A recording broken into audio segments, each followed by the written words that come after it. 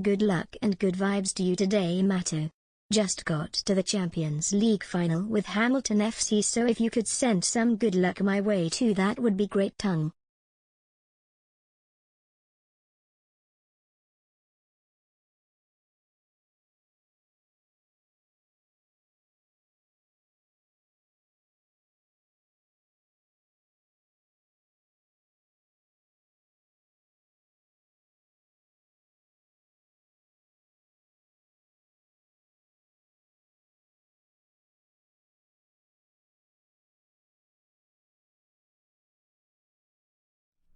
Hello, chatto! It's Thursday, and coming up today on Building a Nation with Wisła Kraków, the Champions League returns. We may be slipping down to 5th in the coefficients, but this year we're still number 4. There's a chance we could even slip to 6. So we do have to defend that, and we'll do so with the easiest Champions League group I have ever seen. It feels like a Europa League group. In other news, I signed a load of players, mostly for the loan farm. The board is still trying to steal money off me. Another big sale is on the way. All that and more coming up today on Building a Nation with Wisła Kraków. And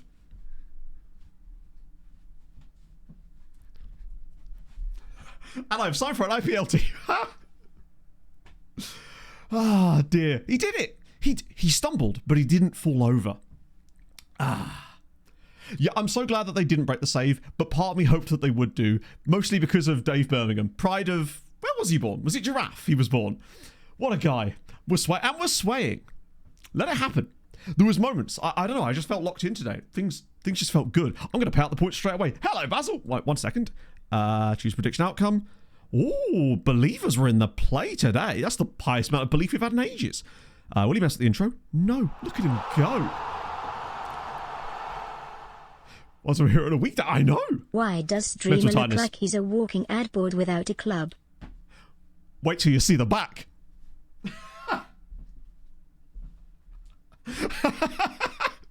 It got worse. You didn't see that one coming. Oh, you probably did, actually, to be honest.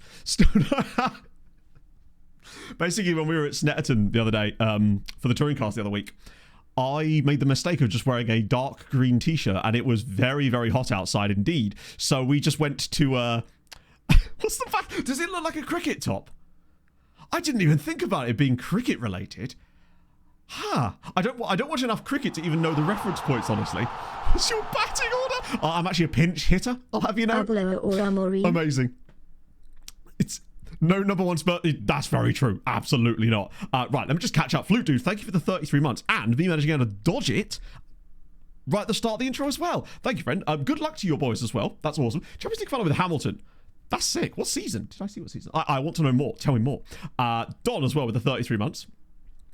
To be fair, I'm always a walking ad board. It's just this time I do it slightly differently because there's no badge. And Magic Feet with the 8 months at tier 2 as well. That's insane. Thank you, friend. That's super kind of you. Let me just remove some of these things from my peripheral vision because I can only see like one message in chat at any given time. A bowling kit. I'm recognizing now that pretty much everything except a football shirt looks like this. This is actually a BTCC like shirt, but it's basically, they're probably all from the same company. I think they're usually either Harlequin or some other company like that. Oh, let's have a look. Actually, I can't show it on stream just yet, but I'll have a little look, see what you mean. And, yep, okay, fair enough. Oh, they are a bit bowling shirt as well, actually. It needs more flames. Bowling shirts, for me, feel like they need flames. Also, speaking of, don't know what this has got to do with flames. Somehow, despite getting basically no points last stream, Daz is still top of the leaderboard. Big movers though. J Rocket has, would you believe it, rocketed up. Rob also up massive amounts as well. Leafy into the top 10 there too, and Bearded Child up 1 position, so we can actually see you in the top 10 too though. A couple of people slipping a little bit, but nothing too major there. It's a tight race at the top and a long way to go. And my buttons are actually working today. Crazy. Who could have thunk it? Bowling shirts. I think it's... Bowling shirts are like... I don't think they are polos. In my understanding of what bowling shirts behave like, they're like almost more like Hawaiian type shirts, but not actually. Imagine a Hawaiian shirt without the pattern. They're more like, there's obviously a name for that type of shirt. I just don't really know what it is.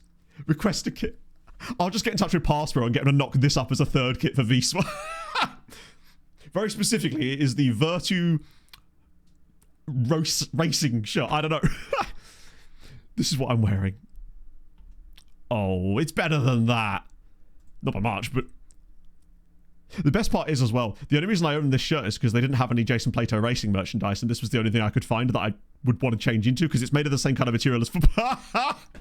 Yeah, now we're talking. That's what I'm talking about. 225, Basil. My personal record is not embarrassing myself, except I am embarrassing myself because I've probably got the barriers up. I'm just not over it. I'm not like about that in the sense that I'm more than happy to bowl with the barriers up. I'm that guy. That's just me. I'm there to drink Tango Ice Blasts and slay mad babes. I don't care about this winning malarkey. I'm good, Hazard, man. How are you, man? Random mechanic media person back in the... Yeah, there's a lot, I suppose. At least that's Formula something, right? Wait, why is my music really loud? There we go. That was weird. Give him a Britney mic headset. Best I can do is in-ear pieces. Sometimes you even forget I'm wearing headphones these days. Gone are the days of my big old chunky cans, what still sit down there on a little hook looking all sad, bless them. Only time I use those is if I need to use the PS4 at these days. Arca Gudania 2. Yeah, so Arca have had a... Firstly, good news. Arca did in fact get into the group stage of the Europa Conference League. So firstly, amazing news on them. They did get quite an easy time of it because they got drawn against, was it Metalist Kharkiv? Yeah. So they had Metalist 1925 Kharkiv and they beat them 5-1. They are, of course, into the group stage now, which means we do get everybody through. Magnificent news. On the other hand, you might notice that we're a bit more scory this year. Finally. After many years of the droughts of us actually scoring...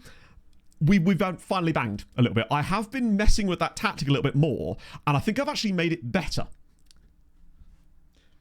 To the point where I've been playing it in every single league game this season, and we've managed to win 8 of them. And the other one was a 3-all draw against Radomiak, who are arguably the second best team in the league.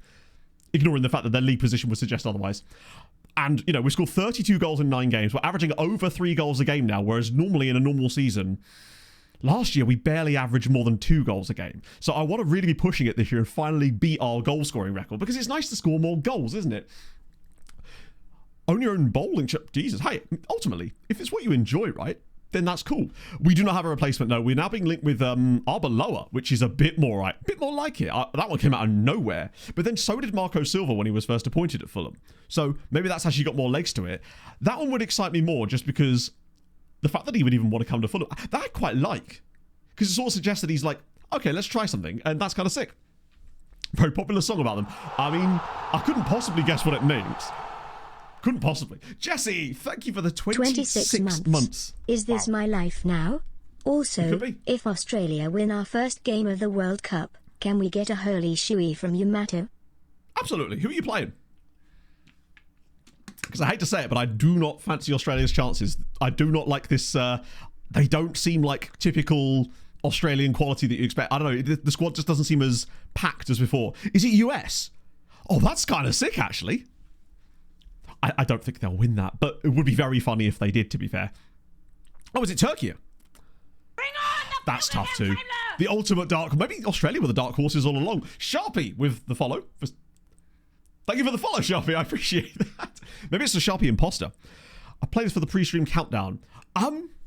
There is a playlist that has all of the songs I put on stream in. If you do exclamation mark playlist, it will get a link to it. If you can remind me something about one of the songs, I can probably tell you what it is, though, because I tend to put random songs from the playlist. Every song that you hear before stream usually is on the playlist anyway, but obviously it's a long-ass playlist, so it would take a while to find it. But if you can give me some hints as to things, I could probably uncover what it was, just by looking through my play history in Spotify. Account got locked, really? Sharpie, have you been a naughty boy? Too much Stoke City chat, I reckon. Or is that Brody? Lost with you. Oh, that's most likely. Let me see, recently played. The songs I played during the intro were Def Havana's song Holy, and then a song by The Strike called The Getaway, which I think is likely the song you're on about. In fact, we haven't got anything on this. Wait, just checking to make sure there's nothing in the queue right now. I could just put it on again and see if that's the right one. No, we can't. Right, if it was this song, then do exclamation mark song and it should tell you if that's the correct one. In theory, anyway. Wonder Kids. Depends on how you define Wonder Kid these days, I suppose. I'll obviously do the fantasy stuff in a minute as well, because things are a bit different this year. With the slight tactical tweaks, I'll show you the stats for the season so far to give you an idea of who's been performing well and who hasn't. So wait, is he still at the Gold Cup? No, Gomez is back now, thankfully. But this is how it's been gone so far. Song named Holy. The song's called Holy, yeah. Well, this one isn't, but the other one was. So yeah, that's what it's been like over the first sort of 9 games, if you count the Super Cup as well. I've been largely dicking about with the tactic a little bit too, to try and actually make it a bit more stable, which I know sounds dumb when you consider what the tactic looks like. But Shankiti, my guy, Mohamed El Shankiti, is cooking. I thought I'd throw him in for a little bit because Sharpek got a little injury and he missed a couple of matches. Threw El Shankiti in, and oh my god, he is just he's insanely good. He is just crushing it. It sucks that he didn't go back on loan, but their loss is our gain, basically. He's insane. Naeem's obviously been good as well, 6 goals so far. Montperouse as well, with him not being on penalties, we're seeing more like his true numbers. And honestly, he's still kind of chefing. 5 goals so far this season, I think. 5 goals and 4 assists in the league so far. That's decent as well. Mompa, what a guy. El Shankiti. So El Shankiti, we've actually had him for about 4 years now, but he's been on loan. So he was the guy we signed from NAFT for 155k, and he looked good when we signed him. We thought, oh, this is a decent player. Fair enough. Like, he had 5-star PA attributes. He looked like he had the right prerequisites to be a good player. But then he went out on loan to Rakov for 3 years and, scored a bit for them. But then he refused to go back at the end of his loan. So he came back, and I had a look at him and went, you know what, fuck it. This guy's first team quality for us now. And he's immediately settled straight into this team and is just gone to a different level. I like that he's not come from like the normal teams that you sign players from Iran. Tractor, is it Persepolis? There's another team as well. The really common one. Begins with Eshtigal as well. I feel like we've signed a few Iranian players in this save, none of whom have come from those sides, which is kind of sick. There's another guy we got in the summer window that was like that too. He's not as good, obviously. He's not a striker, but I think this guy's fantastic. Only light-hearted, but he's unflappable, which is probably an indication that he's got something good in there. I think he's just fantastic. Who's he wanted by already? Girona. Ha! Yeah, well, because he did join before he turned 18, which means he counts as homegrown trained in nation at least, which is really useful for us on the European stage. But yeah, so basically, I'll just quickly show you what I did tactically to make things a little bit different. It's not that different from before. In fact, I'm pretty certain that the only difference is I turned our advanced centre-backs into ball-playing centre-backs instead, because it does actually make us more stable when we lose the ball. And there was one other thing I think I switched. Was it to do with the running? No, they were moving to channels already. Having these guys run wide with the ball, I think it might have been it.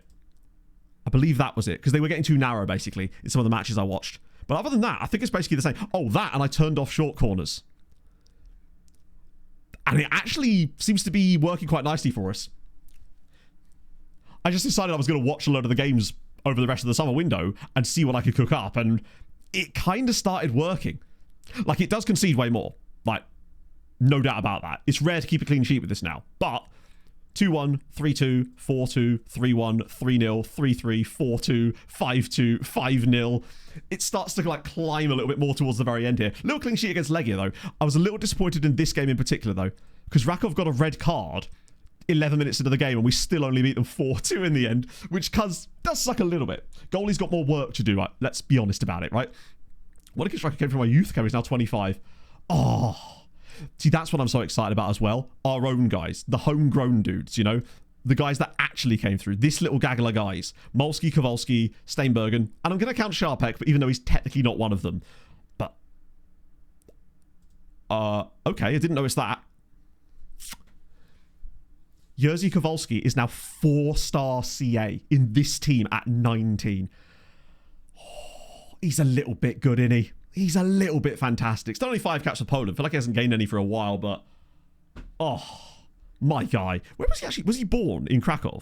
I don't think we've ever actually looked at that. So I'm using the latest updated version. Oh, he's born in Katowice. Not that far away. Then about an hour by the train then.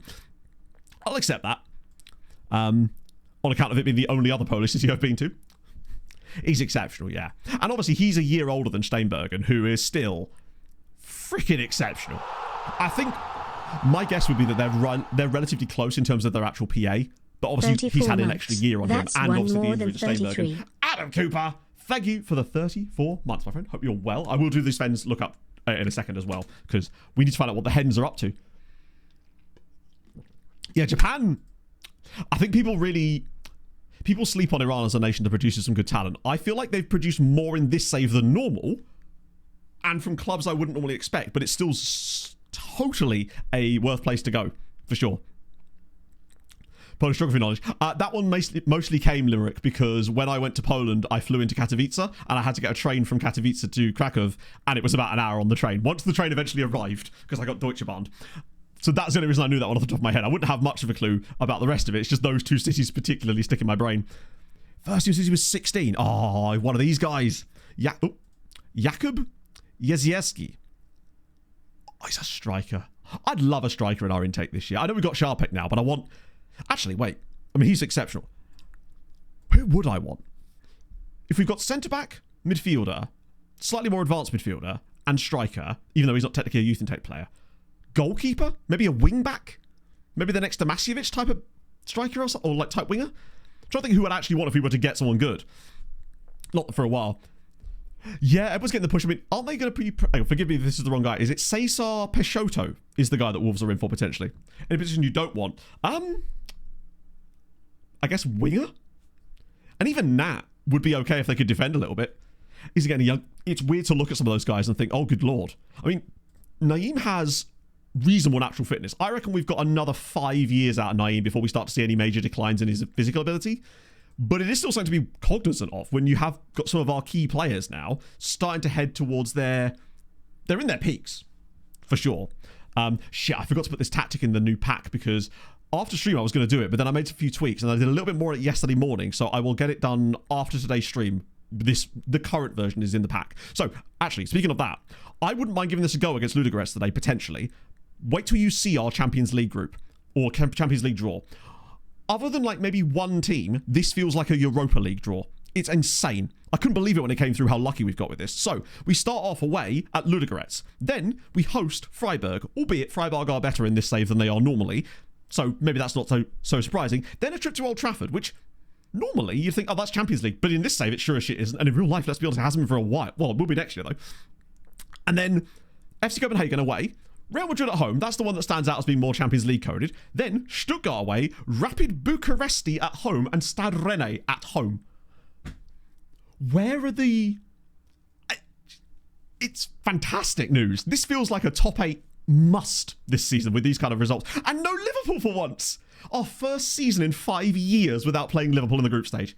That's what getting to the final does for you, isn't it? Playing as Brunei. Ooh. 200k for a Brunei player. That's insane.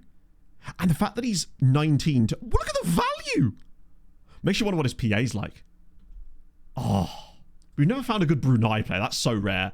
I'm interested by it, Daz. It feels more like the type of manager sign and I'd be kind of intrigued by it. I haven't seen the new Newcastle kit, but you're not the first person that's mentioned that today. Has anyone got a link? Because it clearly is something that's worth checking into. But yeah, as for which pot teams are in, I actually can't remember. Real Madrid are obviously pot 1. But after that, it just gets completely mishmashed. I'm pretty certain Copenhagen are pot 3. Rapid Bucharest are obviously pot 4. But I think we got some really lucky ones. I mean, it's just a crazy good draw. Oh, and Ludogorets, of course. I think Ludogorets are pot 3 as well, actually. There is some strange teams in it. Oh, here we go. Whoa, holy long links. Oh, wait. For a second, I thought the chain was part of the kit. Wait, hang on. There's 2 different kits here, right? Or is this just a different... Oh, I see. One's got the sponsor, one doesn't. One sec, chat. I've got an idea. Let me cook. Okay, so I was trying to scan it with my calorie counting app to see if it came up as like potatoes or something. That's wild. Imagine if that had actually found something. It's insane. Unintended item in the bagging area. That is... I'm seeing a few teams are doing this kind of weird... Like... What's the best way to describe it? Inconsistent stripe width kits. Best of in the save. I mean, Bayern won the Champions League. Madrid are certainly up there, for sure. Outside of Pulric. Good. Solid work. It's yeah, a bit barcoded, for sure. Yeah, I think it's because... I don't like the fact... I love an Adidas kit. I do not like the fact that there's the blue stripes down the bar. That, for me, is possibly what's making it worse. Ooh. And meanwhile... okay. I mean, oh, hang on, I've just literally gone off of it, haven't I? Sorry, my bad. I mean, that's kind of nice. I like that a lot. I think it's classy. Is this their home kit, or is this like a special heritage kit they're doing? I actually really like that, to be honest. Wait, hang on a minute. Isn't this supposed to be the Doppler effect?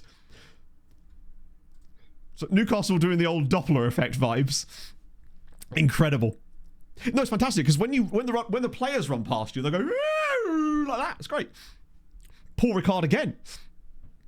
Oh, it's fantastic. Jadon Sanchez left United. Sad touch. So where is she? Is he just a free agent these days? Unexpected item in the penalty area. Oh, I dread Fulham. Actually, last year I think we had 3 fantastic kits that actually grew on me. But I think like it's only ways down. Honestly, it's at least we've still got Adidas. Although this concerns me a little bit, particularly we also play in black and white. Thankfully, rarely ever black and white stripes. In fact, I don't think we've ever had black and white stripes on our kit, so hopefully Adidas will keep that one in the back pocket. Red and white. Oh no, Christ. We have sometimes had red and white stripes as an away kit, though.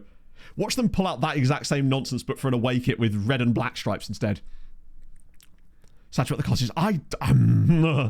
Think of the wages. Right, Svenny's mates, where are they cooking? Are they actually in or... Ooh. Wait, hang on, what is this? Forgive me for not understanding exactly how this works.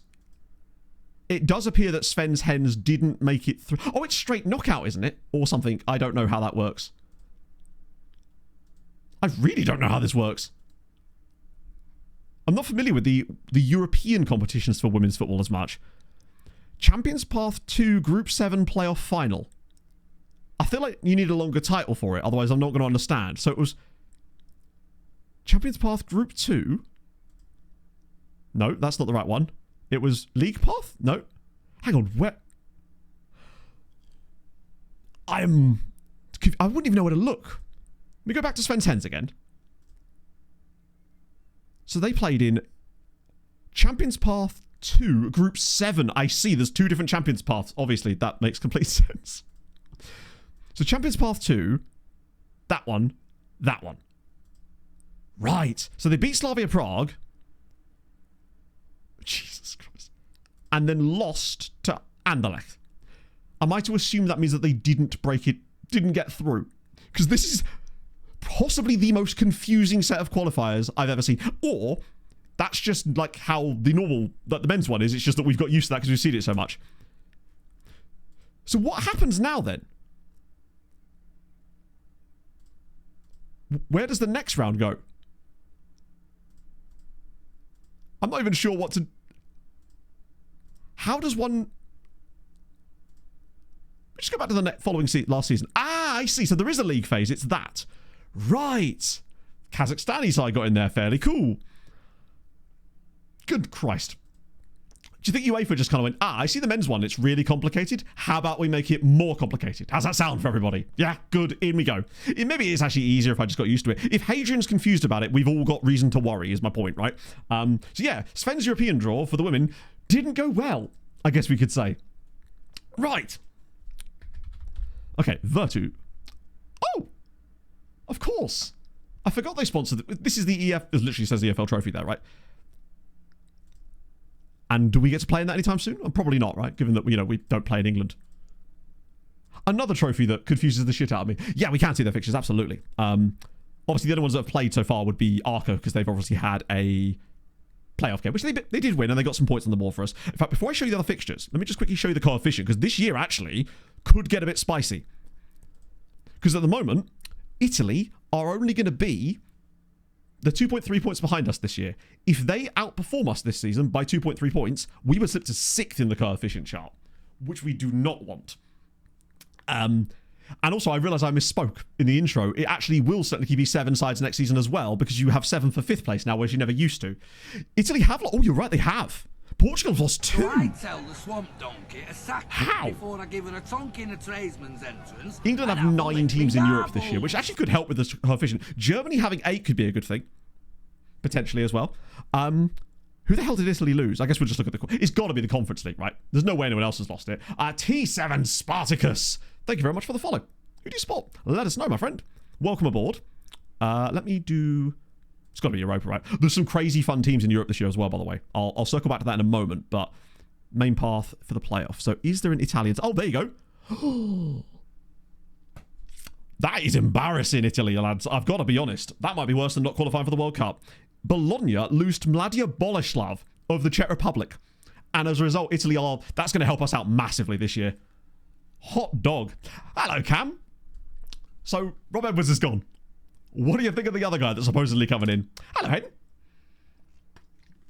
Caffeinate yourself. Good idea. I will wait till my usual caffeinating moment. I had my pills at a normal time today, chat, because I didn't run because my calf is still a bit fucky. But I did lift yesterday, and that didn't get in the way of the calf, so that was good. I thought the reverse lunges might interfere with it, but turns out they don't, which is nice. On the plus side, I can no longer lift my arms above this height because I'm like, what was it, John McCain. It's not great. But hey, just for the intro, I literally had to sort of slowly get my arms up like this and then drop them and then never lift them up again. Hello, you know. Is anyone else crazy gone out here while we're here? Oh yeah, Watford are in the Conference League this season as well. So that's fun. Oh wait, Italy have got Fiorentina in the Europa Conference League. Fiona! That means they must have dropped down, right? They have to. They couldn't have two teams there, surely. Anyone else that's kind of surprised? Casapia out to Antwerp. Valencia in there. So these are all the groups, basically, because there's some fun teams in here, too. Sikilista. Thank you very much for the follow. Who do you support, sir? Welcome aboard. This is endearing. Oh, God. Worries. That's kind of cool, actually. Did you guys see? I think it was a video of this older gentleman that was just really happy that the Algerian team had chose to base themselves in their... I think it was in Kansas or something. And... he was just so happy that they were there, and it was really endearing and nice, and I enjoyed it a lot. First season, I said, hell yeah, that is very impressive. What did Fiorentina actually do in real life last season overall? Lawrence, Kansas, that was the one, yeah. Hello, Viva. So we're back what I'm doing here, actually. So yeah, this is the... Fuck's sake. Oh, I realised I did click the right button. The game just went wrong. Fun teams in the Conference League this year. Dinamo Tbilisi are back. I say back, they were in the Champions League last year. Fiorentina, of course. Havnar in there, HJK, Hoffenheim, Maribor, RFS, but wait till you get down to the bottom. Then it gets real fun. Shamrock Rovers, Sheriff Tiraspol, Torpedo them, Valencia, Vador Skopje, Valajnia, Waterford, and Watford, baby. Watford may have sold Michael Pheeler, but they now find themselves in the Conference League. Yeah. And would you believe it, Arca are playing Watford in their very first match, because of course they fucking are. They have to get that, and they will probably lose too. Watford will end up winning this. I can just feel it. Such is life, though. As for the Europa League, if I recall, there's some weird ones in there too, actually. Naturally. Icor, obviously, Ajax, the usuals there. Šveda Zvezda. Istra, obviously, Jagiellonia. Kairat. Levski were down a bit more this time. Milan in there too. Torpedo, Tottenham, Saints again. It's not too bad. Watford are in the Premier League. They got promoted a couple of seasons ago and actually got into... Europe, basically, by like the league as far as I know, because of the way England permeated down, because they've got 9 teams this year. Fila went to Napoli in the end. Watford sold him in the summer, ironically. As for the Champions League, Djurgården. Oh, I wish we'd got them. The last time we played Djurgården, we put 11 past them. Freiburg, Gornik, obviously, Liverpool, Trabzonspor. The biggest surprise, I would say, for the Champions League is Rapid Bucharesti. They're the one that sort of stand out. Poor form from Wolves. Heard of a second after members of his family saw rumours of... It's so easy to not do that, and I don't understand why clubs behave like that. It just makes you kind of embarrassed about your team. Like when Fulham did the same thing to Breda Hangeland, and we've done this in the past too. It's really annoying, and it just kind of makes you go... Anyone with a brain in a PR department surely could have just told you, actually, maybe don't do that. Watford... Oh, there could be. I will circle back to their fixtures in a moment as well. I'm just sort of getting through the lookups here. So we've got MSV Duisburg. Is it Duisburg or Duisburg? I'm thinking Dutch. It sounds Dutch, but obviously it's German. Would that be Duisburg or... Anyway, they are lower league German, of course. They have one second division. A simple one there. I can't believe I actually come up with a team. And Hot Dog. That's the women's club. Yeah, MSV Duisburg is the women's club, right? Isn't the men's one just... Oh, I thought that was why you wanted to look at it, because that's why you put the specifics on it. I can show you the men's one too, since we're right here anyway. They played a friendly against Bournemouth. Oh, maybe the name fixers guffed it up or something. But there they are, in the 3rd tier. Have they been any second? Oh. They did... No. They've not ever been out of the 3rd tier. Yeah, I finally put the name fix back in. Need time away from football. I know, bro went, I'm out of Ipswich, but I don't want to go to Fulham. And to be fair, I don't blame him. At that point, if it means being up with Arbeloa, I'm actually all right with that. That's at least slightly more intriguing. No hot dogs. We do have this guy here, though. Nunado Hotor. Solid. At Plymouth, I don't know. As in, we look at England a fair amount in this save, but not enough to be like... As in, they're not one of the clubs that stands out as doing anything particularly memorable. So when I think of saves... clubs in this save in England that have done things that were like, oh yeah, like Oxford are in the Prem this season. Altrincham are like League One these days. Wealdstone are in the Football League. Stockport got to the Championship. And Newport County went down to the 6th tier. Those are the ones that sort of stand out a little bit more. It's Thomas Frank. That would be... I'd quite rate that for Ipswich, honestly. Not for Fulham. But that's a different thing. I think for Ipswich, it still just surprises me that he's gone in general, really. Gets him promoted and then just leaves. So Fabio Grosso is actually the manager of Switzerland in this save, as of last summer, I guess. Mid-League One. I would be willing to bet that they came somewhere like... Last year, League One, I'm going to say 11th place.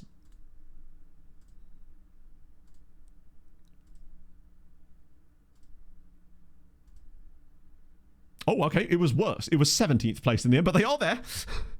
Where they've been probably the entire save, right? Oh, I hate this chart so much. I'm sorry. I wish I could help you there. They have been to the Championship. Oh, no, it was League One. Yeah, wait, no. Yeah, so they've been to the Championship before. At least as that. Don't want to remind us for a while. Probably do us some good, honestly.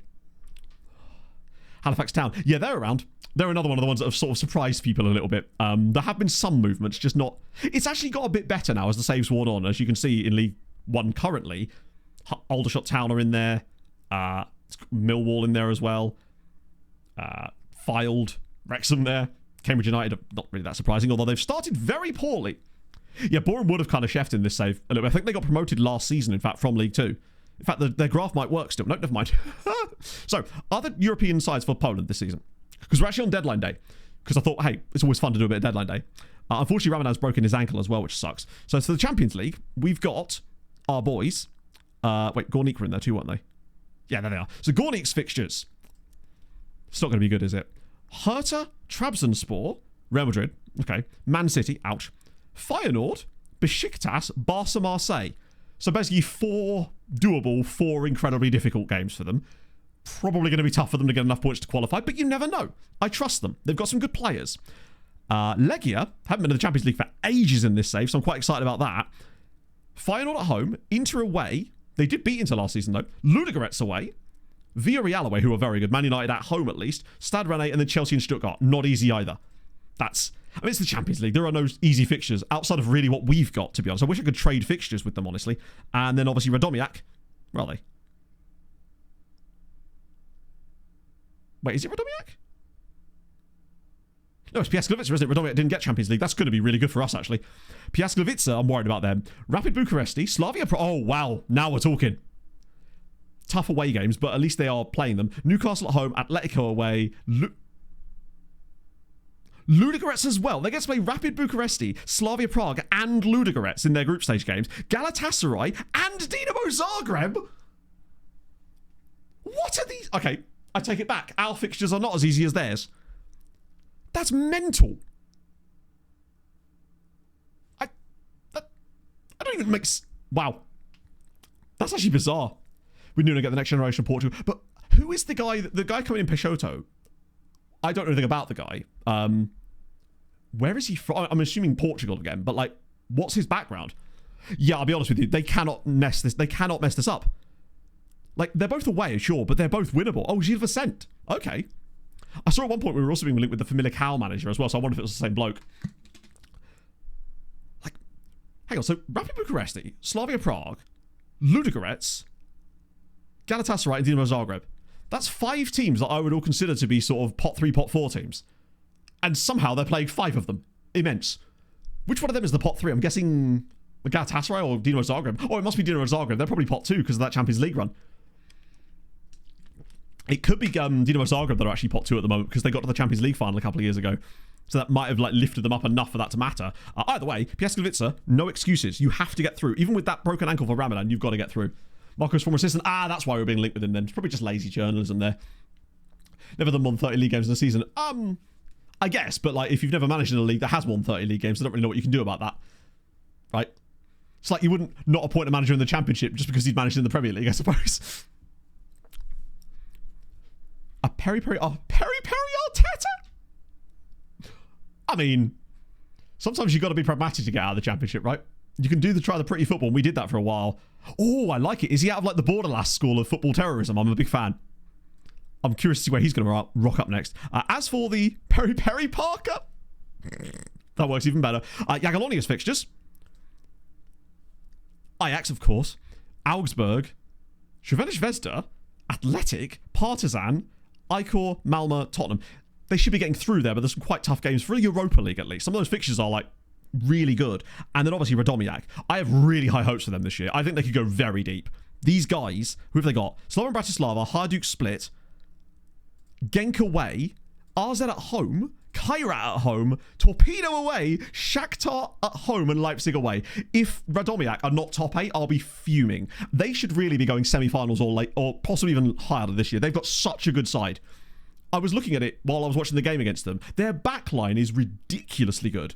They're such a good team. And then obviously we've got Arca in the Conference League. We already know they're playing against Watford, lol. Hopefully that doesn't continue. They presumably do get some kind of break in fixtures. So Watford, HJK, nice. Maccabi Tel Aviv, a neutral run against Torpedo because it's Belarus. Olympiacos, that's not the easiest fixtures. They've got some of the easiest ones, but they've also got some of the harder ones too. So that's not too bad. The ITV studio does look kind of banging. A lot more banging than the virtual one that the BBC have got in Salford. Your settings reset. Depends on which settings you mean, but not as far as I know. As in, like, the ones you put in here. No. Well, they certainly shouldn't do. They play the Faroese. Oh, good, yeah. Yeah, literally, they've got the toughest. Like, they have to play Watford and Olympiacos, who are pretty good sides. But then they've also arguably got some of the easiest fixtures outside of that. I would be willing to accept 13 to maybe even 14. You can even get 14 points. I suppose if you drew... No, that's to draw Watford for that. Hello, really big shoe. Really big. How's it going? Right, okay. With that, I suppose I could just sort of catch you up on... I didn't really do a lot of transfers outside of just hoovering up some more Scourge boys as they came along, pretty much. Because we don't have a lot of cash. Where are we? So there was a little... You can see here, I've managed to tag them all here. But it was basically anyone that was under about £500,000. I just thought, fuck it, we'll get them in. This guy here... looks like he'd be Spanish Scourge. He actually isn't. He's like 2 years younger than these guys and just happened to be a guy from a Spanish amateur side who happens to be quite good, which well, he's 20 now, but he was 19 when we found him, so he may still be on the tail end of that potentially, but he wasn't in a playable division or anything like that and never had been, which makes me think that he wasn't one of those guys. He just happened to be really good and a Spanish amateur, which is kind of sick. So we got him, and he's wanted, which is good too. Who's he want to buy? Nice. Hopefully we'll get him out today then. And then there was a couple more. There was another random guy there, which was Yannick Dinkel, because he was an amateur and his name was Dinkel. Some of the Patreon regions. And a guy I signed from Korona Kielce, who I've already released, mostly so I could loan the Stig to them. He kept turning down loans. And finally, I got a part exchange deal with Korona Kielce because they were going to give him an important player playing time. And I wonder if that's what was holding him back. The other teams were only going to give him regular starter. So I think he could absolutely chef at Korona this year. Because if you've forgotten how good this guy is, I will remind you. At 19, these are his attributes. He's ridiculously good. 106 million. I mean, I feel like at this point, if you're Forest, you know that they want the player. So you can kind of just say no. And then they'll go back with more money. I think you could hold out. It's not like it's near the deadline yet. Hello, Harvey. Welcome back, friend. Didn't really sign him and Trippier. I feel like it's weird when managers that take teams down. I feel like if you're going to sack them, do it straight away, because then contingency planning comes along. It's weird when they wait until like now and then do it. It just seems it speaks of a lack of preparation, I suppose. Our cash, basically the board stole 600 grand of my wage budget, so we had to sell a load of players just to get ourselves back into the black, basically, which sucks. Brazilian Scourge, no way. Did you turn on Brazil by any chance in the middle of the save? Because that can happen. We just haven't experienced it yet because we haven't turned them on there. Yeah, I would say that they can hold over. They can probably get 150 if they hold out, with that, including the add-ons, of course. Who's this? Look at the text and saying, I don't know if I can actually watch it because that's probably got copyright stuff in it. But regardless, fair play. Yeah, we've started failing FFP, and as a result, things got a little bit squiffy for a little while. Thankfully, we're back and nice and healthy now because of the sales that we made. Because I think there was one other sale. Oh, there is one other big sale. I can't believe I forgot to mention this. Lucinho has gone. He tried to explore his options. So I explored the option of selling him to Atletico Madrid. Because that felt like what needed to happen there. Oh, I sort of got to buy him for like 8 million quid too, because we weren't ever going to use him. We never found a loan. He didn't even look that good, so we thought, fuck it, we'll take the money. And there we go. Lucinho to Atletico. £64 million. Like, at that point, he had a year left on his deal. I thought, fuck it. We weren't using him that much anyway.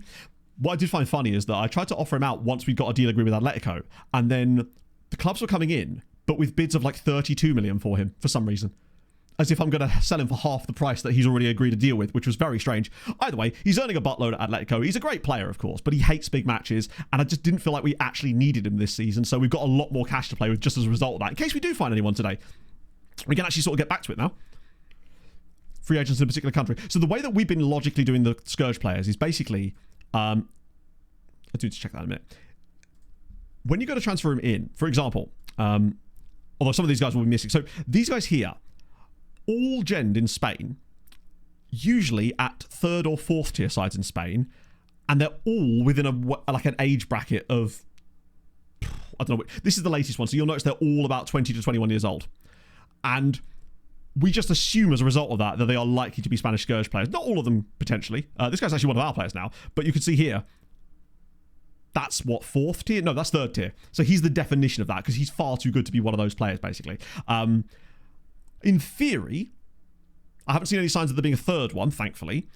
This should be the last of it, but it's still difficult. And the reason we signed them for the loan farm is just because I realised that it was just going to do us too much damage if we didn't. But that's why they've got the S on them, so we know that we never play them in our team, essentially. Hello, Andy. Lucinho was gone. We got 64 million for him, with a year left on his deal, and with him saying he was exploring his options. So he was gonna leave on a free if I didn't sell him anyway. So I figured we can't really go wrong by selling him now. Right, it's deadline day. Let's just check here because stuff is happening. In theory, he's wanted, but oh, that's transfers. Oh, that's still nothing going on there. We have got the loan farm back up again to 305, which is weird because I thought it was going to drop down, but it didn't. Well, it did a little bit, but I think it's a higher quality of loan. What I did was I waited till basically about a week from the end of the window, and then I did the push to Neopor Mitsa push to make sure that we didn't accidentally send players there that could have found better loans. So hopefully on deadline day today, we should get a couple more through the door too. Like that one, for example. And, oh, hello. That would be good. He's turned down most loans this summer, so I figured... Oh, and they will let me... Yes, nice, lads. Right, you're not paying as much as that. You don't need the money. 2.5 million will do just fine. Like, he's a good player, but you don't have to overpay for him. If he joins them permanently, that'd be awesome. Him and Marabesi through the middle could absolutely chef. Oh, dear. But yeah, they're usually not free. Sometimes they are free, mostly because they've been released or something, but they're usually just really cheap and suspiciously good for the level they're playing at. And it's fine when you see, like, one dude like that. Or two, because there are going to be players like that. It's the fact that it was hundreds of them. And every time we do a transfer room in, the whole of the top board for about the first 20, 25 players would just be 5-star PA guys that were playing in the Spanish 3rd tier compared to our squad, which is suspicious as hell, right? That was the way I looked at it anyway. Koto, why not? Let's have another one out there as well. Can't say fairer than that. Right, agent offers. They're Andorran, which means they're likely Scourge players, sadly. Signs of progress, we want a different style of football identity, which is fine and all that, but surely they would have known that at the end of the season when they were relegated, that that's what they wanted to do in the following year. So a lot of these guys, there are certain clubs that seem to be absolutely prolific for this as well. There's one, Sabadell, and actually these guys here tend to be quite bad / good for it as well. Whoever we signed Catalar from in addition, anyone in...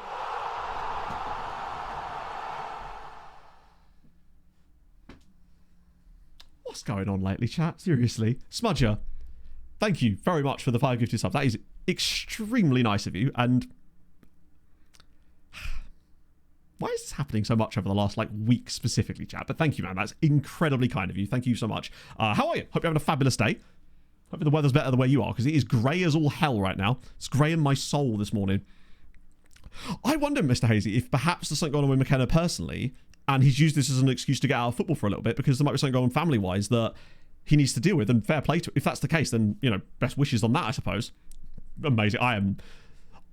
Look at the title. Look what it says underneath. Limit Love. It very much says, world's okayest streamer. I cannot get above my station, I'm afraid. Wait, what is this? Oh, Ronaldo, of course. Genuinely, I assume we have some Portuguese chatters because I actually have a surprisingly large percentage of Portuguese viewers compared to, say, Spain or Germany or whatever. Do you think that Ronaldo is going to cost Portugal more than he helps them at the World Cup this year? Or is it still a case of his talismanic nature will be enough to win them things in crucial moments? Or is the fact that they're going to have him in the team and perhaps tactically they would be better off not doing that going to actually hurt them more than it helps them? Do you understand? I think it's far more... I don't know. With Messi, I feel like there's still tactic. Yeah, I think you can't blame. I mean, it's a tough one, isn't it? I suppose. How would you be able to upgrade World's OK streamer? I don't think it's even possible. I like to keep it nice and. My strategy has always been under promise, over deliver. Generally speaking. And I don't always over deliver, but at least that way you're not disappointed when I don't. That's the theory behind it anyway, at least. So the other people so bad they might as well play it. Really? Because, forgive my knowledge of the Portuguese squad and that, the last time I was watching Portugal regularly, Gonçalo Ramos looked like he was going to break out and become a monster for them. But I'm guessing that's not happened then. Or is he injured or something? Oh my god. To be fair, I would say these are likely not Scourge players. When you look at the clubs they're at, Paranhos, Atlético Mineiro, Botafogo, Cruzeiro, Chapecoense, these are top flight sides. I think you might be finding that these are just good players that you've got because the game has been, they're turned on. The game will just generate players for these teams because they're actually supposed to be good. It's when you find players at clubs and you go, wow. Watch for the Serie C type players. Those are the ones that are more likely Scourgy. Those are just probably a result of turning the league on in general. You will get that a little bit because it's Brazil. Comes the bench. It's a big important piece. So he needs to be a super sub at most, really. Some of those. There probably are a few in there, but I think honestly, part of me always wants to turn Brazil on, but also at the same time I don't, just because for the experiment. What I might do at some point is make like a separate branch of the save, specifically turn Brazil on, just see what happens, just for the memes. So he's going out on loan. He's rejected that loan for some reason. He's going out on loan. Another loan, another loan, another loan. Oh, it just gets better and better. Any new ones on there? Nope. I'm so glad that Saz brought back the agent box on this screen, even if we don't find anything great in there. Oh, it absolutely would. If I turned Brazil on in this save, even to view only, it would absolutely result in a Brazilian Scourge, for sure. That's why I won't do it in the actual mainline save file, if that makes sense. Oh, no. Basically, someone wanted beat Vanetti on loan out, and now they don't anymore, which sucks, because I was hoping to get him out this season. That would have been dope. Not sure myself. Oh, yeah, no, absolutely. Just to clarify, like, this is not me saying you shouldn't do that. Absolutely, go nuts on them, right? Oh, hello. First choice goalkeeper, Lee Kim Dat. Hey, Vietnamese man's actually getting a bit of money worth now. Fuck it, why not? If he's actually going to play for them.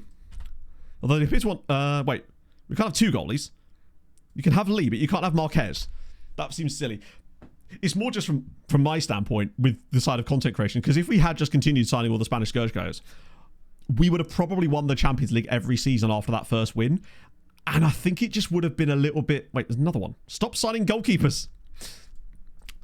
It just wouldn't have been as fun for me. That's why I think getting back to that final last season was way more satisfying, because we'd done it largely without those guys up against most of those players playing in Europe. Because let's be honest, those guys are going to go somewhere. Anyone that's actually signable. I do still hate the way this screen scrolls properly. Not very well. Martin Langer. Ooh. He's okay. It's not great. Oh, we didn't actually look at the fixtures for that. No, let me just check Watford's fixtures. If they are playing Waterford, that would kind of be cool. SCSB, Arca, Olympia, Dinamo Bucharesti. Nah, unlucky. That doesn't mean they're not... That just means they're not playing them yet. They'll get them in the knockouts, right?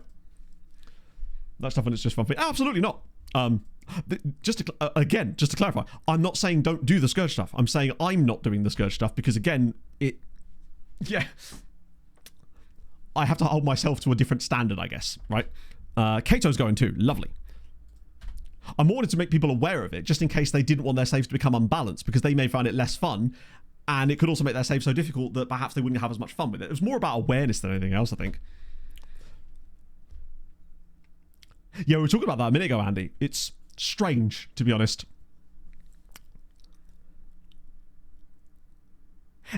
So were those signings made with Edwards in mind then? Because that makes it even stranger, if that's the case. To make those signings with that in mind and then pivot at the last second to a completely different style of play. Does his name mean Long? Love to see it. They have it, as you should, right? If you know you're going to lose a player and you know that it's likely going to be for huge money, why wouldn't you rinse the shit out of them at that point? Get every penny you can. Oh, there's a Hearts guy there. Connor Watt. E-rated site. I mean, who's supposed to get them to join? If I was a player then in that situation, I would feel aggrieved about that. Oscar, so this guy here, he's a Spanish Scourge. Definitionally, he's exactly that type of player. Silly little haircut too, bless him. Lost the dressing. Thought we'd lost the dressing room, I guess, but then he wouldn't start signing players based on that, surely, right? How is he an F-rated signing? Oh, wow, okay. I guess he's not. I just don't believe that he's F-rated. Look at the attributes. I'm not signing him now, obviously, because he's worth a lot of money, but look at that. Sorry, yeah, just the Scourge players, basically, if you turn on a league mid-save, be it view only or otherwise, unfortunately, with the way that F26 is programmed, it has a habit of producing overly inflated PA players in lower leagues of those nations and in great quantity, which floods the database and causes things to get very unbalanced. Yeah. This is Roy Gunnar Lekevol Moberg, except is that his name? It is. He's not got one of those fake names like we see on those Danish players all the time. It's just something to be wary of when turning leagues on mid-save, really, because it can unbalance things. The stat I always use is that Spain went from having 34 players playing in Spain that were above 170 PA to 800 players. Not in this save specifically, but in a test save I did that mimicked the settings pretty much. So largely it will be similar, I would have thought. Yeah, it was absolutely dumb. Which was sat to the end of the season. I don't know, it all seems a bit funny to me, frankly. I mean, it's one of those things, I suppose, where if Wolves then win the league at a canter, play whatever style of football, and then it will be forgotten quite quickly, I suspect. Fortuna Sittard. Wait. Oh. I saw Julinho Kamara and Guinea Basso, and I thought, then again, we are still signing these guys for the loan farm, so since he's there, actually not with that kind of money. Holy shit. Brother, no, I can't give you 16 grand a week. That's mental. Like, we've got a bit more wage budget now, but I've got to be careful because otherwise we'll end up back in the same situation next season. Christ! Julian Wirtz, I don't believe found any loan farm action yet, which is a shame. I wonder if he's one of those players that might be a touch too good for it. Just taking a look at the second team. Some of the guys that remain here. You can see we've got a few of these really high-end dudes. Or maybe he did, actually. Tell a lie. I think he might have done. The ones that haven't so far, obviously Tomic can't go out on loan yet. Augusto, Ricardo, and Baker Menga, who, very surprising, actually, but good for him. Didn't he get a loan last year? No, he went to Pushta for a bit, but didn't really work out there. So he's not bad. But now I'm thinking maybe he did find a loan. He might just have ended up at Pushta Neopol Mitsa, which would kind of suck. Geyser, I believe, is in the first team now, yeah. Oh, he has gone there. It's dangerous, because obviously if they don't play him, because of squad reg rules and stuff, then it doesn't matter so much. But he has at least come off the bench for them, and he would have gone quite late, I think. So that actually is quite encouraging if he's going to get a load of football for Pushta this season. Because they've got a chance, is all I'm saying. It's happened before, right? So there's that. Yeah, Geisler, I think... Is he first team? Oh, he's not. He should be, but he technically isn't. He's still very good, though, which means he may have missed out on the Champions League squad, potentially, because of that. He's a great player. Which is something. So that's gone as well, which is nice. We did Amaricio. See if there's any new Amaricios knocking about. I can never remember how to spell it. I don't think that's the correct spelling, is it? Oh, no, here we go. Amaricio Axel van Doggen, Amaricio Adeli, and obviously the double Amaricio Penis. What's the odds that two players in this database that have the first name Amaricio are both called Amaricio Penis? It's just the dream moves, isn't it? And then the Danish sperm bank. Simon Bank. I forget why he is. He's probably back in Denmark, honestly. Oh. No, that's not how you spell his name, Matt. That'd be why. Oh, he's at Jagiellonia now. So after we loaned him to Brookbet for ages, he eventually left and joined Jagiellonian on a free transfer. Good for him, honestly. Although, oh, that's this season, so he's playing regularly there. We overpaid for him, I'm guaranteeing it. But he ended up getting 20, he's got 29 caps for Denmark. He's a quality player, honestly, so I can't really begrudge him that. Right, is that going to be anyone useful on this deadline day here? Because we actually do have a bit of cash in case someone crazy comes up. But he's looking a bit thin on the ground. I almost wonder if we got too much money. Ah, that's more like it. Victor Borges. He's too much for a punt and not scouted well enough for me to want to sign him properly there. Further down. Oh my god. Can you at least drag this and it maybe works a bit better? Ah, there we go. Zaragoza, Villarreal. Is anyone not in Spain? I see the Belgian amateur, but I want to avoid him at all costs. Not Belgian amateur. The overpriced Belgian, no doubt. More of these. I'm making sure I actually do click don't inform me again, because I've just realised that when you don't click don't inform me again, would you believe it? They inform you again. Crazy how that happens. It looks like they've just given up on loans. Completely. Hello, Brian. Or only low costs. The lowest cost possible. Turn around for a second. Oh, God. I know why you're doing this probably, but I'm gonna give in anyway.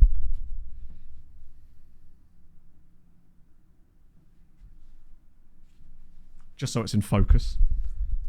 Never let it be said I don't do anything for charity. It's just another F-rated player from Boca Juniors. I'm convinced the Boca Juniors are in a conspiracy here to prevent us from signing their players. I simply refuse to believe that they could all be that bad. Let me guess, this guy's good as well. Who is this scout? Okay. Right, Fabian, you clearly do not know where Argentina is on a map, let alone have a clue whether their footballers are good. Oh yeah, he's just one of my Man United, but he's an F-rated signing, I'm sure. I've still got to scout him. But look at the state of these players that he's just pretending don't exist. I mean, I don't want to sign him without any knowledge, particularly as he would cost us nearly £10 million, and he's 20 years old. But I do want to scout him, because he's got 3 caps for Argentina. Wait, it might be his wages. Or do we sign him, actually? Hang on, which one's better, him or the other one? The other one doesn't play in a position we use, does it? Whereas this guy does. Maybe the agent fee's too high? I'm sorry. His wage is low? Yeah, I think you might be right now, James, honestly. I didn't see that I thought it was under 21 caps, but he's one of Man United. He's got caps. He wants a youth contract. I've become a NASCAR driver, Sean. Yeah, I mean, to be fair, he could have the bottom end of these. But if he wanted high wages, I think it would be a different story, but he doesn't. And we do actually have 60 million in transfer funds available to us now, thanks to Lucinho. Oh. So they didn't even they wanted the low end of the bid as well. This is either going to be a genius piece of moving here, and that F rating is going to look silly, or I will be apologising and grovelling to my director of football in just a few moments' time. Place your bets! Right, so adding new promises. What do you mean new promises?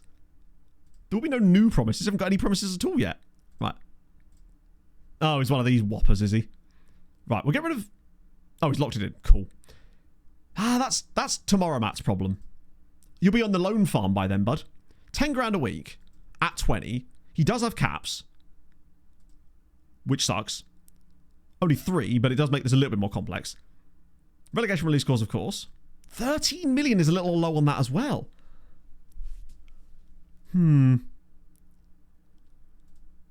I don't want to get... Sure, I would prefer to put something like this in the contract, honestly, and accept that he's probably going to get caps. Ah, shit. Right, I want 5 years at the very least. I don't want these, because if he does play for us, I want to at least be in control of that. He's such an unknown quantity. He's Schrodinger's Argentinian at this point. This is more of a probably don't do this if you can avoid it type of moment. A learning moment. Oh my god, he's really pushing for that, isn't he? Shit. Right, agent fee it is. We'll bump the agent fee. I'll tell you what I'll do. I'll just bump the loyalty bonus up. We can afford that. That'll probably win him over by itself, to be honest. Let me guess. Yeah, I thought so. The way I look at it is, that doesn't come out of our wage budget. It means we're not going to be stuck paying him stupid money later. I'd rather pay him an extra 1.5 million now than actually have it locked into the contract. Because if you think about it, if he goes up to 30 grand a week consistently, that's going to cost us a fucking fortune. Whereas that is paying a fortune up front to sort of save us some time later. I've noticed that those agent fees, or not the agent fees, the loyalty bonuses, when you've got a bit of money, they can work really nicely. I get the... Oh, that was very fast. He agreed to that extremely quickly.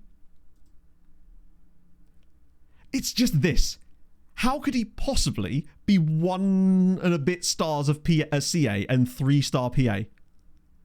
There's just no way. Or he's just like really deep. I reckon he's going to be like 2-star CA and 3-star PA, but still. We've got our Pinto. Let's go. My favourite bean. Let's go.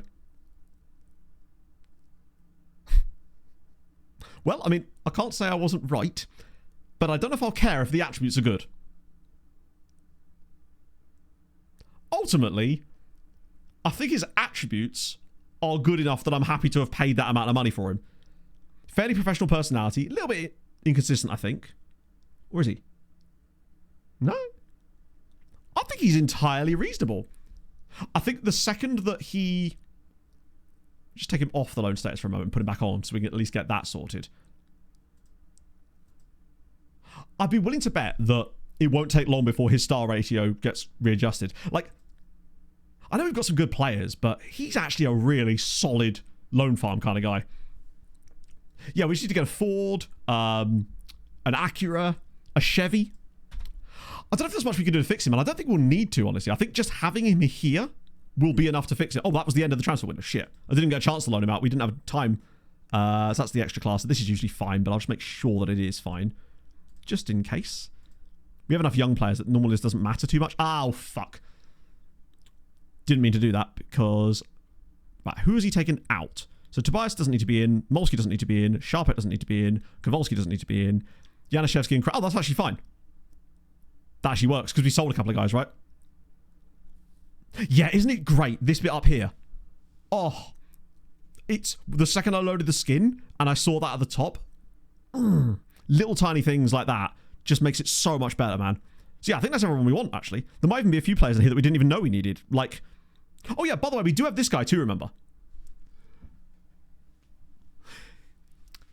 So we're not exactly lacking depth, is what I'm saying. He probably should be in the first team now, actually. I don't think he's in the first team currently, technically. Is he? No.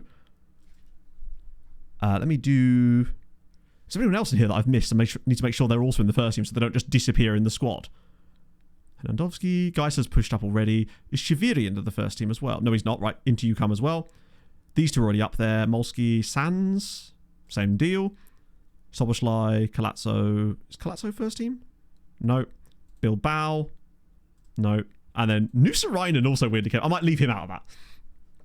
Yeah, that is the updated skin link. Saz has now made it so it's a folder rather than a link to a website. That way it will always just... That way the link will remain the same and the folder contents will just change. Like it used to work with the Saz skin, basically.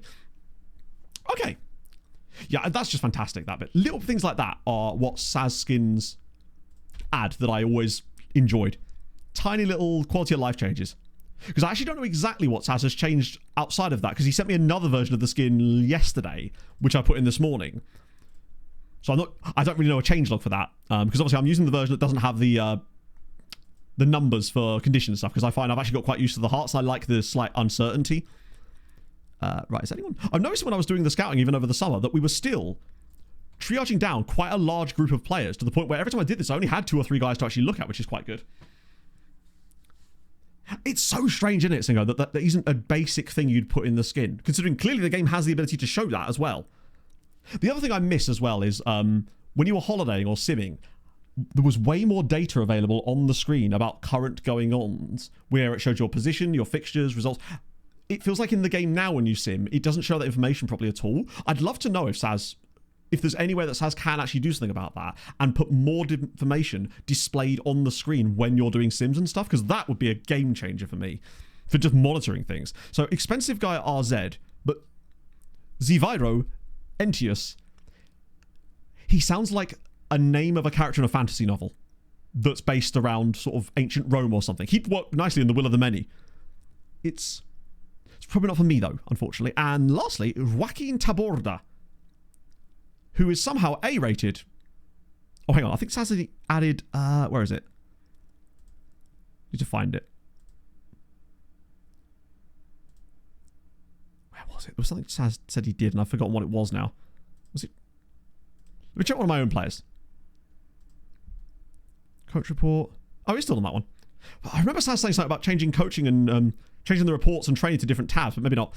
I might have missed it. Scout report. No, I wasn't looking for the scout report. The issue I have is that training and the scout reports are on the same toggle, and I usually want to be able to see both of them at the same time so we can go into training quickly and also see players' training scout reports at a quick glance. That was the thing that bugs me. When they're on the same thing all the time, I tend to forget that it's there. But still, isn't mana lovely? Right. Testing the game design. Oh, maybe they are. I don't know. We don't know what's going on with that, right? It's maybe they are, but I feel like even if they were, are we under the impression that they would get listened to enough to make a real difference? Fourth playing time. Ah, right. I knew you'd said something to me about this. I just couldn't remember exactly what it was. It was this one here. Ah, that's what I was looking for. Love to see it. Right, thank you, Stats. I knew that you'd changed something there. It's just so I could see them both at the same time. Because when I'm looking through our squads, it's nice to be able to just go straight to training like that and not have to get rid of this one here, because it's just useful when we're looking at scouting and stuff. Unsung hero. I would say so, yeah. That's Kowalski I'm on, I realise. But mana, considering we signed him... Oh, I thought that was El Shankiti for a second. Considering when we signed him, it was in that quite pivotal summer where we were really struggling to build our defence out. Issue with Kowalski. Oh, no, not a contract one. But you've got 4 years, Jersey. Let's see if there's anything I can do to get out of this. But I don't want to piss him off too much because we've already got... No, that's not that. But we do have the squad unhappy with a few things. Right. Okay. I don't know if he's got a high enough... No. Do you know what? I'm not going to beat around the bush with this. I'm going to give him a new deal. Does he have an extension clause as well, or has he already had that triggered? Actually, if he has a 3-year extension as well, which he doesn't, to be fair, as far as I know. In that case, I'll just get him... This will be his big boy contract. It's not even that much. Although, noteworthy players at the club. That's not happening. I mean, are you kidding me? Isn't that star player? Or is that important player? I'm not giving you important player. Regular starter you can have. No, come on now. This is ridiculous. No, actually, you know what? I'm going to let him sack his agent. I'm going to offer him that. They'll say no. That's fine. He can get a new agent. That's ridiculous. I'm not giving him important player at 19 years old, just in case. There's no need to. He absolutely is an important player, but we can't afford to do that just in case. What should happen now is he'll sack his agent and then we'll be able to talk to the new agent, or, more importantly, talk to him before he gets a new agent. I've done this before and it's worked out quite nicely for us because the wages are fine. It's just that level of squad status. He's a little on the high side. Right. Oh, no, we're not playing today. But none of the other Polish sides are either. Cool. Fine by me. Oh, Radomir have accepted loan offers for Moisic. Now, they had before as well. But it looks like, have they finally gone through? Or is he just under loads of bids now? Offers. So just all of Portugal pretty much are in for him. Get unhappy. If he does, he does. He's got 4 years left on his contract, so he'll have 4 years to get over it. That's why I think people just sell that. People, I think, are afraid to upset their players when in ultimately they're just going to get over it. Oh, I didn't do anything about that. I'm so sorry, Mohammed. That's my bad. Sasha Lith's hips. Is it actually? That does make sense. I remember one time I was sat in a British home stores eating some cake while they were filming some scenes from that movie. For example, Steinbergen was unhappy, and now he's asking to leave, even though I've never actually spoke to me about it. But he's got 5 years left on his deal to get over it. Like, he'll be fine, is what I'm saying. Fun in the window. They did, sort of. Good question, actually. What the hell? Again, I don't think I can show that because, again, copyright footage. People keep sending me copyright things. Right, I said about again. No, but I think I tried to loan him out. I can't remember if he went or not. He went to Pushnia Pormitsa. Shit. I may have to get him back again, potentially. He got caught up in that big batch of players, unfortunately. Right. Yeah, so as for the other Polish sides in the league, we had... That's in the league, in the transfer window. Things happened, shall we say. Wait. Oh, yeah, loans are apparently worth more than money. Un momento, por favor. Oh, and then loan fees. And now it's filled the wrong way. Come on. Right, there we go. So, there's been some fees. It's because it's got World Cup footage in Hayden. If it's like FIFA are incredibly litigious. So anything that's got like footage from matches in the World Cup is just going to get immediately copyright claimed and stuff. So it's not worth the hassle of showing it. So yeah, lots of stuff happened. These are all the transfers over £1 million. So like Pogon picked up a guy. Gornik signed a guy from Apple Beersheva. Gornik spent $2 million on this guy here. Roger McKenzie, a Jamaican, international no less. Then Jagiellonia, $2.4 million for him. Piasolic sold a guy to Getafe, unfortunately. Aliu moved to Radomiak for £4 million. There's a lot more money flowing around this league this season. A different Paulo Henrique has left, actually, Pogon. Brookbet spent $3.4 million. Now it starts to get really serious. Bartosz Garlovski, who was one of the Patreon regions, actually moved from Arca to PS for $4.7 million. Diego, unfortunately, left Corona for $4.9 million. But this is when it starts to get really crazy. Radomiak sold this guy, Matoli, to Wisła Kraków for £7.75 million. And you might think, how on earth did Wisła Kraków get that amount of cash? You'll see in a moment. You will see in a moment. I'm going to put my headphone back in. Christ. We obviously signed a guy. They sold Helenovic to Bochum, which kind of sucks. Then Motor spent $12.5 million as a newly promoted side on Hicham Ami, which is huge money. They also sold a guy to Lons though for 20 million. But this is the reason Wisła had so much cash. They sold Badu to Tottenham for 43 million, which I believe is a Polish transfer record if you exclude us. I think that's the highest fee that's ever been received by a Polish side in this save. 43.5 million quid. And unfortunately, it sucks because he is insanely good. Only just started getting Morocco caps, but what a piece of business from them. A gift. Oh, I'm very interested. ITV intro. I haven't seen any of the intros because I haven't seen any of the matches yet. The matches haven't started, so I basically don't watch coverage of it other than the matches themselves because I'm just sort of not interested in punditry most of the time, or not the sort of punditry you see on television, I guess. It just doesn't really... I don't feel like it's adding anything that I'm really interested in a lot of the time. A special appearance kit. Oh my days.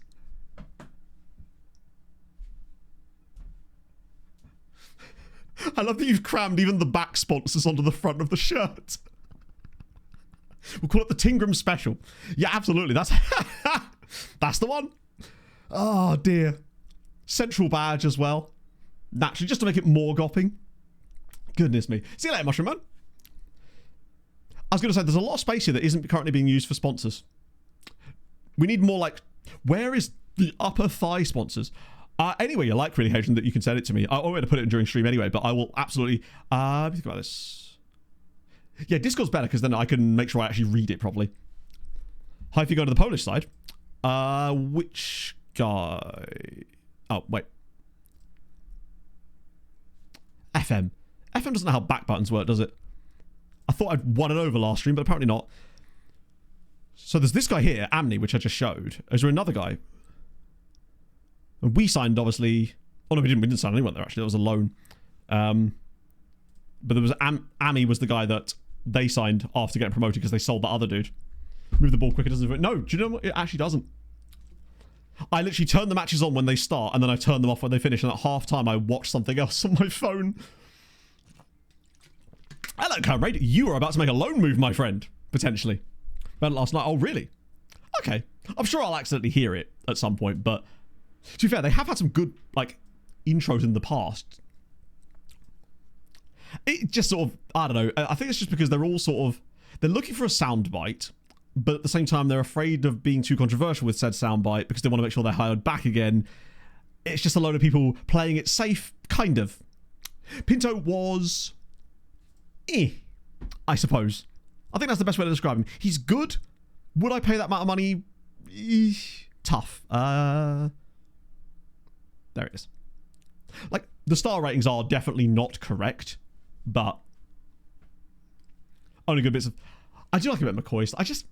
I'm glad that they and the BBC have it, because at least it does give you a bit of a mix, but it's just... I'm looking forward to watching, like, Adam Cleary's videos about it and stuff like that more than I am their stuff, I guess. I'm watching it for myself. I am just kind of pumped. I do need to get the wall chart hung up for next stream, though, because the World Cup technically hasn't started yet, which means I'm allowed to, you know? Allowed to be my usual self. Nothing in between, yeah. So yeah, he's decent, if not spectacular. Right, so, Ludogorets. Do we go for it? I think we kind of do. We can always switch if we need to. since we've made it so easy to do so. But I think I've got this tactic now of the little test I did off stream into a place where I feel like it might actually win matches and isn't completely incompetent anymore. So there's that.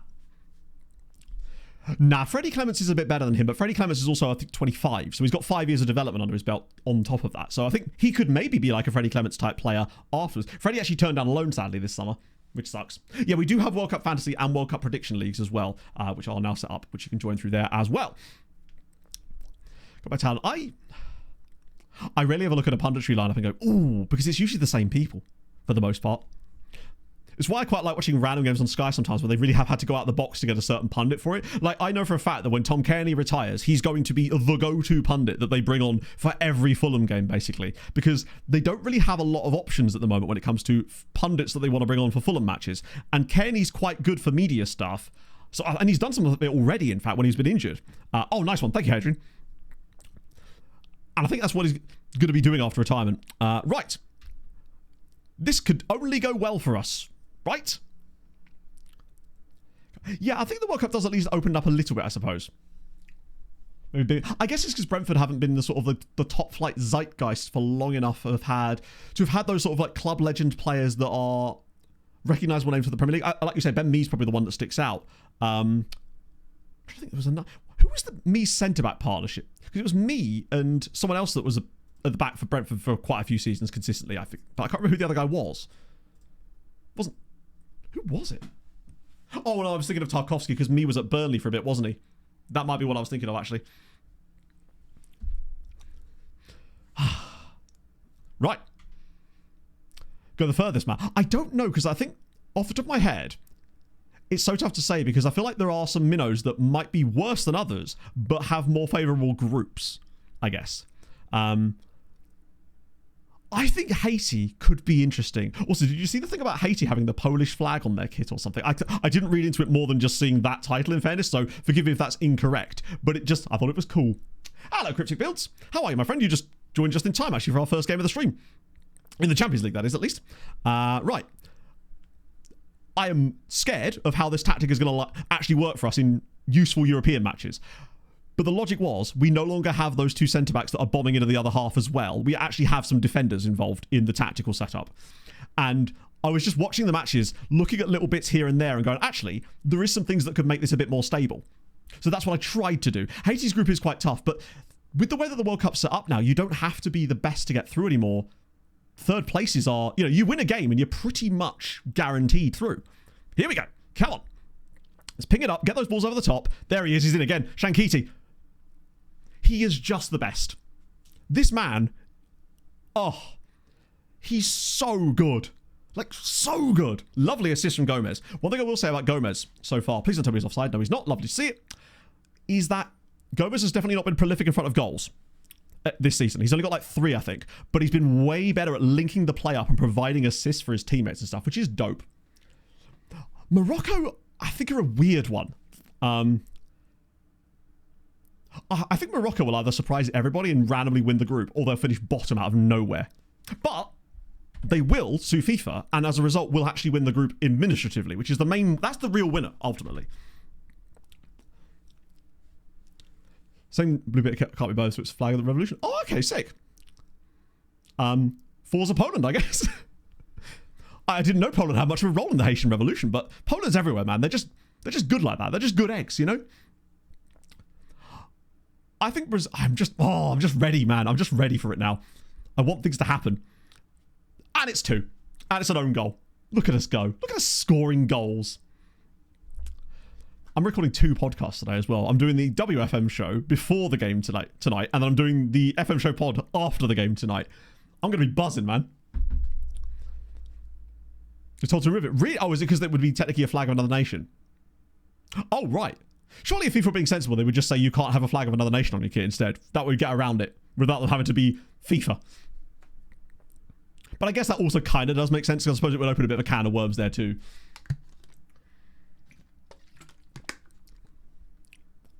Jesus. Well, I mean, ultimately, you can't blame them, can you? Unfortunate about stealing towels. Oh, every penalty shootout. Yeah, I think sometimes you see teams, nations, and clubs in general do those things specifically so it does get banned to create the conversation about the fact that it's been banned. That's usually what they do with a lot of those things. Because people always say, why did they not know it was going to get banned? It's like they did. That's why they did it, because they wanted to create that particular talking point, right? It's the exact same way that like shock jockeying type things work. You say something outlandish, people then talk about it, even if they're condemning it, and suddenly you're more, more well known. See football punditry like we were talking about, right? Without us getting too Dennis here. We're actually winning this game 2-0, by the way. Taking our chances, finding little moments, actually overperforming XG. It's just we're just a new us. Oh, go on, Yerzy. Oh.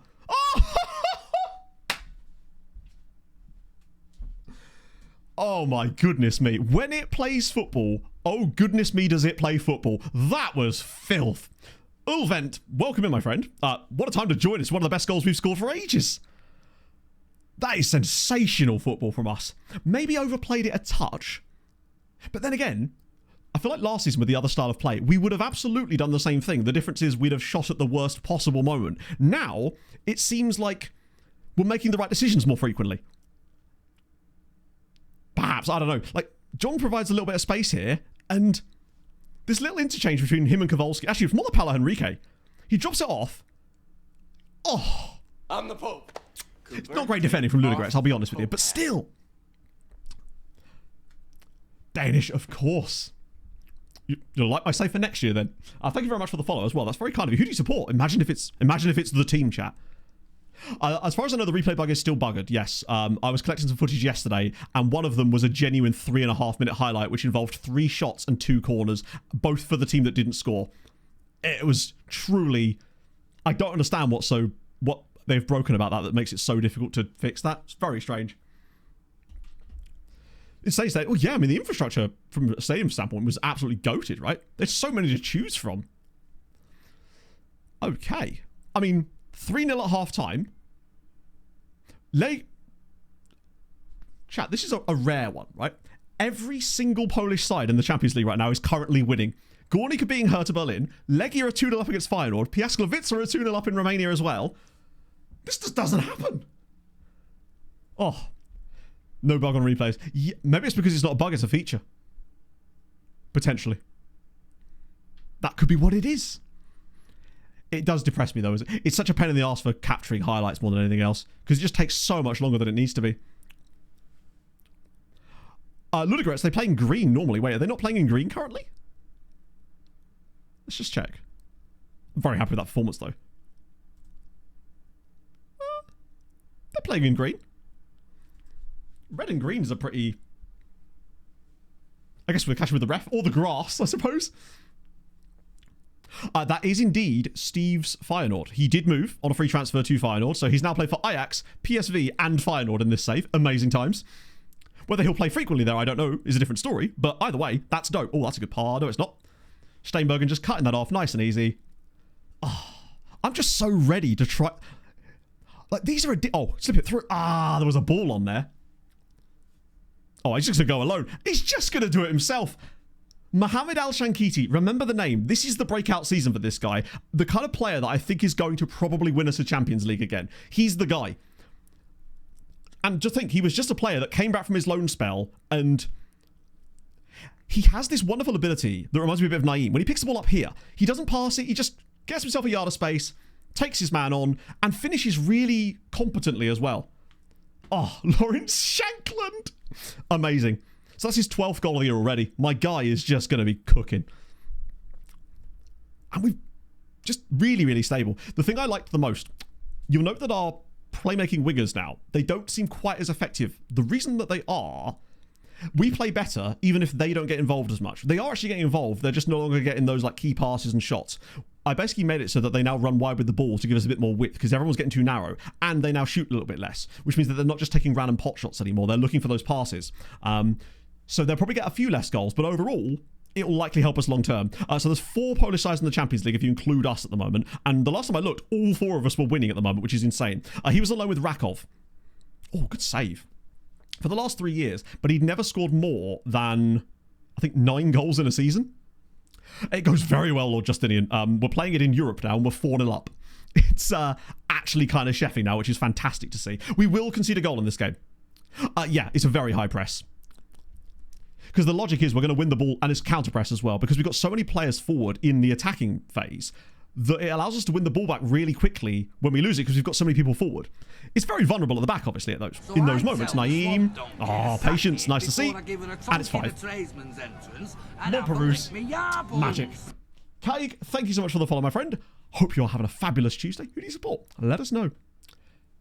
Yeah, so, barring any massive changes, Basil, Building a Nation 27 will almost certainly be HP Kurga in Denmark, which is going to be dope. What's again? This is SAS26, Cans. If you do... Well, actually, it's been done for you. There you go. There's a link in chat. I'll run you through the instructions on the tactic again in a minute. I'm going to put the this version, because I'm quite content with it now, up after stream, because this is the tweaked version from... I'll make the subs anyway, but we'll have the highlight play out afterwards. Are they actually getting any familiarity with being wingers? Kind of. It's going to take them a while, though. We're 5-0 up. We may as well get Sharpek on here, because it's Sharpek. Molsky as well, because why not? Freshen up the wide players, because we can. We've actually got players now. Our squad feels quite deep now. Mostly because of those loanees that came back, unfortunately. But if they're not going to help someone else, they may as well help us. Where is Coffee? Oh, there he is, all the way down there, bless him. And then Johnny Boy will come off too for Alvarez, I think. Where is he? I might save the other sub just in case. Bring all the other guys in a bit. Welcome, Mac. I don't believe that... I actually don't know. I'm not sure if it's exactly a Mac skin. Playing against pretty good teams yet. Well, this is the first game of the stream. But we're also 5-0 up in a Champions League game, so... I'm not expecting this to be a tactic that we're going to play against Barcelona. That was never the idea. But it's the fact that it's now capable of scoring and looking really good against very decent sides in the Champions League that's given me a lot of confidence in it, basically. Were you actually? Yeah, Kurga's... I mean, I can't see any reason why. We spent ages because I wanted to do Denmark, but I wasn't sure of the team, and no one really excited me enough to be the team. And then we were looking through, and we saw HP Kurga, and it was just bang. Get the skin into the game. So basically all you do is unzip the skin. There's about, I think currently there's 6 files in the skin pack. You literally paste those into one specific folder and overwrite the ones in there currently, and that's it. You don't have to do anything else. That's all you do. And every time you update, it's the same thing. Again, it's another goal for Shankiti. My guy. This is so much different. This is so much better than we were. We wouldn't have won this game 6-0 last season, would we? There's just no way we would have done. It's just not a thing. We would have won this game 2-0 and created 4 XG. Oh, we did use it against Barca, but that was a worse version of the tactic. This is a better version. It still would have lost to Barca, probably. Yeah, I've played this in the league so far, and for really winnable games, basically. I wouldn't want to risk things against... Although, it's also going to be really good if we fall behind in matches too, potentially. Which would be decent. Help Yours Football. I think it will certainly bring more eyes on it from... And I think they would need to go quite far. I'm not even go quite far. They definitely have to be... They have to put on a reasonable performance themselves as a national team in order for it to help. Because that's the sort of thing that people get behind, right? If the team actually does well, it gets more eyes on the sport. And that's how people fall in love with sports, right? A B67 scarf? How on earth? Really? Wait, as in the Greenland team? Or am I thinking of something else? Was that B57? There's a lot of teams with similar names like that I get confused by. Go on, let's have a 7th goal. Why not? Let the subs do some business here. Alvarez, Coffee, and it's blocked again this time off of Sharpek. My God. A loan, you say? Yes, you've got a loan. We don't know who yet. It's one of about 7 Portuguese sides. This is so much more like it. Us actually having kept a clean sheet here is very surprising. I know we did against Legia in the last game too, but it shouldn't really be keeping clean sheets. It does give up gaps. Oh, go on, Sharpek. Cut inside and bend one. Ah, he's being unselfish. Oh, my goodness. Steinbergen. Okay. Sure, why not? I think the other thing that's helped is with us no longer using short corners, it's basically cutting down on a lot of that junk XG we were getting. We're still getting a bit of it, but nowhere near as much as before, because almost all those corners would result in ball to the edge of the box, low XG chance, saved and tipped wide of the post. Rinse and repeat until nothing happens. And it kind of bumps the stats up, but doesn't actually do anything useful for the team. And that was the problem with it. This has sort of eliminated that to an extent. That right there, by the way, is what I'm on about. We seem to be able to stop teams from even getting out of the defence. It's El Shankiti again! 7. It's 7. And Shankiti, wow. This is better than I've seen him play in any of the matches we played in the league so far. We're 7-0 up away from home. Gotta get that goal difference good, baby. You put him in a chance to score a goal, and what is their defender doing there? And he will just take them. Every single one of these has just been him, back post, bang, done. Simple. Ooh. Do they actually? That would be amazing, Basil. That'd be so cool.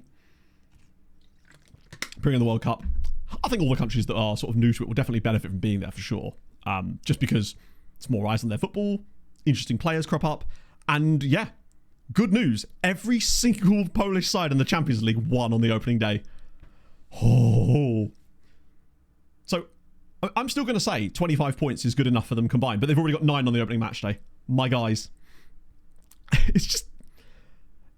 Maybe this is the year where we start to chef again. Now, fantasy, good lord. God help us. Hopefully some of you had Shankiti. Let me grab him. Gyasso. Okay, Gyasso's being weird. Is it not loading? One sec. Ooh, that's really weird. It's taking its time. This is what we're dealing with right now. Lovely bit of that. It was weird because we were doing just fine earlier, and I obviously set up fantasy just fine.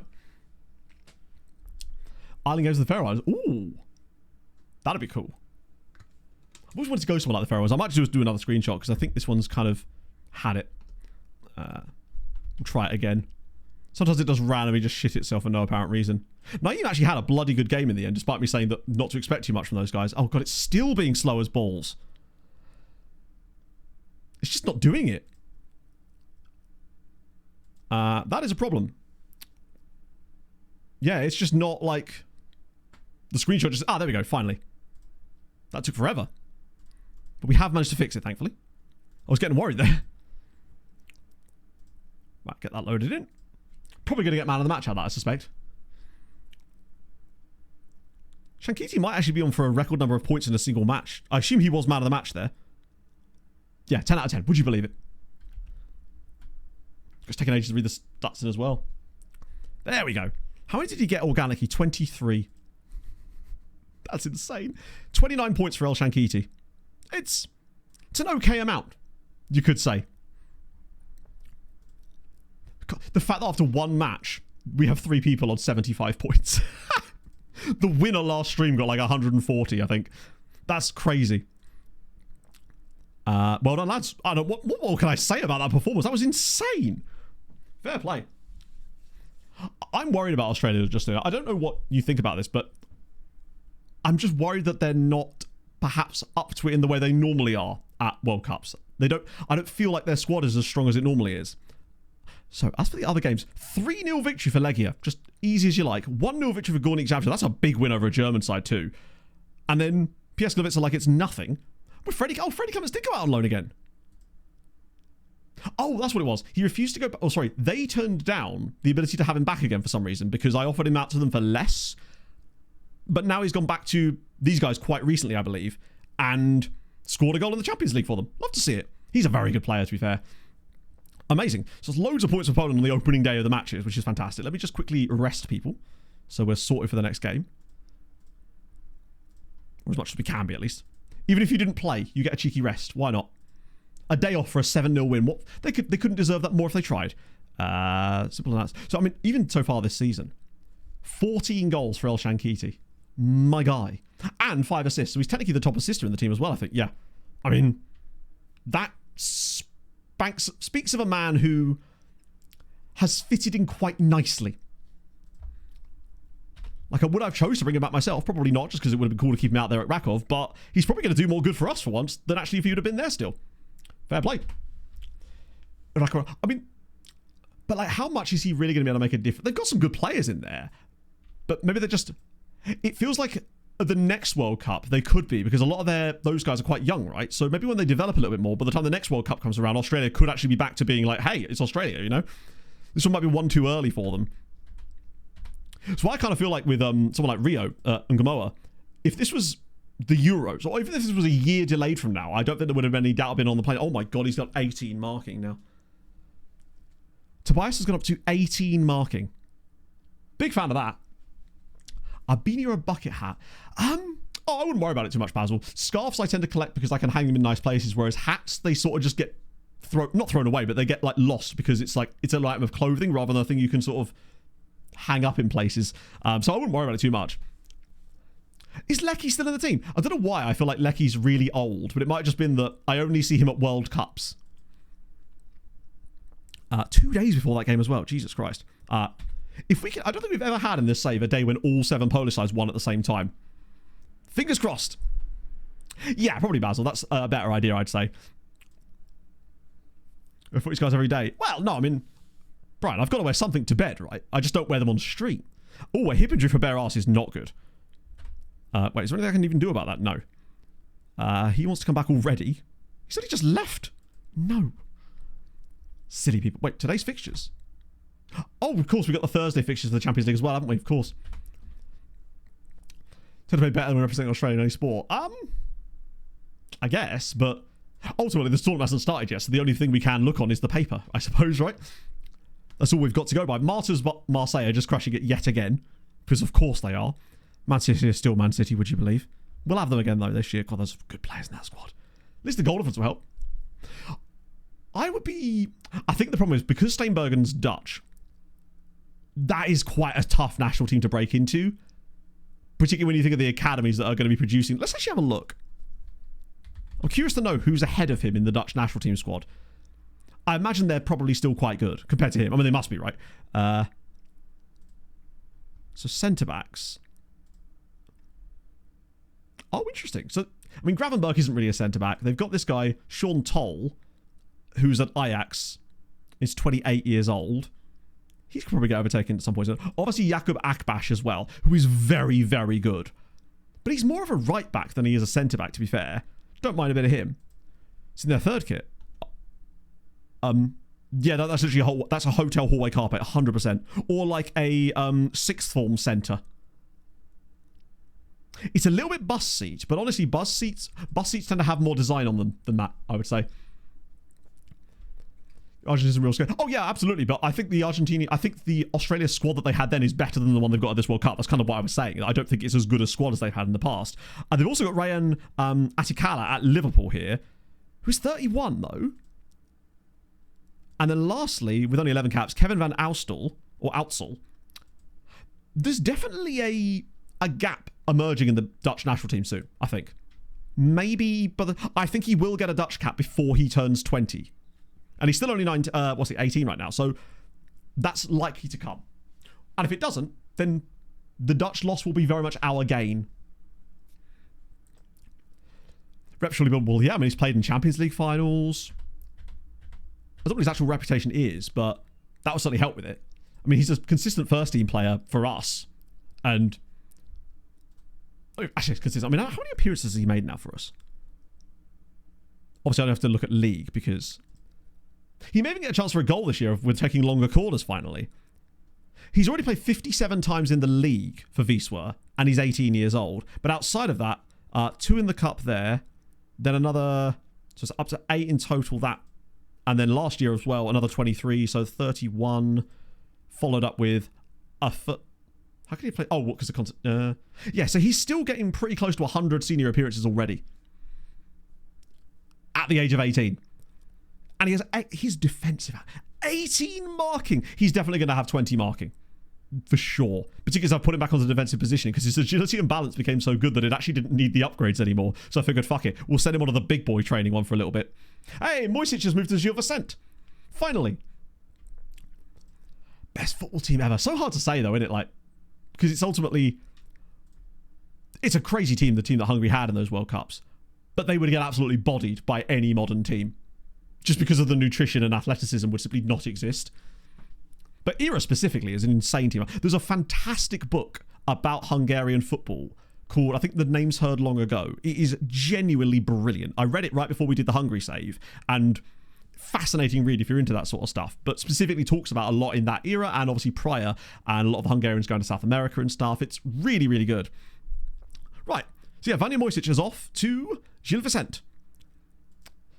Albeit only on loan. I'm surprised by that. I would have thought that they would have sold him permanently, but there you go. Right. Did the others do anything in the Europa League in that? No. No, they didn't. In fact, it looks like they both drew. As long as they were win. Okay, that's a good draw. Away at Ajax, well done. That's a reputable draw. And Radomiak away at Slovan Bratislava, slightly less reputable. But actually, fair play. It's an away game. You get your draw. That's all right. No one's lost yet. Presumably these guys have to Watford, though. Oh, they didn't play. Of course they didn't play first week, do they? I'm an idiot. I always forget that. Did he actually coach Ange? Huh. Did he get injured under him? Maybe that's why he's done it. Never been invented without Panenka having that mustache. Interesting. So you're saying that the mustache is the source of his power? Is that the point you're making? Man at release clauses and all contracts. Huh.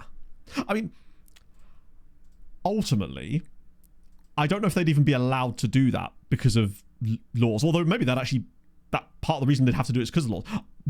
I don't think it would likely change too much anyway. And even if they did bring something like that in, the clubs would just have giant release clauses that are prohibitively, stupidly expensive.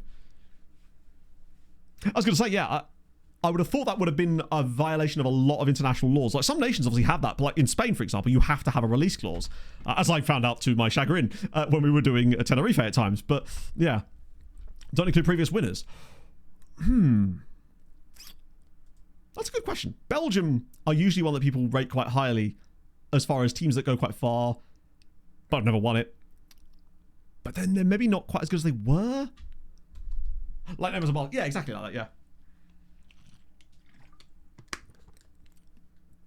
I don't think they can ever bring that in. It sounds like the sort of thing that it sounds like the sort of thing that Arsene Wenger wakes up in the middle of the night and goes, yes, we will do this, and then just says it out loud. Like with Arsene's offsides and whatnot. What is the smallest town with more than one train station in the world? Ooh. In the world? Is it going to be literally like a hamlet in the middle of nowhere or something?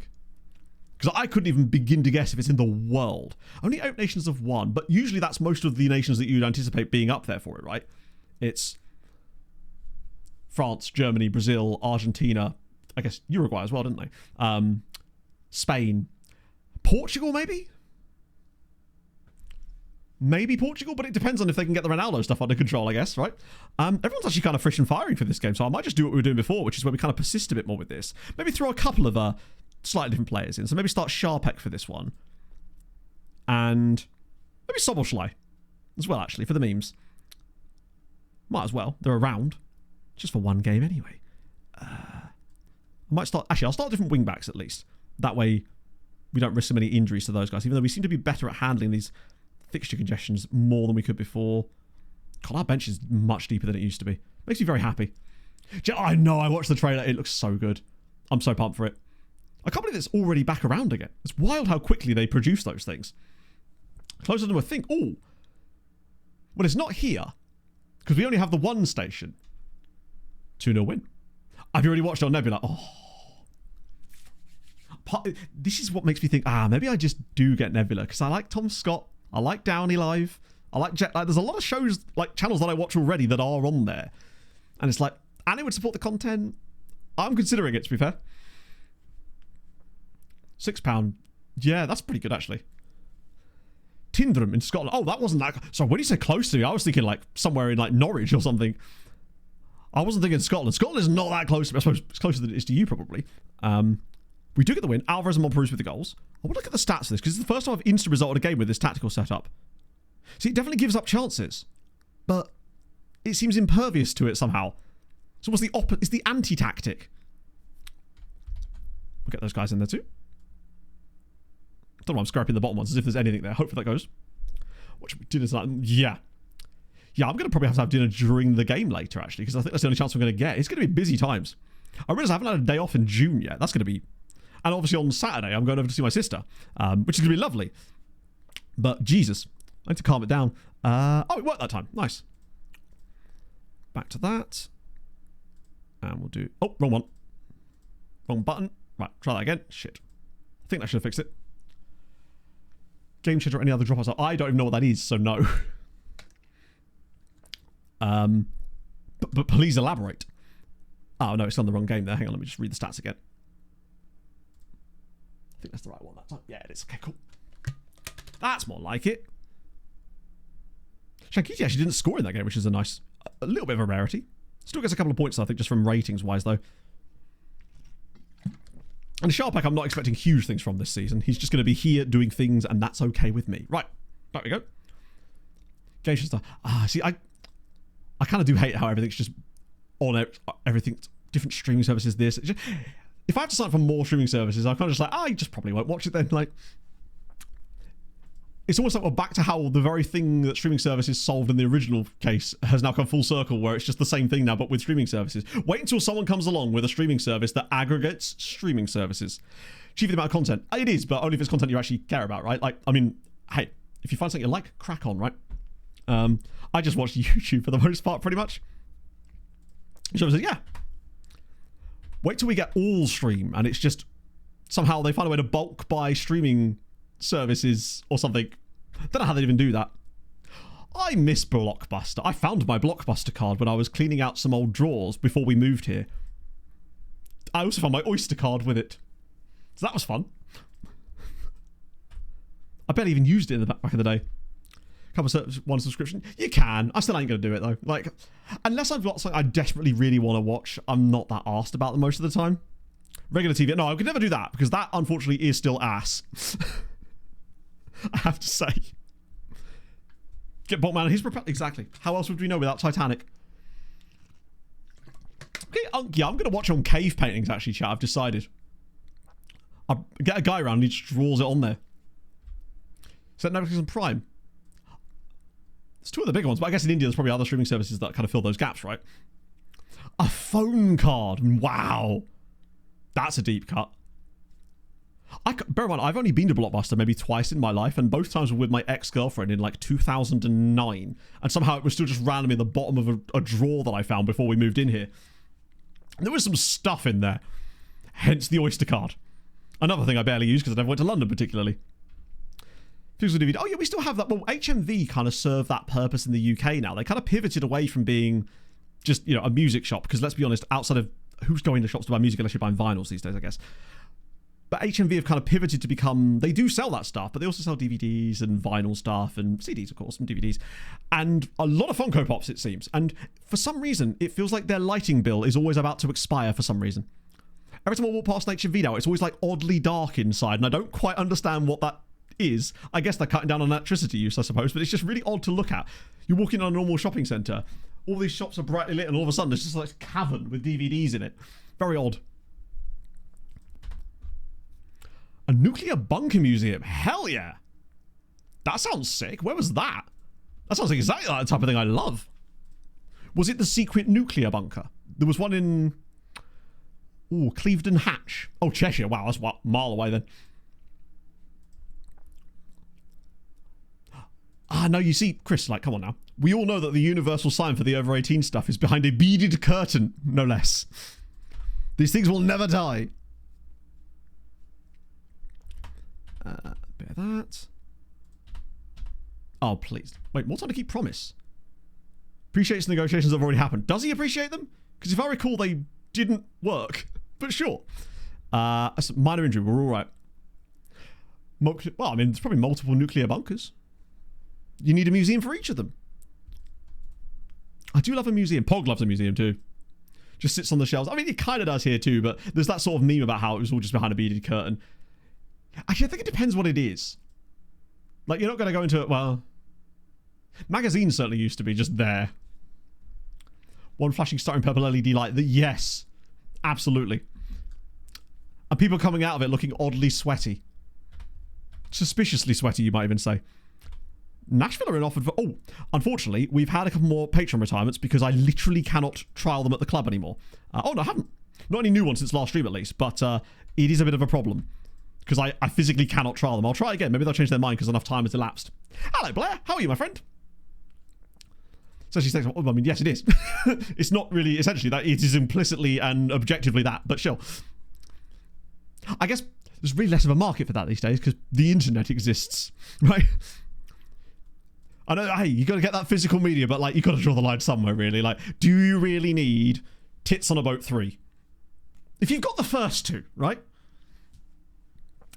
Have some decorum, Jesus. Right. What are we listening to? This is kind of banging. Oh, Sirenia. Okay.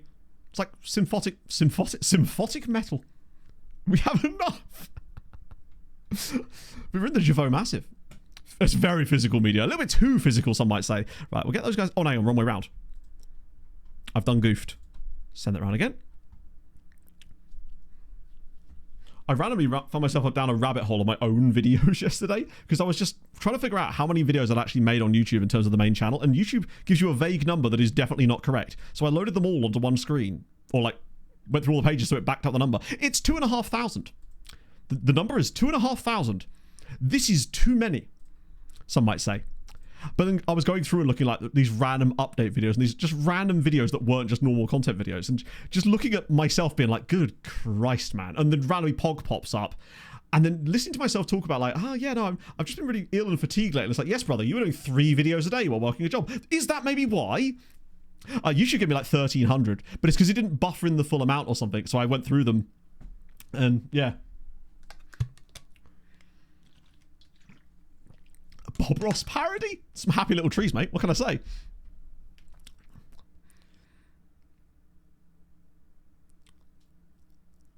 I think with the over-18 stuff, they were talking about explicit adult material rather than films that are sort of for adults. I guess there's like a different before it.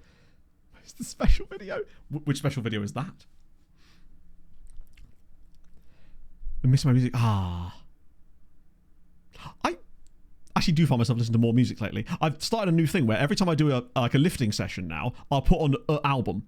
Specifically, one album. None of this like random nonsense. A single album, and then I can listen to it all the way through and enjoy it. And also my neighbours will enjoy it too, because halfway through I'm like, nah, it's too fucking hot in here. Open goes the big doors at the back. So yesterday the neighbours were treated to The Ghost Inside, which hopefully they enjoyed tremendously. This is the way, exactly. I feel more pumped to pick up heavy things and then put them down again when I've got metalcore on my Bluetooth speaker. It's just, 'tis the way. Okay. Did you do it? Oh, did you? Oh. Did I accidentally accept it? When was this? Because it seems like I may have accidentally accepted it. Because I'm not seeing anything in the song request thing from 6 minutes ago, but maybe it's in order. Oh yeah, in order. Listen, I feel like albums like that are designed to be listened to in order because you've got the lovely little crossover points between songs. And that's important to it, especially if you've got like crossfade on Spotify and stuff, but yeah. But yeah, if you let me know what the song was, I can add it manually anyway. It was for Sirenia. Oh. In that case, I must have accidentally accepted the song request and it didn't go through for some reason. Let me know what it was, I'll do it manually for you. I feel bad, I took your points accidentally. Yeah, so when I heard special video, my first thought was genuinely like Patreon content about some channel I watch. that's where my brain went to. Yeah, back in the day that was more of a thing, Leafy. It was kind of it was a lot of like, thank you for 500 subscribers. 2 weeks later, thank you for 1,000 subscribers. A month later, thank you for 2,000 subscribers, etc. It was stuff like that, basically. That's the same guy as before, and so's that. Which is weird, because we already looked at them, and we still have like 500 players on the list. It's weird that they came back around so fast. How bizarre.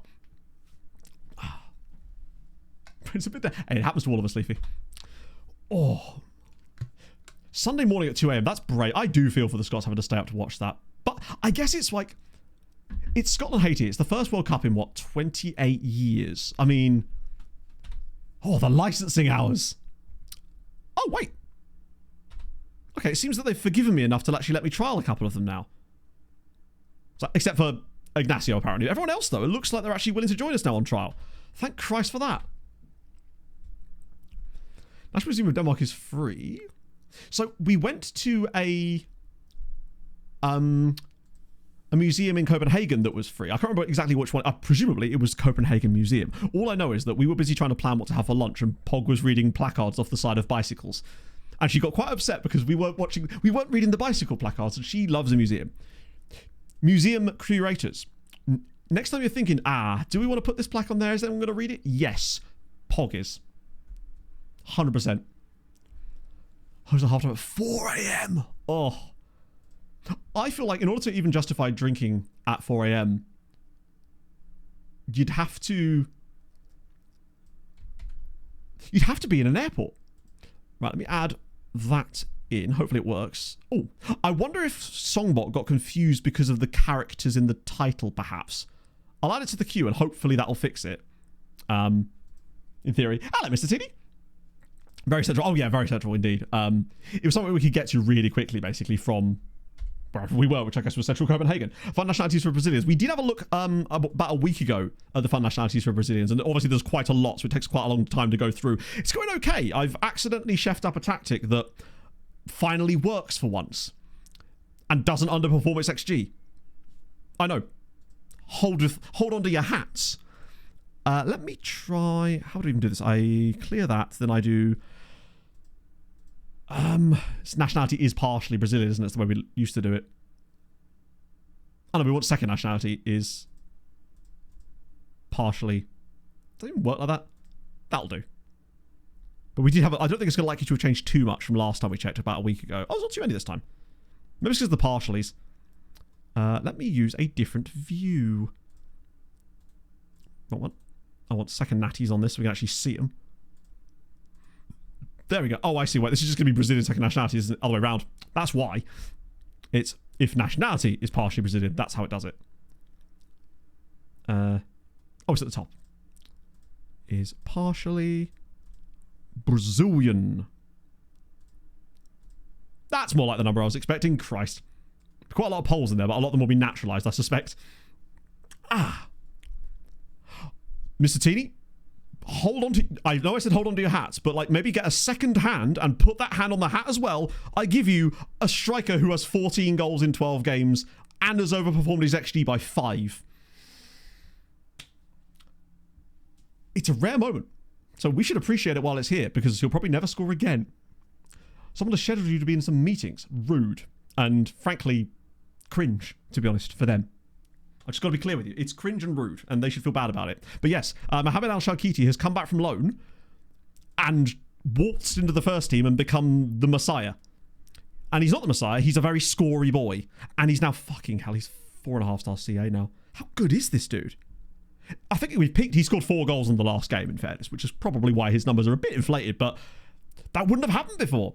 So, there's a Vietnamese guy here, Tonino, whose actual name is, Wellington Nguyen. We looked at him last time. This is the problem when you do this too frequently, because you end up going over the same names that you've already looked at from the past, because you get loads of Americans, but Diego Pitbull, just there. I want to see if there's really some very strange ones in here that stand out a bit more. There's Gilmore. Okay. Zahorodny. Uplonka. Swiss. Sierra Leone. Oh, that's Lewis Red. Romania. Qatar. He's probably naturalised. Loads of Portugal, obviously. Oh, Jesus Christ. Bear with. Oh, Italian. Those will all be the... There's a Greek Brazilian here. Anderson. Ayoki Midu. A Hungarian Brazilian. Henrique Gaspar. Better. Loads of Germans, of course. A sneaky little Finn. Wait, what?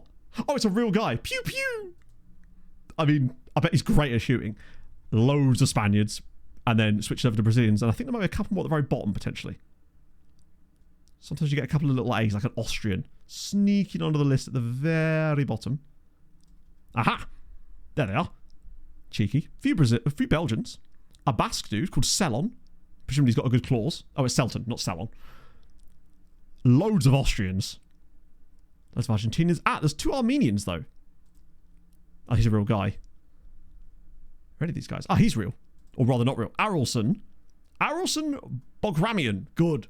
And then one more is an Albanian dude at the bottom here who's a real player, unfortunately. But there we go. That one's gone through. Nice to see it. Germans and stuff, they have no business being there. I don't know what they could possibly be doing. Right, back to team reports. These have started waning slightly. I do need to replenish them. It's one of the many things to put on my list of things to do. The never-ending, ever-growing list of things. Oh, same guys as before. Nice. Oh, we're actually a match day now, aren't we? Freiburg. Okay. Question. Surely we don't play this tactic against Freiburg, right? Surely. That feels like that would be a bad idea, but also I'm tempted. Available on Spotify.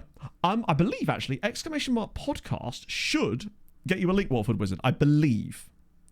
Certainly for the FM show. I think I have a command set up for that, but I don't believe I have a button for it specifically, or do I? Maybe it's hiding on one of the later pages. I nearly triggered Eric Doran mode then. That would have gone poorly. I don't know how that would have worked with these lights. Although I have actually fixed the lights, so maybe that would have worked. Who knows? Or is it exclamation mark pod? Maybe it's pod. There we go. Down for fun time. I mean, we could always change it, right? Although actually I'm going to have to change the tactic anyway, because apparently everyone's knackered still, despite me resting them after that last game. It's because I didn't rest them after the midweek. I'm an idiot. I rested them after the Champions League game, but I forgot to do it after the Gornik game, which means they're still bashed. I am tempted, though, having seen what it's done, because we always just switch it off again.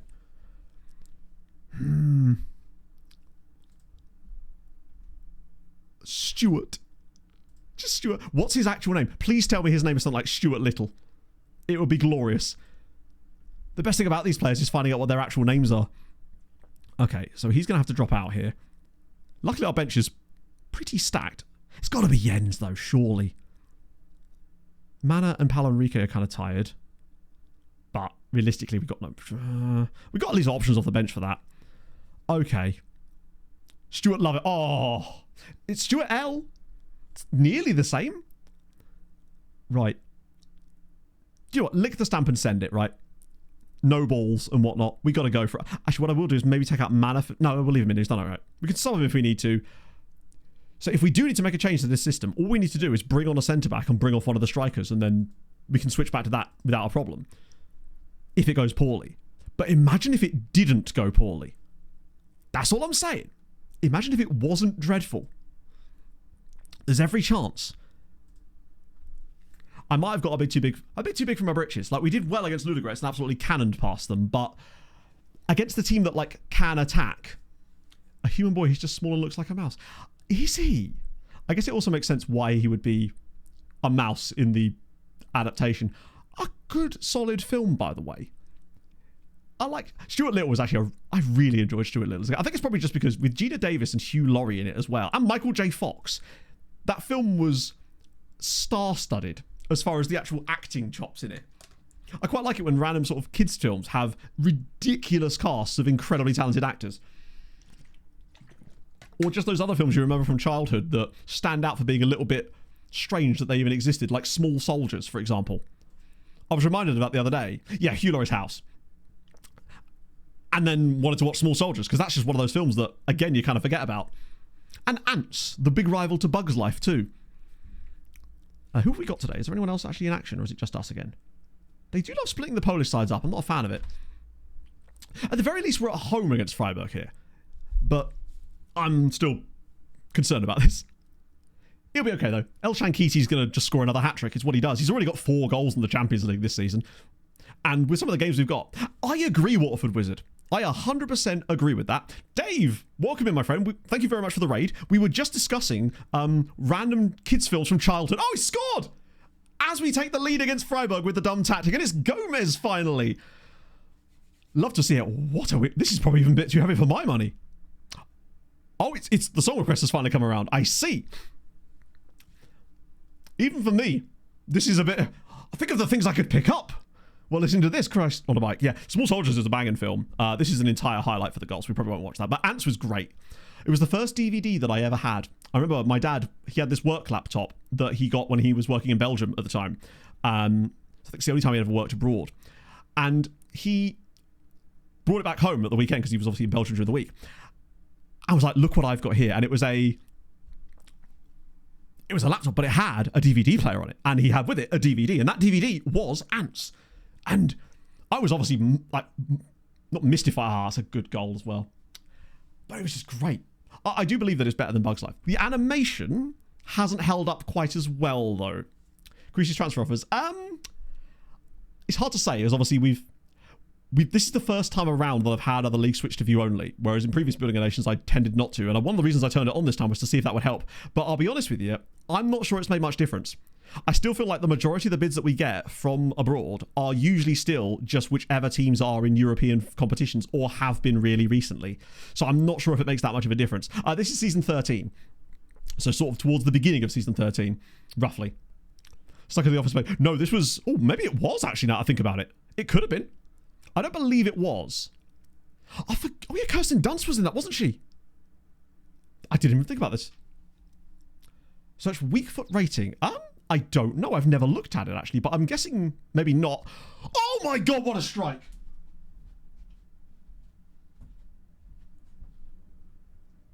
What a goal from Al Shankiti. He's him. I don't even care. He's him. That is unbelievable. His 5th goal in the Champions League in 2 matches. Oh my god. Yeah, bodies beware of the noise I just made there. Is this tackle on Gomez on the edge of the box where he's absolutely murdered him, but Shankiti's just let rip with that one. My goodness me. What a player. He might be the first player to break 30 goals for us since Rodado at this rate. And we're back in front. We are winning with this tactical style, but it's at least we're making for more entertaining matches, if nothing else. Even if having 2 centre-backs at times can be a little bit sketchy. But I guess oh, okay, maybe that's easy enough. I guess what it's doing is, if we do only have those 2 centre-backs, and with our pushed-up wing-backs, it means that we're almost always going to have an overload on them whenever we get into their half, essentially. Now, of course, that works both ways, but we just seem to hit a bit different at the moment. Pig getting killed. I believe the pig is having a lovely time. He's just letting out his rage, and that's okay. But to be fair, disassociated me. The volleys don't hear the pig squealing. For volleys, for context, there was I would describe it as death metal track on in the background during that last phase of play. So while Shankiti was busy doing business, squeals were happening. I don't know exactly what genre. It wasn't Lorna Shore. It was a band I'd never actually heard of. I don't mind a bit of Lorna Shore, actually. That's about my threshold, I would say. Shanket in Spain, which a tiny fried fish we used to eat. Even better. He's frying oppositions. I wonder what his name actually means. Al Shankiti. Because in my notes, I've just literally, whenever he does anything, when I'm making notes for the matches, I've just got him down as Shank. Because it just works. Right, go on. Naeem now. Making that wide run. Jens is going to bang this because it's what he does. Go on, Jersey. Oh, look at him. Go on, Jensi. Keep going, bud. Ah, unfortunate. I don't think I could, Basil. I don't think I could explain. I mean, the logic of the tactic is simpler. We're just creating loads of overloads. And willing to accept the risk that... Because bear in mind, it's a very aggressive shape. Absolutely it is. But you've got to remember that isn't what... The second we lose the ball, we do retreat back into this. But even then, you'll notice how many pressing players there is. The idea is basically, we lose the ball, that's going to happen. But when we do it, we're likely going to have loads of players up the pitch. So it's counter-pressing with the idea that we'll win the ball back immediately and try to create those turnover situations in the final third. And accept that we'll probably give the ball away a little bit at the back occasionally and likely won't keep any clean sheets. And, more importantly, we'll have a lot of fun along the way. I mean, someone originally, from Chingeti, Mauritania. Hey, maybe he's got family that we don't know about. I was hoping it would mean something like, I don't know, the son of the morning. That's a really good goal from Fessa. Okay, it's 2-2. So there's definitely a... teams that know how to exploit this. What I might do is if we take the lead again... Sorry, when we take the lead again, I may revert to the other tactic to then hold on to said league. Because it's a sort of game that could potentially get away from us. Because Fesso has actually done all right in this game up front for them. It's been quite an even match. And somehow 2 goals have been scored in it already for each team. But we're still looking dangerous. Right. So who's the danger man, apart from the obvious? Would you believe it's Sohail Stappelfeld? God, they're so deep. Ramirez is getting involved a bit. He's not actually... Those two have barely made a pass. It's actually going a lot through Ramirez instead. Are we marking Ramirez? Just having someone sat on him might work. We are. I wonder if we do go after these two a little bit more anyway. Try and take any influence they could have on the game out of it, perhaps. An African silkworm trader many years ago. Okay. I find the history of names absolutely fascinating. Did he score for Arsenal against Paris? See, he may be playing for an English side, but he's still helping us out. We take that. What I would also say is, I don't know how much better than them we would be if we were just playing our traditional system. Because Freiburg are a decent team. Maybe not as good as... Wait, is that... Oh, they've got Payers in the team as well. They've got Frankie in there too. And Aguilar. That was our former goalkeeper too, wasn't it? There's quite a lot of ex-Wisła players in this Freiburg team. In fact, Stapelfeld, Payers, Aguilar, and there's probably more too, just people that came through the team we didn't realise they were there. Worrying. And those are some good players. It's WC Fantasy, Watford Wizard. And also for the Predictor League, it's WC Predict. The algorithm. Paolo's actually struggling a bit. Alfredo's a bit tired. At least we've got options off the bench. Will I yell at them a bit more? No, it's time to keep going. That reminds me, I need to pick my team because I assume there is a deadline for that pretty soon. You're probably right, Savigan. I think we could probably find at least a guy, even if it's not like a player we specifically sold to them, someone that passed through us and then has joined them from another Polish side is very likely as well, yeah. 100%. Montparouche? It's not a good pass, but keep the pressure on them. This is what we want.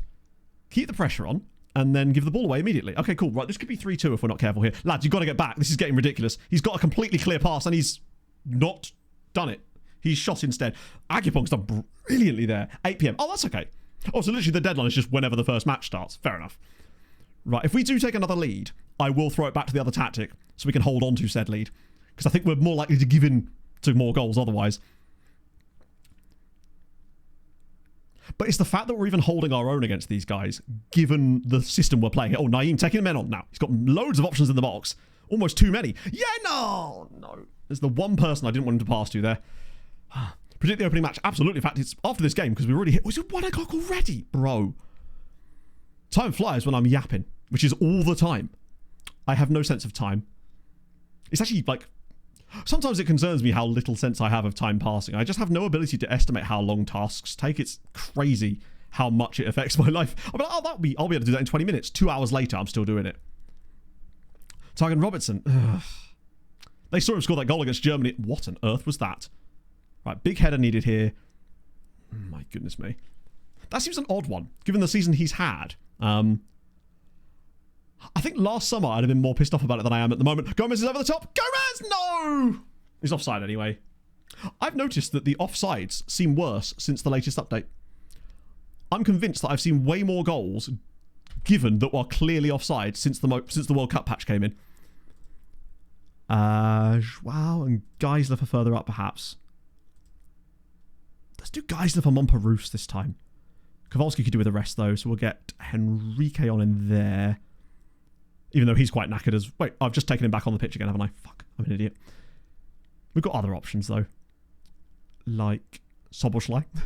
Most importantly, Soboslai. And Joao Carlos isn't actually able to play, is he? I think he's injured. Should not have brought him off the bench. Oh, it might be Molsky. There's anyone further down that's sneaking in there that maybe actually can do the job. The game gets confusing. I hate the fact that when you take a player off in that, it shows them as a sub, but they're not a sub because you can't bring them on. Mana probably... He's played poorly as well. Both of our centre-backs have not done a good job today. As much as I hate to say it. John's been better. Might leave the strikers on though. Freshen up the wide players. Even though he's motivated. He's not the best day. And Coffee exists. Jersey is actually 4-star. Like, legitimately. He just obviously with the tactic gets a little bit of a knock on that. But in terms of his pure CA, he's actually 4-star CA now. It's horrifying. In a good way. Right. Let's roll the dice. Go for it. We'll learn our lesson if this all goes horribly wrong for us. But I think we might just have enough. Potentially. But players that are starting to get older. Jens Obradovic. So Jens has been... Obradovic has been sold to Arsenal in the summer. Despite the fact that he wasn't that old. He was only 28, 29, I think. But at that point, I feel like last season especially, he wasn't getting as much game time, so it was time for him to move on. Jens, on the other hand, is still having more of an impact on our team, enough to the point where, yes, we lead again! And suspect with the gifted sub to Viva at the exact moment that Coffee bangs in, hopefully, the winner for us now. The problem is, I've made all of our... Or haven't. No, I left one sub. I left one sub for this exact purpose. Okay, now, we just switch to this. Gomez becomes the striker taken off. And on for him will come a centre-back. Actually, what I'll do is I'll just move Gomez back to there. And then he substitute from that. But then he's also the one substituted from there. Wait, have I already made all my subs? No, I've already made all the subs, haven't I? Wait, have I? I think I have made all my subs. Yeah, I have. There's nothing I can do. Well, yeah, no, let me just check. Yeah, I did. I used them all. With that in mind, trying to think who would be best in that role. Can Jens play it even slightly? Technically, yes.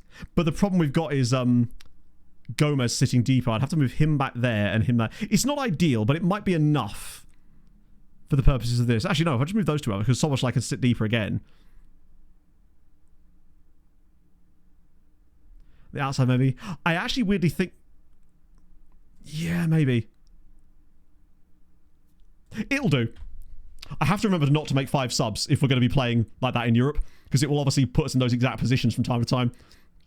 Watch Jens now score an own goal or something, and it would have been better to just stick with the other system. Because technically that is the primarily trained tactic. Oh, that's a massive inertia bomb there. Oh no, I have a horrible feeling they're going to score now, because that is a weirdly low IQ move. Oh, okay. Never mind. Very much never mind. Holy Lord. In the end... Oh, no. We are still quite good on the counter, at least. And this is still a usable tactic, ultimately. It's just, obviously, the other one's way more aggressive. Yeah, ironically, a Lucinho-type player, probably.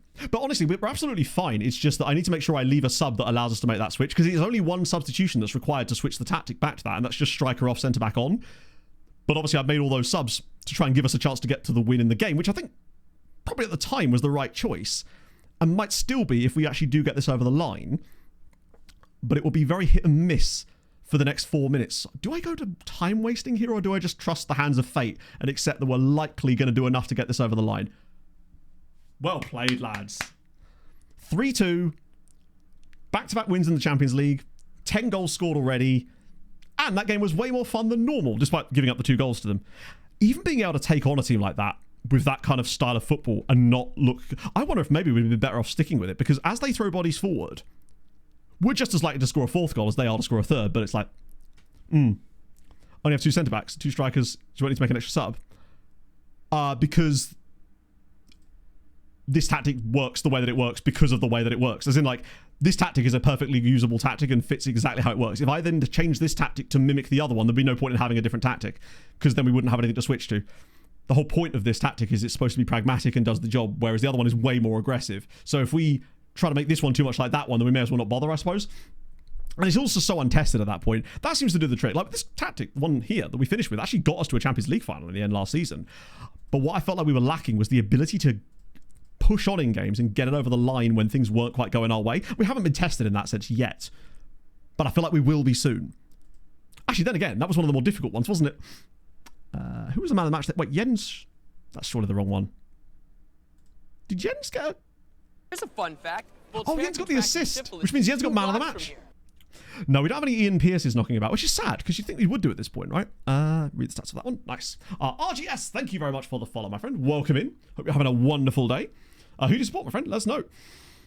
Oh, massively. Just looking at the way that we played against Ludogorets, that's the kind of game that we probably would have won last season. Maybe 2 or 3-1, maybe. But it's the way that we went out there and clubbed them 7-0 is... Oh yeah, Man United and Real Madrid we're not going to play it against, obviously, unless we go behind. But everyone else is probably fair game for it, I would say. Stuttgart, that seems doable. But obviously, if we got into a really good lead against United with like 20 minutes to go, I would very much be tempted. And that's where you're supposed to take my hand off the wheel and say, Matt, listen, this is not the right job for you right now, buddy. Point being, though, we're 2 out of 2. That's all we could have ever asked for, really, at that point. And we're scoring goals like nobody's business. I think part of the problem with this game, too, was I forgot to rest the players before it, which was very much on me, which I will now make sure I do for this game here. Because it's the derby, I want to make sure we get the dub there. But I'm really glad I started doing that resting thing. I wasn't aware of just how useful it was resting players after matches for one day. It's one of those things that I'd always sort of poo-pooed, mostly because I didn't actually think that you could do it as easily as that. I thought it was a much more complex strategy. We had to go through and do it one by one, which is why I wouldn't have ever done it. But it was Vida's birthday as well. You love to see it. Another load of money for us, which at this stage we kind of need, so I'm all right with that. Was there any more lookups in there, or were they all song requests? Hopefully they did go through properly.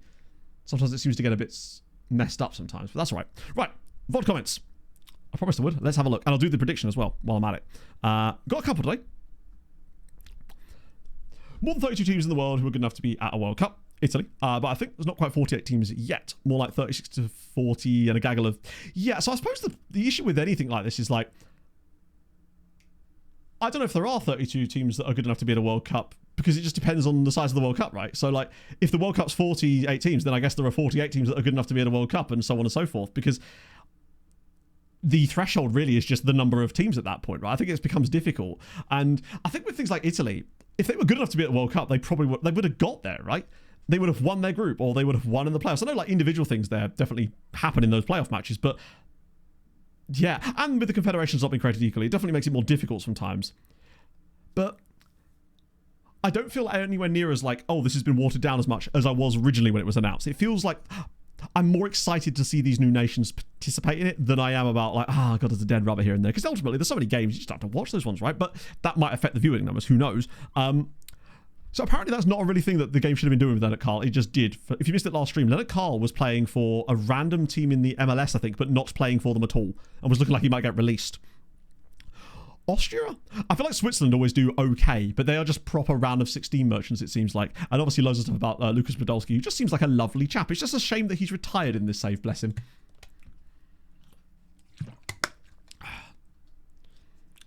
How they won the World Cup? I mean, I guess, but I mean, Greece won a European Championship, didn't they? I mean, not that we're saying like the best in Europe, but ultimately, you know, they won the tournament. Should have more places than Europe. I don't think Africa should have more places than Europe. I think that would be excessive. Because I mean, how many places do Africa and Europe have? But I get the feeling that if Africa had more places than Europe, that would be far too many very low quality sides. Africa has some great nations, but most of them have qualified for the World Cup. I'm trying to think of the best nations that haven't qualified from Africa. Are Cameroon there? Togo? No, Togo aren't that good. Nigeria, Nigeria probably, of course, yeah. My guys. The percentage, I mean. The percentage of what, though? Cameroon and Nigeria. I feel like Nigeria is certainly the one that stands out to me out of those, anyway. 10 is a lot. I think that... I'll tell you what we should do. I reckon we should ban New Zealand and Australia, and then give those 2 spots to African... Show of hands. Yeah, it definitely has more nations than Europe. But I would say that if you sort of paired them up as you went down, you'd find that very quickly Europe would stay ahead. Curious to see what San Marino would do against some of the worst African nations. That'd be quite fun. Hello, Aston. Put them below. We haven't really talked about it that much, Aston. Mostly just because I'm not sure how concrete it is, but I'm very excited about the prospect. A lot more than I was perhaps with McKenna. That's for sure. Should have qualified. Possibly. But as with any of these things, if they should have qualified, then they would have done, right? I know that obviously circumstances happen, but it's not like these are one-off games. Yeah, European 24, but that had a similar thing at start initially, right? 50% of teams from Europe get 50% of African sides. Yes, but would you say that you're trying to find the best European, or trying to find the best teams in the world to put into the World Cup? If you had 50% of European sides and 50% of African sides, then you'd have no one from South America or Asia. Although I'm totally on board for a Euro-Africa Cup. That sounds amazing. I'd love to watch that. I think I'd rather watch that, honestly. Although, no Brazil. Maybe they can just move themselves sneakily in there. A pink Celta Vigo shirt. Ooh. Martina 6 on the back. Is that Cuco Martina? Did he ever play for them? He's the only player I can think of with the name Martina. I think he was at Saints at one point. These all just sound like the kind of videos ideas I just come up with all the time. Just ban a team that doesn't win it. So Legia away at Inter. Piastra away at... Okay, this is a tough round of matches. I think everyone just gets in. Luke de Fougerol's my guy. He should still be playing in this save, right? He is not. Just go with his full name, just to make sure. Oh, Luke. You hate to see it. I guess 13 seasons. Still, though, I'd have thought so. Yeah, if you're doing for a percentage of countries, that wouldn't make a lot of sense either then, because there's just because a continent has a lot of countries in it wouldn't necessarily justify them having lots of teams in it, right? Because if you could just keep dividing them, right? 192 team World Cup. I'm totally on board. It runs the entire year. We just take a year off of domestic football and have a World Cup year where it's the whole year. Looks like Legia lost. But they lost to these guys. That's actually a better result than they got last time around. I'm all right with that. 6-0. Right, yeah, that makes sense. And bloody hell. Maybe our 7-0 winner over Ludogorets wasn't that impressive after all if Stavrano just put 6 past them. Okay. Poland is kind of cooking. That's 15 points for the other 3 Polish sides after 2 match days. We, Piasklewice and Górnik Zabrze the 3 of us have won every game so far, or both games. And obviously, Legia were playing against Inter and narrowly lost that too. The coefficient points this season. Yeah, 33. It's right on that bubble where if they maybe get released from a contract, they're just gone and the game is very bad at explaining it. Poland are cooking. We kind of need to be as well if we have to try and stay ahead of Italy this year, which doesn't help. That's amazing. I think the record number of points that we got for the other 3 Polish sides in the group stage was 32. And 19 of those points that year came from Motor absolutely cooking. This year, they've already got 6 of the 9 points that I feel like they're going to need to qualify for the next round anyway. And Legia, I think, just had a tough fixture. That is exciting. Particularly with Thursday's fixtures coming around, where we do need some more from the Europa League players, for sure. I'll check the coefficients after Thursday comes around, because then we'll have Conference League on the one as well. And it's a mix of FIFA rankings and continental wildcards. I reckon there should have to be some stupid, like, some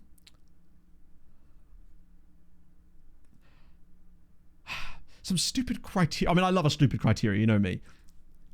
First World Cup. Oh yeah, the World Cups used to be tiny, right? Oh, this is the current World Cup, right? Hang on. Oh yeah, sorry, their first World Cup. I see what you mean. Sorry. Well, yeah, I mean, it makes sense considering there's 16 more teams getting in. So statistically, it was almost impossible that no one. I don't know if there was even a way that they could have had no new teams. To be fair, predicting the games. So we've got obviously Mexico versus. Is it Mexico, South Africa, or am I being an idiot here? No, South Africa aren't there, are they? No, it is South Africa. Yeah, I doubted myself. It is Mexico, South Africa. As much as I'd love another goal Bafana moment, I'm going to say 3-0 Mexico. I think I'm saying 3-0 Mexico. As for South Korea, Czechia, which we'll all forget has even happened. Oh, that's a really fun game too. I reckon 1-0 South Korea. There needs to be a Shabalala. Who is the Shabalala analog? I guess whoever scores the goal, really. Nice to see South Africa back there. South Korea, I feel like, but the Czechs, I mean, I always like seeing nations from different confederations play against each other because sometimes it's hard to place their exact quality levels, but South Korea have got some good players. Has the highest ratio of spots to teams. Yeah, I mean, South America certainly has a lot. When you think of what is it? Yeah, so 6 out of 10. Shabalala. That's, I can't say that. I can barely speak normally as a human being, let alone say words like that. You are asking for too much from me, my friend. Same fixture as the opening game. Well, of course it is. It's the goal Bafana. That's why it was in my head. Oh no. Food poisoning? Oh dear. Someone's given John the lasagna. He's going to miss the derby. You hate to see it. Sabalele, is he likely to start for them? Is the question. I definitely need to get that wall chart hung up. A friend of mine was like, in our group chat, he was like, is anyone excited for the World Cup? And I was like, yes, I have a wall chart. I'm here for it. You did, comrade. You went to Gil Vicente in the end. It took a weirdly long time for you to actually decide which club. To be fair, there were 7 different Portuguese sides bidding on you at the same time. So it must have been a little bit overwhelming with that many different ones. Score the most goals, you think? I think it's heavily predicated. Who are Norway's fixtures in the group? Because he might be in one of those situations where he is able to fill his boots early, and then if Norway do go out earlier, or earlier than expected, then it maybe doesn't matter as much. Don't have a wall chart. That's what I'm saying. I haven't had a wall chart. I don't think I've ever had a wall chart. But I thought, you know what? No. I've got this office now. I've got space on the wall. We're wall charting it. Plus, when I mentioned to my mate, he got all nostalgic about how back in one of the older World Cups, he and his dad used to fill them in after every fixture. And I'm like, yes, that's what I'm talking about. Lyle Foster. Pick up Lyle Foster. Too much France. I feel like Norway could beat France in that. I worry that France will might end up imploding in a typically French way, in more of a Dutch way actually at times. But I don't know. I feel like they've got a massive implosion in them. They've got Pitch Invader and Mbappe up front. What could possibly go wrong there? Is it actually, in that case, you know what? I kind of want to say 3-1 to Mexico with South Africa scoring first. Wall truck ratings. I think that might be my biggest reason for wanting fatherhood all of a sudden. I want wall chart World Cups, damn it. I'll let the presses know. The presses in this case being Pog. Mudu Shabalala, that's pretty... Oh, he's not the World Cup squad. You think they'd have taken him just for that alone, right? Because that's how people should be picked for these things. Right, Johnny Boy's going to drop out for a match, but that's okay. We can bring in Alvarez, which works just fine. And the bench is getting a bit bigger these days. Wow, look at me. I'm having to take people off the bench for once. I've just realised. I'm so sorry, chat. I can't believe I've had a goalkeeper on the bench this entire time. Consider this a heartfelt and humble apology. It will not happen again. It will happen again. I'll forget again. But just know that I didn't do it on purpose. Iraq first, Senegal. Oh, yeah, I could see Haaland popping off there. Although he will be heavily focused on defensively. So I could actually see Haaland maybe not scoring as many as you'd think, but another Norwegian attacking-minded player is getting way more goals than you'd think because of the emphasis being placed on Haaland from a defensive sense, in the sense that they will find space because of the focus on Haaland. Mbappe being outshined by Elise. Oh, I'm looking forward to watching Doué and Elise. They're such good players. Bob top scorer. Now we're talking. Bit of a Darude sandstorm. And so on and so forth. Right, I'm going to have a wee break. That's why I'm actually jotting around right now. Whiz Quiz now. If you missed it on last stream, it is World Cup themed. So the players that you see here are all players from current World Cup squads for this World Cup. So it might be a little easier, but ultimately, I thought we'd do it thematically. So I shall return in a moment.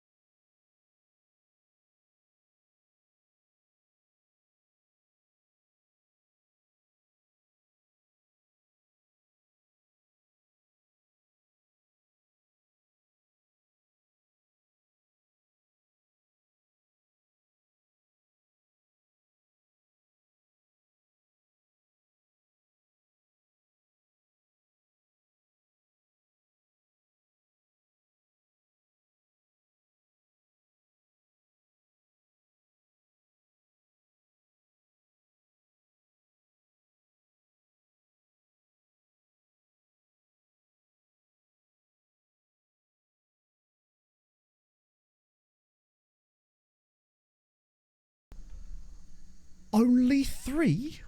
Chat, I've got to be honest, I'm a little disappointed. There you go.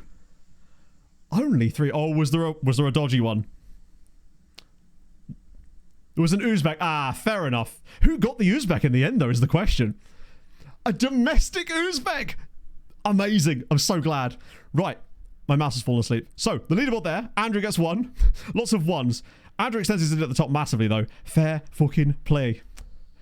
Ah. So who was the Uzbek? I can't look at the history of the...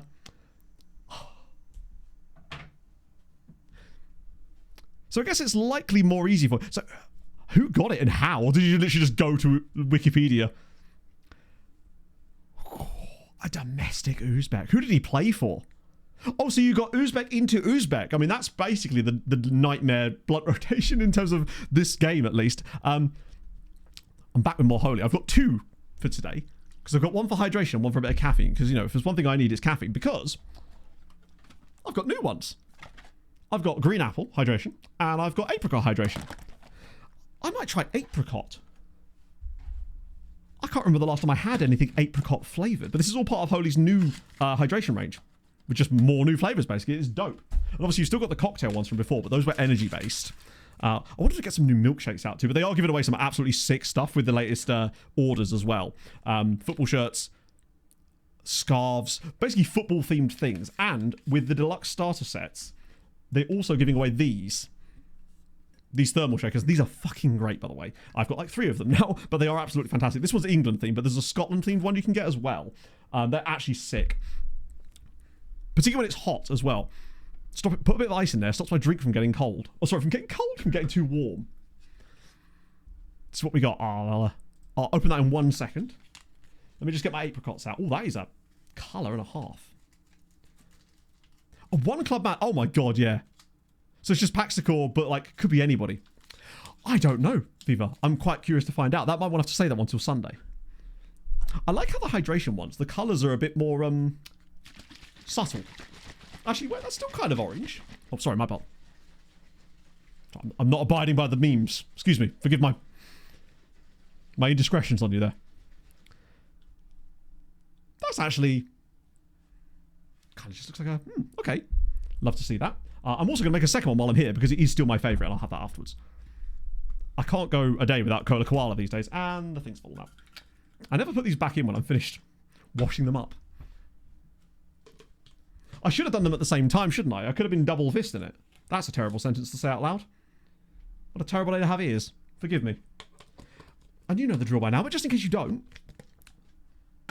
you can get 10% off with code SYC at checkout, or 5% off.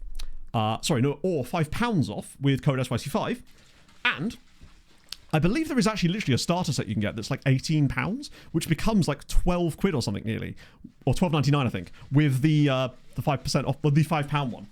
And it's like, it's one of these, but I think it's got multiple flavours and stuff to just try stuff out more than anything else. So, back we go. Shout out to Holy. Didn't choke on the dust. I know. There's less dust in the little packets, you see. It's only the big tubs that really catch me out. And boy, do they. Okay, we did the Anastoth one, but it sadly didn't lead to anything in particular there. Right. They are kind of sick. Apparently, the green apple one is actually, from what I've heard in the Discord, this is the one that everyone's banging on about. You think I would have tried this first, really, but I don't know. I just really wanted to try blueberry, and now apricot's just kind of fancy. Okay. Do you know what? I think we should watch this game in the derby because we've only got the Champions League game after the international break to go, although that's not straight after, but still, there's no reason not to. It's fun. Plus I actually quite like watching this tactic. I'm not going to lie to you. It's a good tactic to watch. Plus, El Shankiti's going to score a hat, isn't he? So we'll take it. Shake Water Holy Fun. Well, indeed. It's dealer's choice, I suppose. Oh, God. I must admit, though, I'm so achy. The amount of muscle soreness I have is biblical. Yesterday was insane, but of course yesterday, because I did another slightly different workout, I'm now feeling it in other places that I didn't know I had. Oh, please tell me this goes away fairly soon. I'm loving it. I'm just less not loving the agony of just lowering myself onto a toilet seat. Things like that. Aren't doing a highlight show. Really? Oh. I guess, yeah, as you say, with the highlights, when with it, they could do it as like a breakfast time type thing, though, right? That's what I would have structured something like that. God, we're already 8 points clear. Unbeaten in the league, too. Only team that's even come close to really knocking us off our perch was Radomiak. Basically, no, Viva, because obviously with all the years that we've been playing this system, we've pretty much been focusing solely on wingbacks. And to be fair, it basically doesn't seem to affect them. They'll slowly learn the role just through playing it as well, which kind of helps. But we pretty much avoid signing any wingbacks. Sorry, any wingers at all. With the exception of maybe Stig. He's the only guy we've signed in recent years. Well, let's try this out then. Let's try the apricot out. I always forget how subtle they are with the hydration ones. Not only is that nice, but also it reminds me a little bit. I'm getting Village Hall as a kid, biscuits, and dirty knees from sliding around on a wooden floor.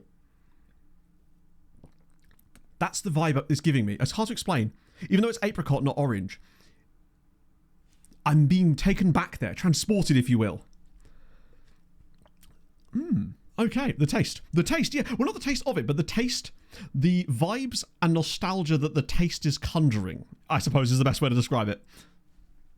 Tastes like dirty knees. You know what I mean. Fixed the interface yet? I guess that would depend on what you thought was wrong with the interface, I suppose. What on earth is this play? That was going in. I'm sorry. That ball was literally going into the net. Everything. Yeah, but that's sort of the problem because people say like that, but then they can't point out anything they don't like. And it's like, well, I feel like if someone didn't like something, they'd be able to tell exactly what was wrong with it, right? Presumably. So they have made changes, but I can't really point you in the right direction unless we know sort of what was wrong in the first place, I guess. There have been a lot of changes, plus with skins, of course. But yeah, there have been a lot of changes. And it's never been easier to make changes yourself too, which is, I think, done a lot of the heavy lifting as well.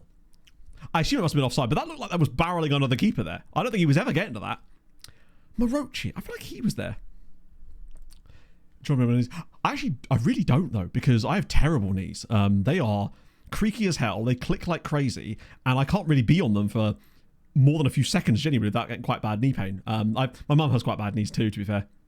So the tactics screen, I mean, to be fair, I'm probably so 26 pilled now. What a goal, because I played it for so long. But as far as I know, you just click the bar and then click the button and it takes you there, right? I wish I could show you, but obviously we're in the middle of a match right now. But remind me again when we're outside the game and we can have a little look around. But I mean, I think the only real differences with that is that it's at the top bar instead of down the sidebar, really. Yeah, apparently, I saw someone mention that earlier, James. It's surprising, given the season he had. The skin I'm using right now is Saz 26. So Saz finally came out with a version of a skin for 26. And I also used Mr. Teeny's skin too, which was really, really good. So there's definitely good skins out there. I guess the weird thing about Alvarez is he does have a bit of a right foot to him. And apparently that's when that comes into play. That's a lovely goal. Yeah, if you do with tactics, it's match day, then tactics, and then his peak is no get him cheap. I mean, I don't think it'd be that cheap. I think he's got a reasonable length of contract. I actually don't know what his contract length for Fulham is, in fairness. Never had an knee injury, felt so have a slight injury the next day, so I just hit it again. Yeah, you don't want to jinx it. There's no don't bring that level of jinxery into the universe. Something about the game being the first two previous tournaments holding nations. About the game being the first time two previous tournament holding nations meet each other in the game or something familiar. I guess that would kind of make sense because it's largely held in very large nations. And so those nations would rarely face each other in the group stages of tournaments, right? And I suppose the longer it goes along, the more chance you've got for that to happen. I have played 38-0, yeah. I had a team that had JJ Okocha in it as my cam, and I got them to 4th. It's a fun one. I've played loads of them. I played the World Cup one, the 7-0 one. I played the hockey one, the 82-0. And because I think it originally spawned out of a basketball one, if I remember correctly. But I played the hockey one and I played the 38-0 one. It's sick. Particularly if you do it with the players in the year that you actually get rather than just like their primes. I don't know. I mean, South Africa open...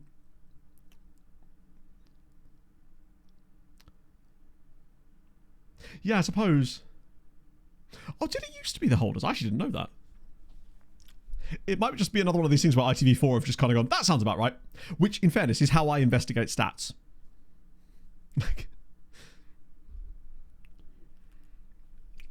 Yeah, my biggest issue interface-wise with FM is the fact that the data doesn't fill the gaps, but that's not because of skins, it's the way the game is designed. It is a pain in the arse. And that's why you get with Dead Space so often. It's frustrating as hell because it's just little things like that you think would have been thought about from a design perspective, and it seems like it was weirdly overlooked in favour of things nobody wanted or asked for, which is very strange. But hopefully we do see I think one of the biggest things they'll have to ham on in a way for that's annoying for 27 will be, you know, hey, I'm sorry the interface was so weird, but look at it now, and stuff like that. I like it, Jack. I was talking about on previous streams about how I felt that a lot of the people we've been linked with were very uninspiring, and the people I wanted were just sort of not being linked with us at all. And so Arbeloa I would be far more intrigued by because it feels like a manager has something to say. Not that McKenna didn't have something to say, but just it's like he thought outside the box a little bit more. Plus, if we could land someone like him, I'd be very impressed. it would speak of, hey, Fulham are weirdly competent here. How is that? It's a good call. Wait, was that what the guy's name was? Hang on, was that the guy that I changed the name of like 2 months ago in real life? It might be. No, he's got... No, it isn't, is it? Because he's got an abbreviation in his name, which means it clearly is the actual... What?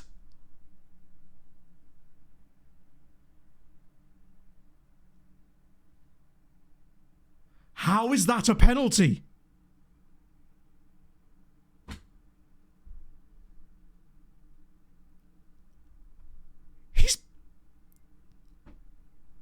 Why is the physio on? Fucking hell. What is he doing? Rarely ever need a physio for a shirt pull. That is dumb as all hell. What is he doing? And now we're losing the derby. We've actually played really well in this game too. Fucking hell. Frustrating. He touched him. He got near him. You rarely ever see those. Usually you see those ones for like melee moments in the game rather than... I think they do need to get better at showing that kind of stuff if they're going to have those things given, which obviously you do in real life. But I don't think the game is very good at animating that thing even happening. So it just kind of looks like nothing's happened. You're just told that a penalty has happened. And I think that sucks because that's one of those times when you do feel a little bit like you're being screwed because you're like, you haven't seen anything happen. And it's just gone, oh yeah, you're actually losing now. It's fine. Alvarez is going to bail us out again. Is that actually onside? If it is, then Alvarez might have absolutely rinsed them another time. Nah, that one is disallowed. The run was way too... They waited way too long. I've seen so many offside goals given since the patch, though, to be fair, so I figured, hey, why not? We had one that Montperousse scored in the Club World Cup last stream where he was more offside than that, and it was still given. He wasn't actually as offside as I thought he was. It was tighter than it looked. We are really unfortunate to be losing this game. El Shankiti's actually had a rare bad game. By his standards, I'm going to get Saul Aranda on. Why not? Montperousse has been awful as well. Cesar, Kowalski off for... Oh, God, who do we have? Soboslai, why not? Naeem for coffee. And I'll save the other side just in case. I don't know, just in case of what, but we'll save it just in case. Oh. I see. You think... it's been manipulated for... It's Big Iron Brew. Cheeky bastards.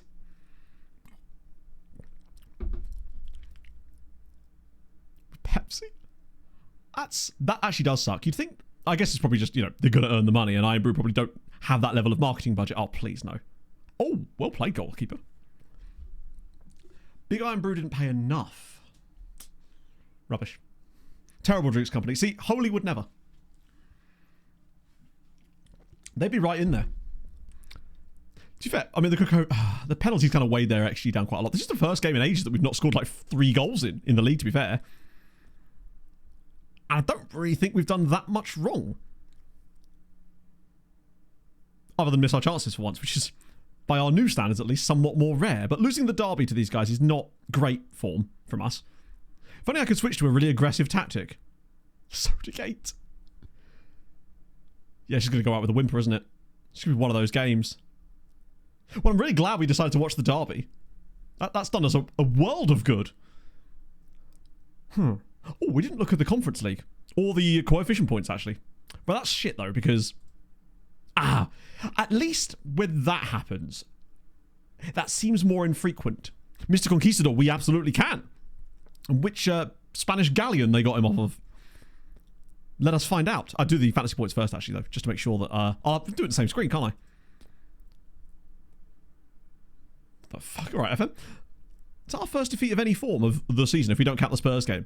Oh, I realised I got the Spurs score wrong in the previously command. My apologies. In my defence, I was typing that in a rush. So I'm committed to staying up to date with the previously command to make sure that it actually does tell us what happened previously on stream. Believe it or not, there's not be a lot to hand out here. But we'll do it anyway because we're completionists. Dammy is still out on loan. Or he's certainly not at the club. He was playing for Radomiak when we faced them earlier this season and in the 3-3 draw. So either he stayed out there or he came back and went to someone else and that someone else was them. So I can't remember which it is. Okay. Let me do this.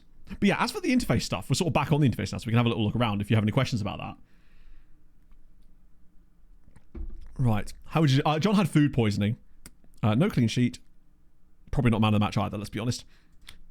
Tiny little points hand out there. Nothing spectacular. It brings it a little bit closer. So, who was the conquistador, dude? It was this guy. Oh, yeah.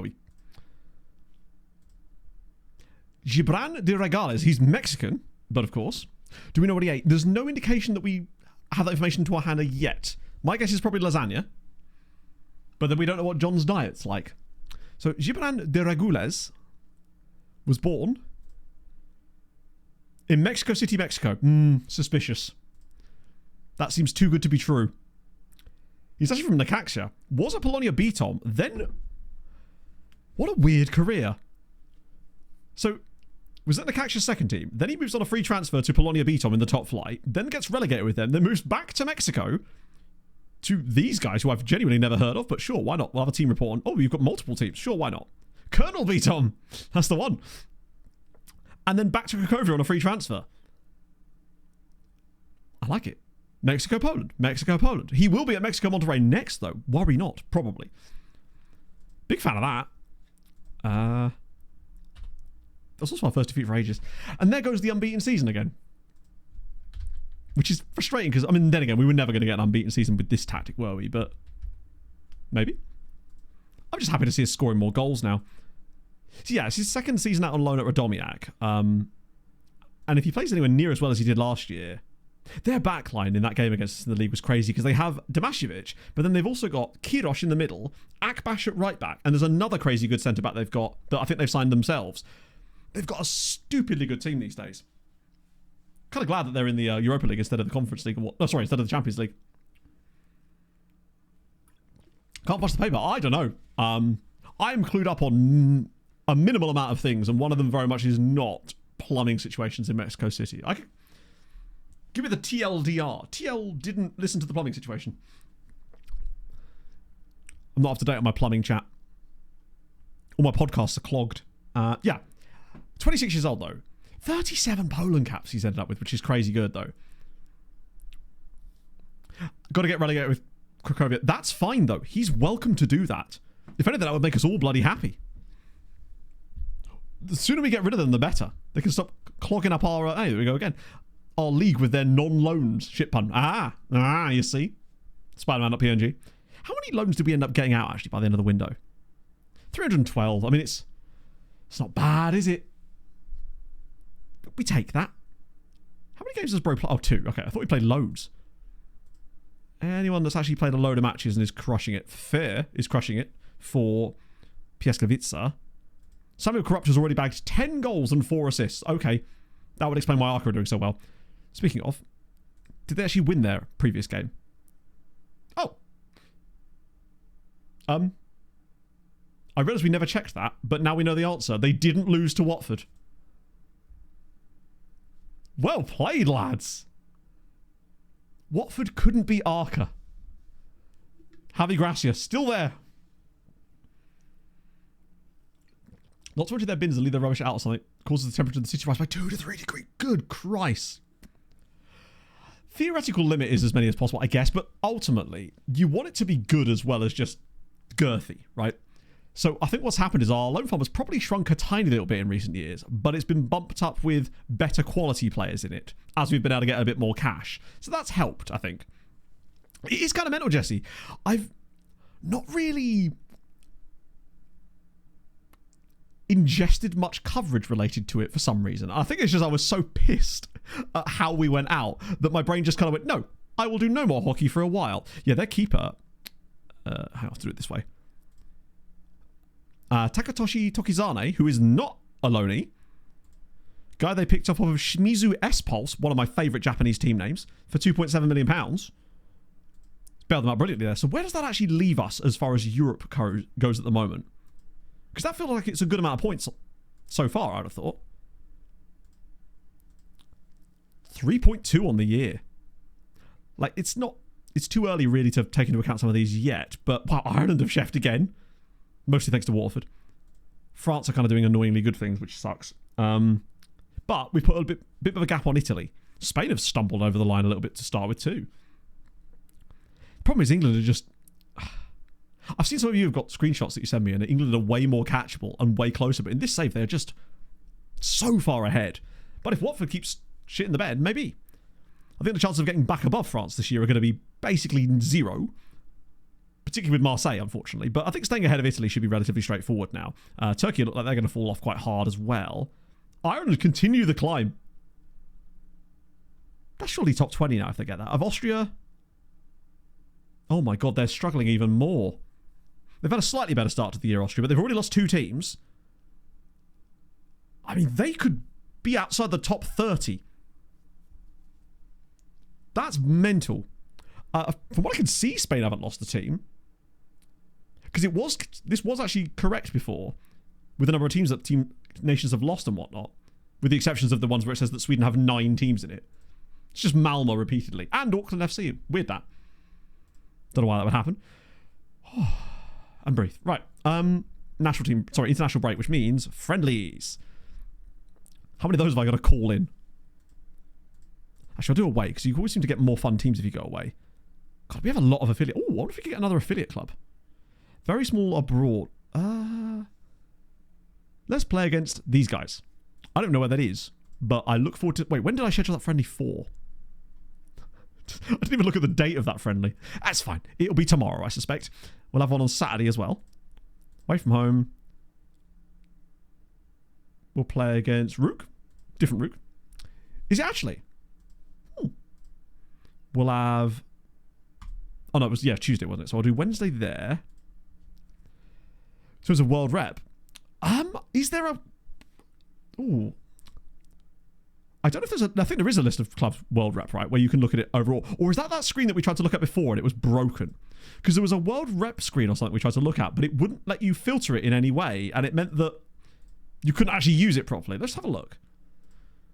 Continents world, my favourite continent. Club list. This is the one. But I don't know if it's... We are... Sorry. I have questions. This is not in any realistic order, is it? There's no way this is in the right order. Yeah, this can't be in the right order. I think basically it's just... If you're worldwide rep, it's just randomly put you on here. I don't think this is actually in order of what's underneath. Sorts by the word, yeah. So it doesn't actually know what the rep number is. It just sees worldwide. Which is... Here's why Liverpool all the way down here. Wow! That's dumb. Just little things like that. It's those attention to details that do just kind of unequivocally suck. Goodness me. Tours. I don't think... I mean, when you've got like a winter break, you certainly can. I think we can technically do them. I just always forget to do them at that point. Yeah, it's those little things where you just think, surely that would have been easier to just have it filter by the actual number rather than the name of the variable, right? Dumb. Oh, the Bosnia World Cup song. If that's the one I think it is, kind of slaps. Something about Hadrian looking last stream. Fuck, you're right, we did. I remember someone saying something and me going, that's very much a question for Hadrian, and now I can't remember what the question was. That's a great point. I don't know. Because it was something that my brain just... Really, no one knew in there at all. Bloody hell. World Cup walkouts. I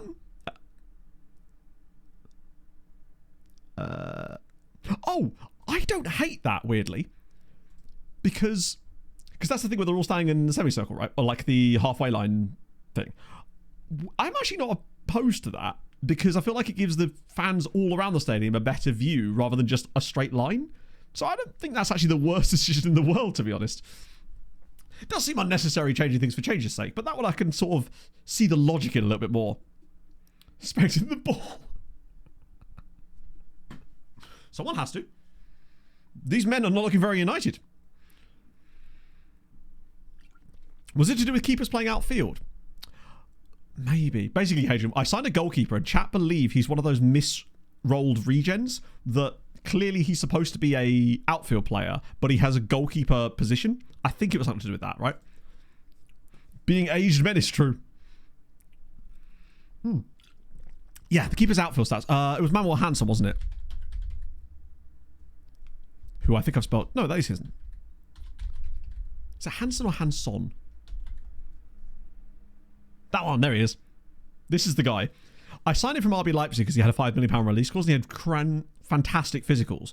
But upon a closer inspection, he has a crazy good first touch, crazy good passing, but he's terrible as an actual goalkeeper. And we can't really do much with him on that, but I was wondering if there's any way of us knowing what his, if he does have outfield attributes. He just looks like an outfield player that's been told to play in goal, basically. But apparently it's actually a thing, which is crazy. Yeah, I'll send you the save file after stream, or a version of the save file. Was it Vuvuzela Victor?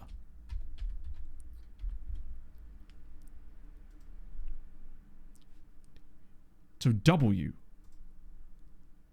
My guy. He has gone under the radar a little bit lately. A W name. Is it W that comes after V? Here's me learning my alphabet. Steve, you know what? I'm doing it.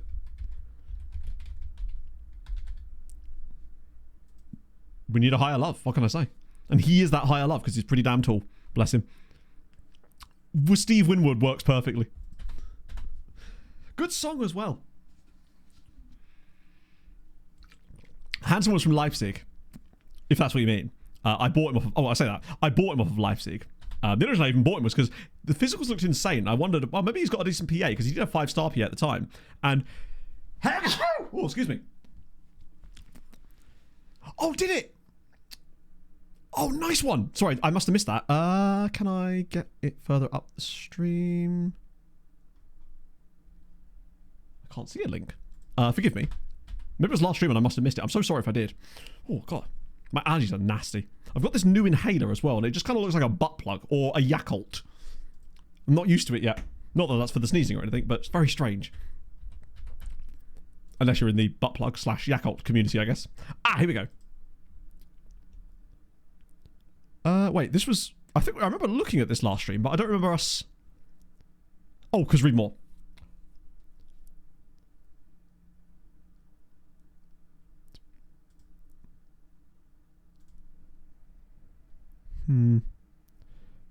This feels like one of these things where that's fair enough that you can actually do that.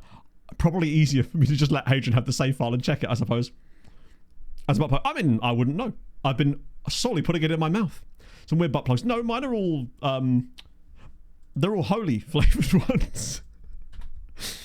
I've got apricot. No, you know what? No. I'm going to stop myself right there. Unhappy promise not kept. That should be funny. For Yakult. I think it's because I'm a cretin. Probably. It's the main reason, I suspect.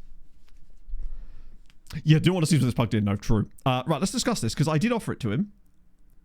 I hate the fact that you can't say, I did offer you a contract. Your agent's a whopper. But let's try that again.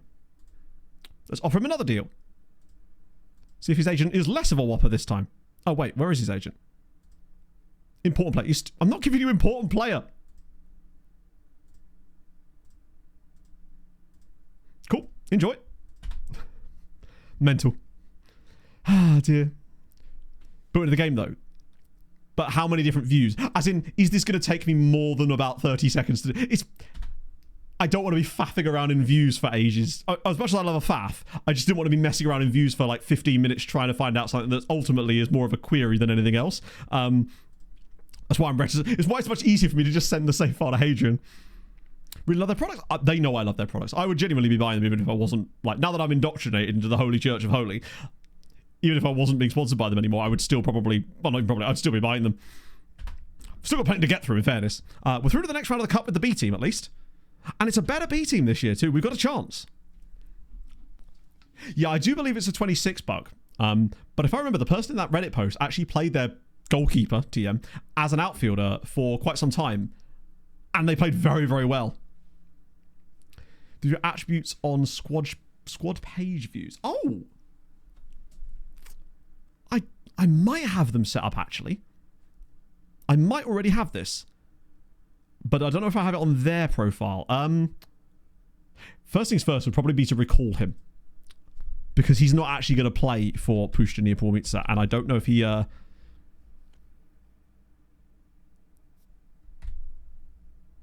There he is. I keep spelling his name wrong. Can I even recall him outside of a window? Oh, I can't because I'm not in the transfer window. I'm an idiot. Oh no, it's just that the loans...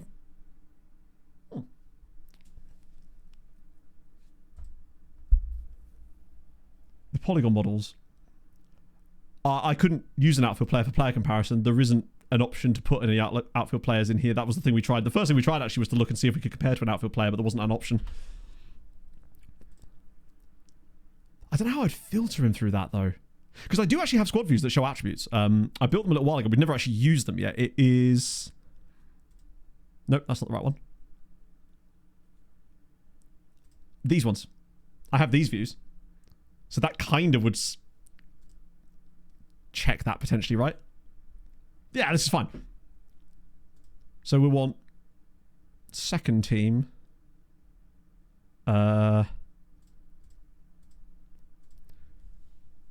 Here we go. He'll be in here somewhere. There he is. He has 19 anticipate... Well, we know this stuff already. Wait, we want his technicals, don't we? This one. The hell? FM? Oh, yeah. Yeah, he's very much a... Yeah, he's not a goalkeeper, is he? For you. Ollie! 6 sausage Thank you very much for the 43 months. That is not a goalkeeper, is it? That is just a guy in disguise. You join us on this. We found out that our goalkeeper actually isn't a goalkeeper.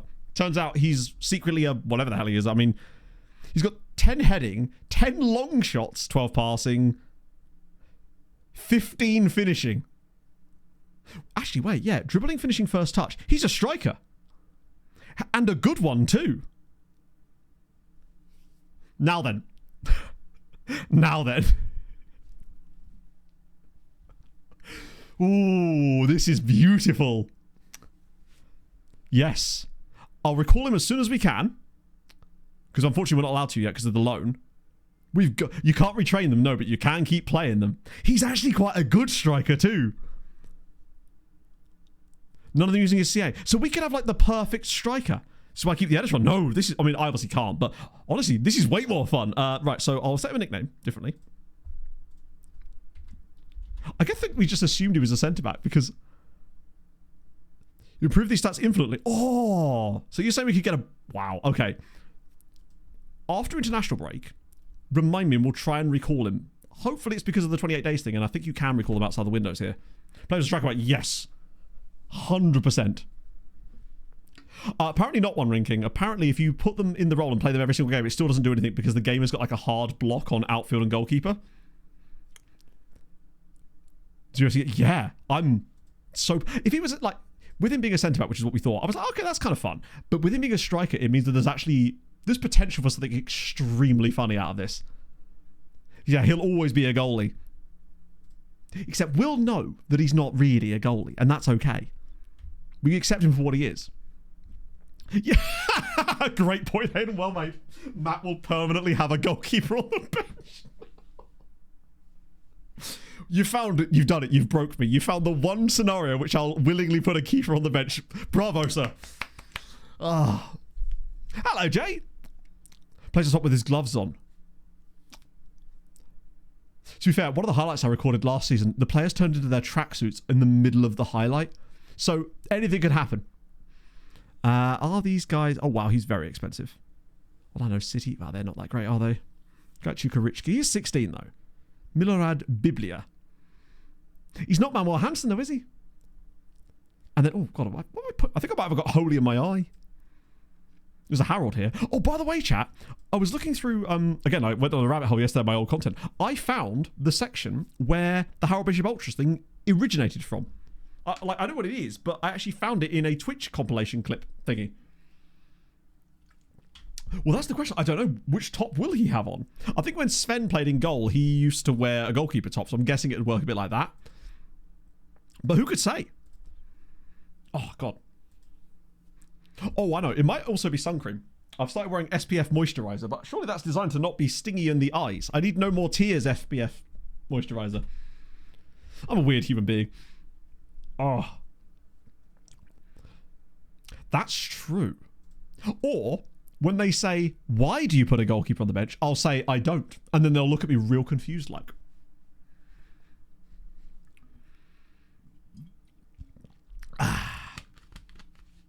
I'm excited.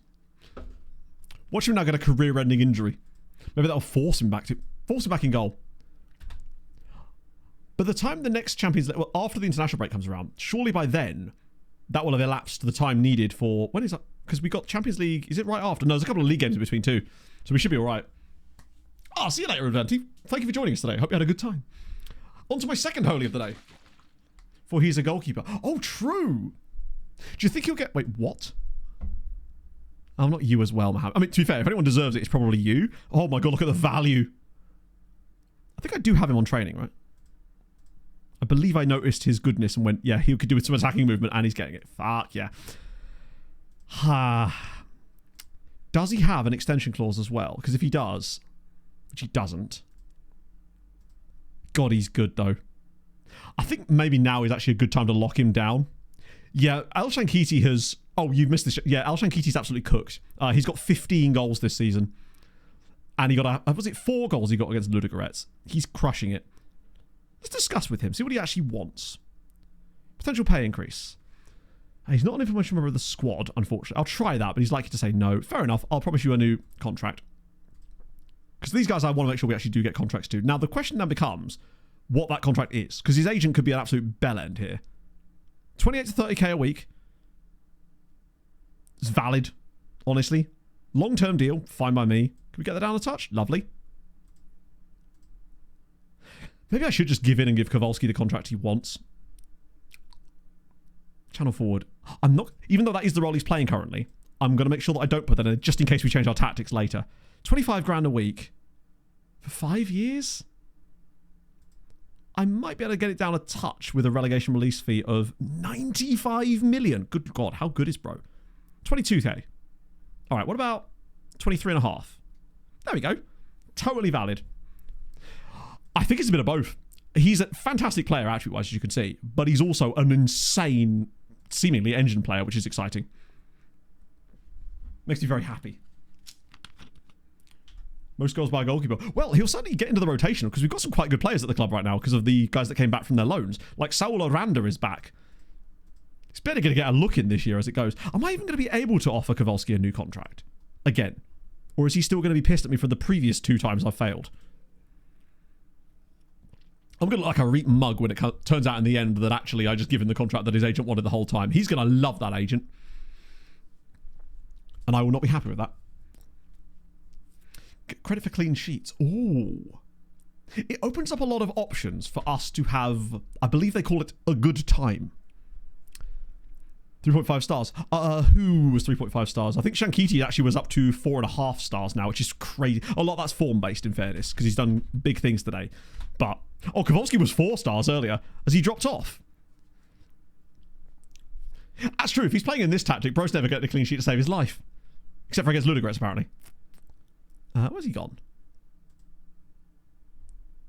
Oh, it's because international break, innit? But yeah, he actually went up to 4 star CA at one point. He seems to suit this new style of play that we've been using really, really well. He got 3 assists, I think, against Lechia in a game. And he's just very good. Hello, Icarus. How are you, my friend? Molsky, I think that Molsky was like the... We put a lot of stock in him because he was the first, like, guy that we thought, yeah, he's the one. But I wonder if actually he's not really even close to being in the same kind of ballpark. I think that Sharpek, Steinbergen, and Kowalski are all, like, S tier, whereas I think Molsky's more of a B+ type, like, which is still fantastic and will get so much use. But I think he has a natural ceiling of around about being a sort of Luis Eduardo? Who the fuck's that? A Joao Carlos type of, and that's good. He's just got to get there. Still, I guess for Poland though. What his value would rise as it got? Maybe. Yeah, and obviously we threw him in massively early. And Molsky's going to be... Molsky for me feels like he could be the next Jens type player that just sticks around because he's a good egg. Give him 20 goalkeepers now, 64 CS. So you're saying that Manuel Hansen could become an absolute god. Luis Eduardo was the centre-back I think we had at one point. Yeah, for sure. That's probably why it was stuck in my brain. Any fun ones in here? Wait, Roddy Hoy plays for New Zealand now. Fair enough. Loads of Libyans. That was just the African set, wasn't it? Oh, imagine if he hated big matches. Yeah, that would suck. I'm really kind of curious to see what we can do. Because imagine if Hansen actually had... I mean, he's got okay PA from what it looks like. But imagine if he had ridiculous PA. Think of what striker he could become for us if he had, like, actual usable PA. Maybe. Although we wouldn't be able to train him in those things, would we? Because his individual training would presumably limit us to training him goalkeeper attributes. So I guess we would just leave him on whatever training is done and hope for the best of him developing. I'm very excited to see what he could be. Because I think when I saw him originally, he had 5-star PA. I don't believe he does any more upon us actually signing him. But either way, if I just type in Hansen ST, is it going to come up? Nice. Hope his goalkeeper CA is low. True. Well, I mean, this is his current scouting report. 1.5-star CA and then 4-star PA. There's a lot we could do with that. Yeah, it is, Jay. Apparently, so basically he's a striker, but the game has assigned him as a goalkeeper. We found out. We've managed to find a way, thanks to Kibi and Hadrian. Yeah, no, the reason I signed him was because of the physicals. That was the only reason I signed him originally, because I saw him and went, actually, for those physicals and those mentals, for 5 million quid on a release clause, I went, like, why not give him a little punt? Thinking with that potential that he allegedly had of 5-star, I thought maybe he could develop on the goalkeeping. Turns out he doesn't need to because he's a striker. He has 15 finishing. So we're trying to figure out a way, once we get him back from his loan spell, to just do him. Do all sorts of things and see what we can make him into. 160. That's like probably better than the strikers we have currently. Oh, we lost to Rook? Oofy. Yeah, it was... I didn't know that was a thing, though, at the time. So in my head, it was like, I didn't know it was even possible. Concept for the Wiggles. Who doesn't love the Wiggles? Oh, of course. Hang on, did Poland just win 8? Oh, San Marino, but still, they won 8-1. Big up them. He's a fast striker as well. Contract thing. Sign him as a goalkeeper, so the game will consider him such. You can only sign him as a goalkeeper because that's what he is. The game, as in, the game thinks he's a goalkeeper, but it's a glitch somehow that he's got... The game thinks he's a goalkeeper and he has a signed goalkeeper, but his underlying attributes are actually of a striker instead, which is why it's a little bit confused. And so all we can ever do is play him, obviously, but he will never not be a goalkeeper according to the game. Appreciation negotiations have already happened. Can I offer him another one? Is he going to let me offer him a third contract? Resolve agent talks. Ooh, go on then. Right. Only happy to Okay. Let's try this. I may just actually give in and give him the contract he wants, but yeah, he's not giving in, is he? Right, fine. Important player. For that kind of wage. See if I can get at least... If I can get him on an 8-year here by offering him like a loyalty bonus of like £3 million. Okay. That'll do. That means the agent doesn't get any of that either. I think. So from what we know, apparently it won't increase his familiarity at all.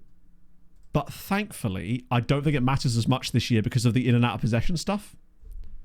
Come up and down. This is true. I don't think I'd even want to because ultimately he is an important player for us. Like, he's a starting 11 guy. I guess I always worry about handing out big squad status contracts just in case something goes wrong or we have to pivot. But I think with a player like him, I guess, am I ever going to want to pivot away from Jerzy Kowalski? No, 17 grand a week is great, particularly as he's now going to be on that until he's 29. I mean, he won't. He'll probably ask for a new deal at some point, but at least now he can't come along and say, my squad status is wrong, you know? Middle of November this year. I would be willing to bet that it's probably going to be around the same time as always, right? How old does a baby need to be to be uncouth for the dad to spend his paternity leave playing FM? Ooh.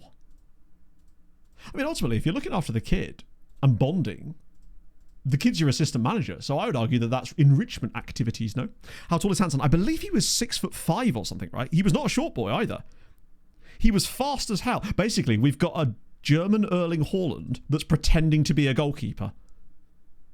I love this.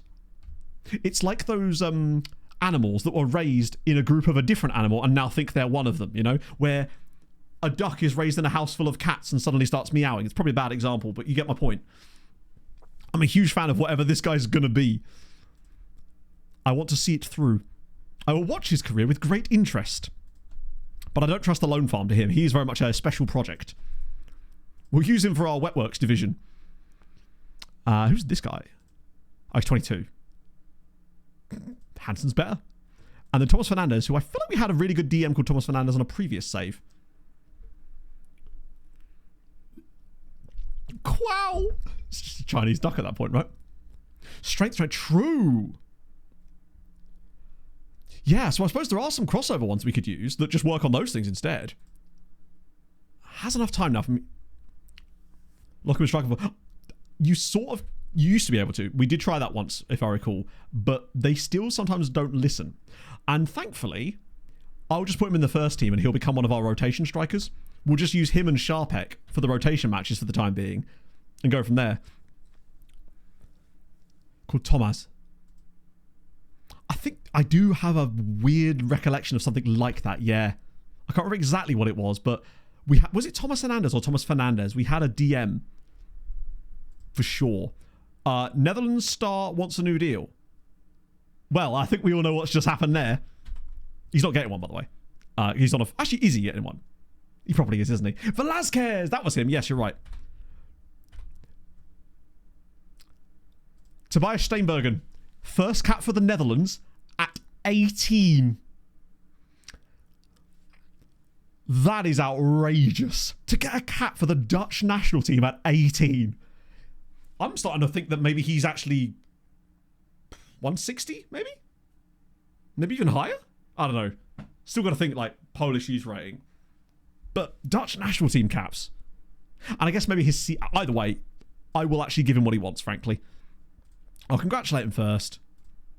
What a guy. He has 5 years on his current deal, but... Wait, does he actually want a new deal? Wait, hang on. Oh, no, he hasn't asked for a new deal, which does mean when I hit continue, he probably will.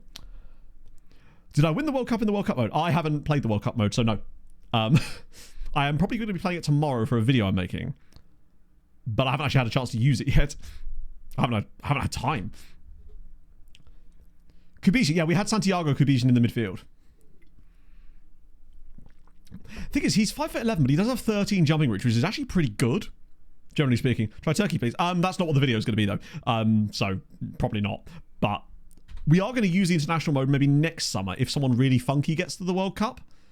Because we were supposed to be managing Andorra at the Euros, but then they put the update for the World Cup thingy literally the day I was streaming for it, so unfortunately I couldn't do it, which sucked. Yeah, his marking is 18. It went up earlier. That's a bit more like it. I forgot we had Tom Townley on loan. It was not on loan, on trial, sorry. Shankiti's just... Him being on penalties is definitely going to buff his numbers up a tiny little bit. But yeah, the video I'm making, I think, is... I'm basically going to try and win the World Cup with England, obviously, but that's not really the point of the video. That's just a... I'm going to pick... We talked about this last stream. Pick squads based on things like, I want to try and win it with the tallest players I can, or the shortest, or the fastest. Something like that, that adds an extra layer of dumb assery that suits me a little bit more. While I wouldn't just be picking players because they're solely tall, so I wouldn't just sort it by height and pick like that. It would be goodish, but still very tall. And then have to build a tactic in like 10 minutes to actually try and suit them or something like that. I think that'd be quite fun. Plus, I still need to go back through and look at all the random World Cup weird FM stuff I've got. Yeah, something like that, Comrade. I'll try like 2 or 3 of them for one video. If it goes well, I can just do another one, right? I just really want to experiment more with stuff. And also, my prize wheel arrived. I haven't actually got it out of the box yet, but my prize wheel arrived yesterday. It was much heavier than I thought it was going to be. Non-league team? I suppose I could do that because it'd be over pretty fucking fast, wouldn't it?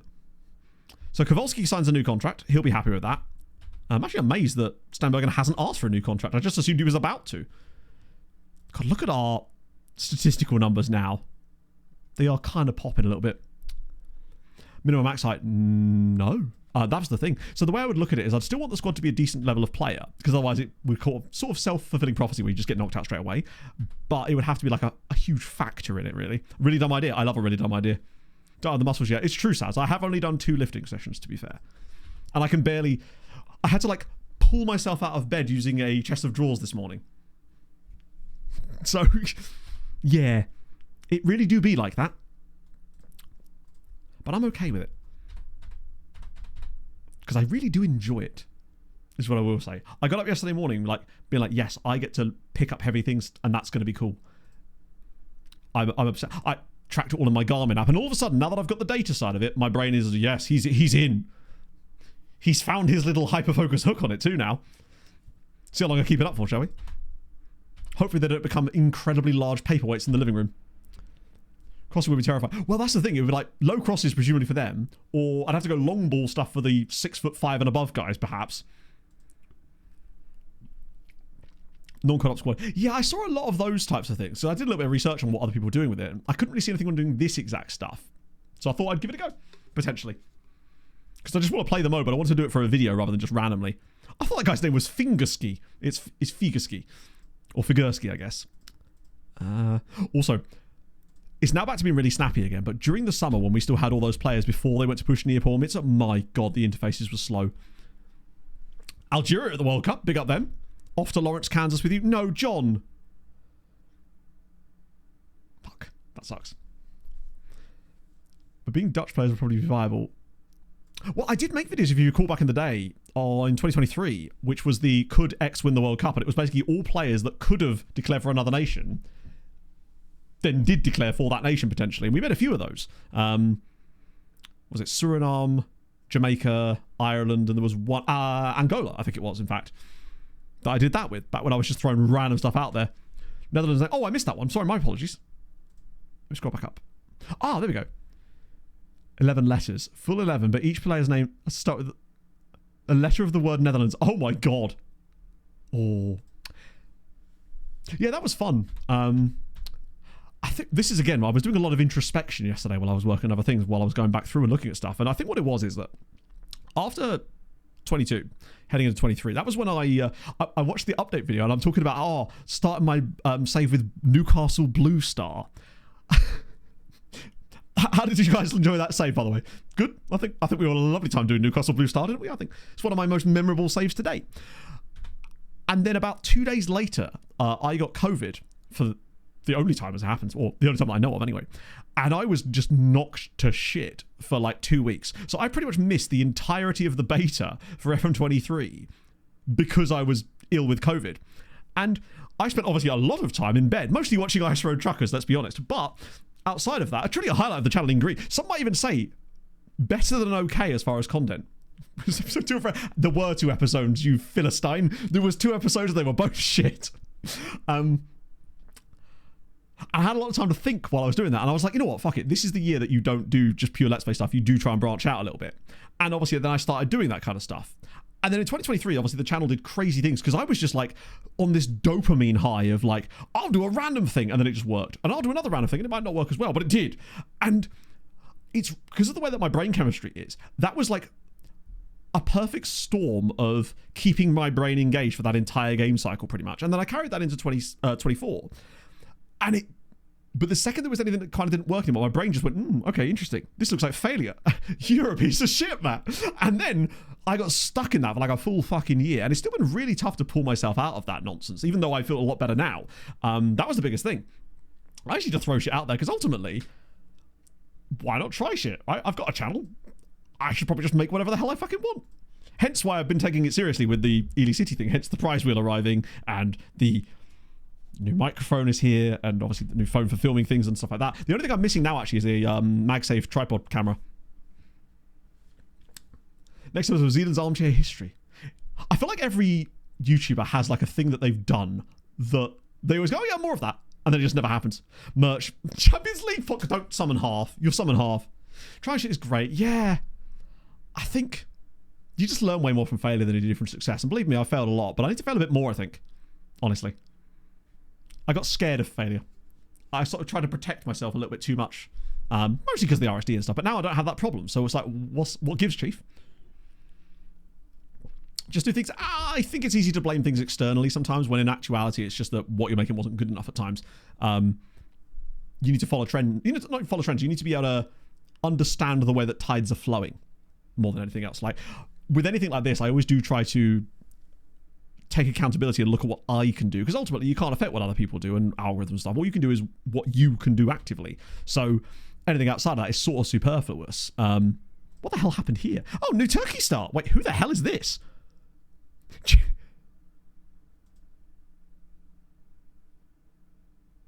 Oh, I see. That was not the player. It was this guy that just got a turkey cap.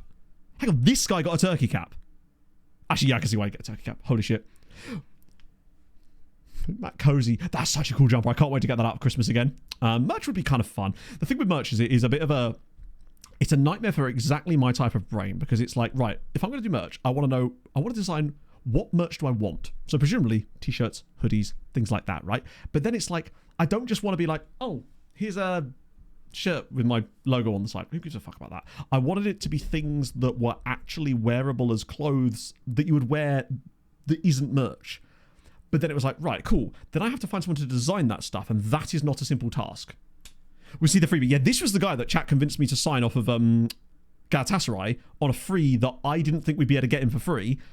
I think you might have, as a group, lucked into one of the best players in the world potentially one day. So, man combo. I mean, he'll have a little LCD display on the back. Look like a capybara. I don't know. I do kind of genuinely want to make a goose shirt or something, because a lot of goose-based things are just, they're not great. I'm still waiting for my birthday present from Bog, by the way.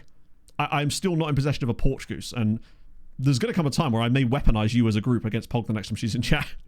By that, I mean in the room next to me. Perspectives, lovely new. Yeah, I think... Actually, this is an interesting point. I noticed that the Building a Nation recap videos now are sort of tracking along at a similar rate to the MTK ones used to. Malta was just a different beast because of where things all were. But it's so consistent, and I like the way that I'm doing them now. Old me could never have done them like that. There's simply too much work involved in making them the way that I do now, and the old me simply could not have handled it, basically. But now it's still a lot, but it's also doable. The biggest issue now, actually, with how many games we're tracking in Europe, there's over 100 matches highlighted in the videos now because of all the extra matches that other teams are playing more than anything else. Our matches are actually relatively easy to take care of. It's everyone else's. Just in the Champions League alone, there's so many games. But that's why I think that I'm still learning about what I need to do and how I can best get the best out of me using systems that are designed specifically for me, which is why when I decided to try and do that, the director of football thing at Plymouth, or the Santa thing, my brain was, oh yeah, I'll do this as one giant video, even though it would take weeks of work, and I simply do not have the capacity for that. But that's why with the Inner City thing, I'm going to do... I was supposed to start next week, actually, but with the calf strain right now, it might be another week longer than that, and you won't see it for like a month after that because of having to build it up. But that, for me, is going to be the first experiment of me trying something like that, to just do something funny and different, and something that maybe I'm in a position where not only I can do, but it's more me, I suppose. After that discussion we had on stream on Tuesday, that actually did change my perspective on things a little bit. Like, actually, rather than just pure waffle. I had a self-actualization moment where we were talking about how sometimes I would not hide my personality, but be less me because I was worried about putting off new viewers. But then I hadn't considered the fact that, yes, but then you are going to have to be yourself at some point, and then if they were going to be put off by that in the first place, there was no point in it. Basically, I'll outline this. I have mentioned it a few times. Basically, I'm going to use FM as a fitness tracker. And what I mean by that is, I'm going to do a save with my local club, starting in the 8th tier. However, every time I lose a match, I will spin a giant prize wheel, and whatever player it lands on from the match that we just played, I will have to run the distance that that player ran in that game. So I'm essentially turning FM into a running planner. And that then opens up a lot of opportunities for crazy shit to happen, potentially. Especially as there'll also be things on the board that will do things such as double the length of the run or allow me to veto it. In addition, there's another layer to that, which is basically, for every division I get promoted, I have to enter a slightly smaller ultramarathon at the end of it. That's the logic. So the way it works is, because of the size of prize wheels, it only counts first 11 players. And you might think, oh, having subs will be better. It's actually more difficult if I do it with only the first 11, because then, if I counted subs, I could bring on subs really late in the game and get really short runs. But with the other way around, if I'm only using the first 11 players, then that means that in order to get the benefit of that, I'd have to take them off really early, which would only be a negative effect on the team. So there's a lot of that in there. Suppressing the real you. I think we all look back to that day. Halcyon times, some might say. So that was the idea, which is why, of course, I've got a proper microphone now for outdoor filming. I've got my new phone, which is very, very good for filming stuff on, so I don't have to take the big old camera out with me running and stuff, and things like that, basically. have very little to run. Well, that's the thing. I looked at, so for example, if I take you into our last match in this save, now, not entirely representative, but just as a hypothetical, let's see, Krakowia's game. If we go to the big screen here, when you look at the players that started the match, with the exception of the goalkeeper, who still ran a 5k, and the way I would do it is I would play through a session until I lose 3 games, and then each of those games would form the plan for running for that week. So I'd have a long run and then 2 slightly shorter ones, 1 interval, 1 easy or whatever. But say I span the wheel and it landed on Agipong, very lucky. Cool, I've got a 5k easy run, lovely. But outside of that, they're not especially short, unless you're like an elite runner. But then I also have the pitfall on there, like one of the boxes it could land and would actually double the length of a run. So in theory, with that one, cool, 25k. That's quite tough. And things like that. It would add another element to things, I think, because it would add a tactical element of like, what sort of tactical do I play? Do I try to not lose games? Or do I try to win by more? It's, yeah. If they go and beat through the season, then great. Fantastic. Long may it continue. And so the progress would heavily be dictated by how well we're doing, basically. Because if I can only lose 3 games in a week, the other thing is I would have the option to double up in the sense that, like, say I got a short run, I could double up and say, right, I'm going to spin again and add on this one to that to form a slightly longer run. So I could technically lose 4 games in a week to do that. Run all at once. No. I basically play through a session of it for X amount of time or however long until we lose 3 matches. And that would then equate to my running for the week, essentially. And then that would obviously be filmed, thrown in there, and then you'd have the bits of me outside and all that kind of jazz too. It's silly bollocks, but I just kind of want to do more silly bollocks like that because it's a little bit unique, and I've been thinking about it for a while now, as you know. I think when I first broached the idea in a chat last year, they were like, we can call it Matt gets rhabdomyolysis or whatever, or rhabdomyolytis. I can't remember the name of the doc will know. Just a cheeky half marathon, and the plan was long term to have an ultra marathon in mind that's extremely long. But for every promotion we get, I have to enter a slightly shorter one at the end of it. If I did an invincible season in there somehow, that would be incredibly cool. Creators and community deserve it. Yeah. It's tough.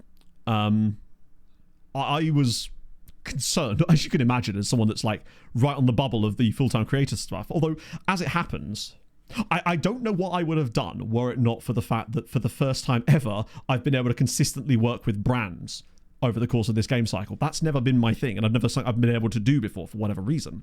And I think I may have been cooked had I not been able to work with Nutmeg and Holy and Pickup and that sort of stuff. Because without that, it don't look good, Chief. You know? I even did a focus group for YouTube, which was really random. I can't say anything more than that because it was heavily NDA, but that was weird and very fun. It was an online focus group, obviously, but who's that goalie wanted by? Good question. I believe it was, no, I don't know. It was the Germans. Would you believe it? Focus, I know. The idea of putting me in a focus group, there is somewhat of an oxymoronic element to that, I agree. I didn't even twig that at the time. But it was a lot of turmoil as well. There's just a lot going on with me at the time as well. Like, new game cycle comes out. It's a disaster. I'm now entering this new era, essentially, of, like, in theory, being a slightly more functional human being at the exact same time that sort of shit happens. And then it's a lot to deal with internally, I suppose. Right. Do I start Geisler, maybe? I might actually start Hans. Since John's going to be missing for a little while. Different role, obviously, but... Where is Alvarez? Hang on, let me just get rid of the... God, the sooner they learn that role, the better, man. I'll do it from this... Oh, you can't, can you? Fuck FM! Just little things like that. So I have to select unavailable here, but then I have to go into here. Oh, no, wait, I can do it from this, can't I? I can go into... Is it that? There we go. Not that it makes much difference, because I've still got to scroll down the whole fucking list to try to find Alvarez. Is the game telling me that my goalkeeper is more appropriate for this role than he is? Because I'm not sure I agree. Yes, apparently. It's not even the same goalie. Right, we'll have you. Sorted. We did make some changes, Jay, yeah. We basically made it so that it's now ball-playing defenders to give us a bit more defensive shape. And also the playmaking wingers now run wide with the ball and don't shoot as much, but it actually kind of works, which is mental. Sharpak, he's Found a bit less game time this year mostly because wait, he's unregistered. Oh, they're not mentioned anyway. He got an injury during the start of the season, which meant that because El Shankiti was back, I went, oh, fuck it, fine, I'll just put El Shankiti in. And then he's pretty much been unstoppable ever since then. So Sharpek has largely been a substitute for now, which is okay. He's so young that there's plenty of room for him to grow as a substitute for the time being. I just can't really take Shankiti out the team right now. Loan on the cards for Sharpek. He's not even old enough to go out on loan. Legitimately. It's been a lifesaver. Oh, nice. That's cool. That's actually a really cool idea, Hayden. That reminds me, I need to go back and have another go at that Premier League archive thing I was working on. Mostly because it was just annoying me. Yeah, he's not on the bench. Right, sick. That'll do. We'll take that. European friendly when you go through the tutorial. How do you mean? What's wrong with the tutorial? I should not play this man. He's played some games. I don't think he's actually done a lot yet, but he has played some games. Oh, damn, that was narrow. But at least it's a win. Jesus. It seems that this system actually underperforms XG way more when you're not watching the matches. Which I guess is better than it doing it the other way around, I suppose. El Shankiti again. Absolute heroics. Where was all the XG then? Because he only got a small amount. Gomez did miss a few chances, to be fair. Right, take a bit of that.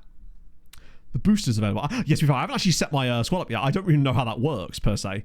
So I'll have to look into that properly after stream, because I need to get my squad picked. And I need to do the predictor, too. I like predictor leagues more than fantasy in many ways. Let's have this guy from Spurs. Ooh. I thought it said Ben Shepherd for a minute. Good lord. What do you do with him? Good moustache as well. His passing and vision are okay. That is a tough one, actually. Yeah, Naeem just seems to get a little bit of that. Well, not unfortunately. He just seems to get a little bit of that. Right, we'll have that. And we'll have that, which presumably means more points for Mr. Shankiti. Al Shankiti. He's from the Shankiti. It's just our guy. Right, okay, sick. Exclamation mark WC predict. I wanted to try and keep them relatively similar to each other, so it would help people in theory, but that I also need to sort out after stream. Right. And I'll just do the rest thing anyway, just in case. Don't know how much. Speaking of that, Pog has become tech support at work, apparently. She's been summoned to these random places to help these people log into certain apps and stuff, as if that's any of her job. But that's what she's been doing for the last 2 days, driving to places that she shouldn't need to be to help people log into devices that they should really know how to log into. Isn't life fun when you're not doing things that are in the scope of your job, right? Needless to say, she wasn't exactly best pleased with that, given that she should be out looking at boats and geese and whatnot. And actually, wait. Oh dear. God, it's dreadful out there today. I'm almost kind of glad I didn't get to go for a run this morning, because that's just horrible. Right, so it's Katowice, and then it's Man United, and then we're good to go. Surely Bro is able to come back from his loan now, right? We can begin the Manuel Hansen revolution. Manuel Hansen ST. It might be that it's just saying that because we're not in a window, and I might actually not be able to recall. Oh, no, I can. There we go. Sick. Our boy is going to be coming back, and then we will find things to do with him. He's under 21, so he should be allowed to be registered for the league. Or not registered, but you know what I mean. He shouldn't need to be registered for the league. So squad, senior squad, Manuel Hansen. There's my... Oh, no, he's lost more PA. God damn it. Stop being a goalie. Right. Training. What did we reckon? It was strength training, right? Because otherwise the only ones that are really going to make a difference, because he's already fast as hell. Agility and balance he's already got good. It's just strength, right, I'd say. Kind of already good there too, actually. Fuck it. We will get the most out of him, my guy. I'll make sure he's on the bench for the GKS. Actually, I'll start him against GKS Katowice and see what happens. Him and Sharpek. Match made in heaven. Even more drench. Oh, mate, yeah. I was expecting loads of packages yesterday. Obviously, the prize wheel being one of them, but also a new little mini racer thing, because my other one kind of broke. And I knew the Amazon driver was coming. I thought, perfect, no problem. I'll have no headphones in. I'm ready to accept the package. And I got a little notification. It's like, your item has been delivered. Bear in mind, it's pissing it down outside. I'm like, how could it have possibly been delivered? I'm sat in my office, famously not under delivery. So I'm looking through things, and it's been put in a giant plastic bag, just in the rain. I'm like, but the door's right there. Like, what are we doing? I'm in the house, brother. And they definitely didn't knock on the door. So I could have just taken it inside, but as a result, ended up with a very wet package. That's a dreadful sentence to say out loud, but I'm still fuming about it. Could have been looking at geese. Indeed. If you're deprived, I mean, if I'm deprived of geese for far too long, wow, Mbappe with the hattie. A 10-minute hat-trick for Mbappe. I wonder why he was never able to successfully get a proper loan somewhere. Because he looks like a reasonably good... Wait, he's a centre-back. Oh my God. Someone asked earlier, do we have a centre-back who can play a striker? Yes, we do. It's this guy.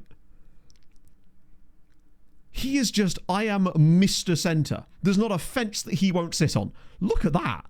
He can play in every single central position throughout the entire team. Big fan of that. Okay.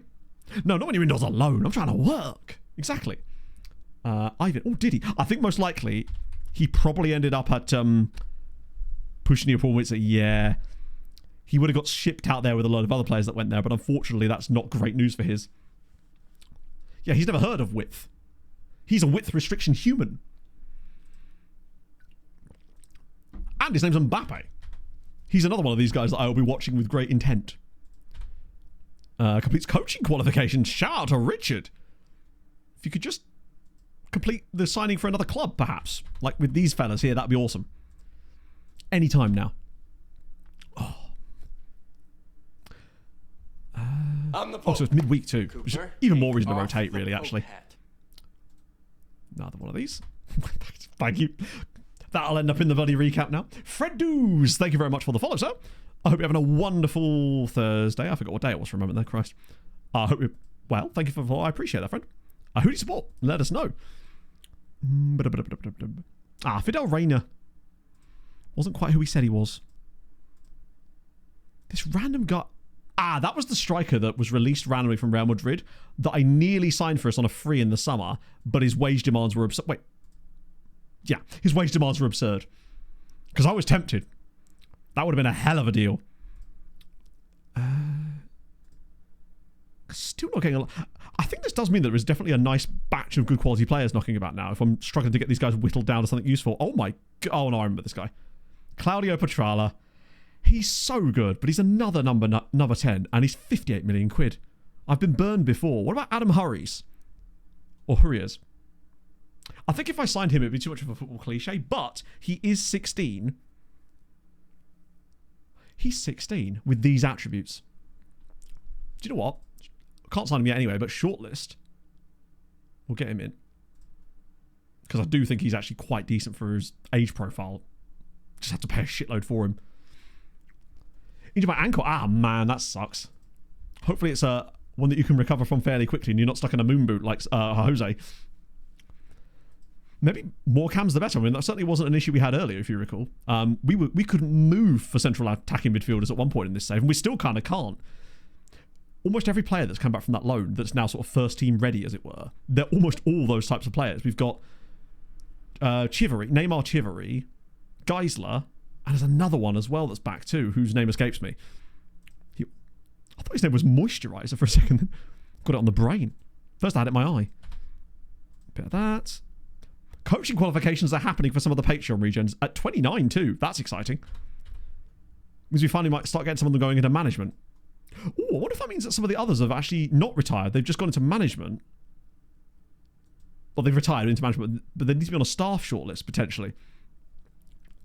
Yeah, the stars are a little bit concerning, but as we saw with that random Argentinian fella from earlier in stream, that I dropped £8 million on pretty much without sight unseen, so to speak. Stars can lie. Like, there's a reason why we don't take astrology seriously, in FM at least. Or in real life for that matter, actually. Oh, I'd love it if Jens wanted to be a manager. That would be tremendous news. He's only 31 at the moment, so there's probably still plenty of time. Recall the loan. I actually already did. I recalled the loan, and he's now back, and I've put him into the first team. So we're going to start him up front against GKS Katowice in the next game, just to see what might happen with our new pretend goalkeeper. If anything, that's the ultimate witness protection. Oh, no worries, Felix. Yeah, I thought I'd just try it out, see if I could get him back, and he actually did come back, which was dope.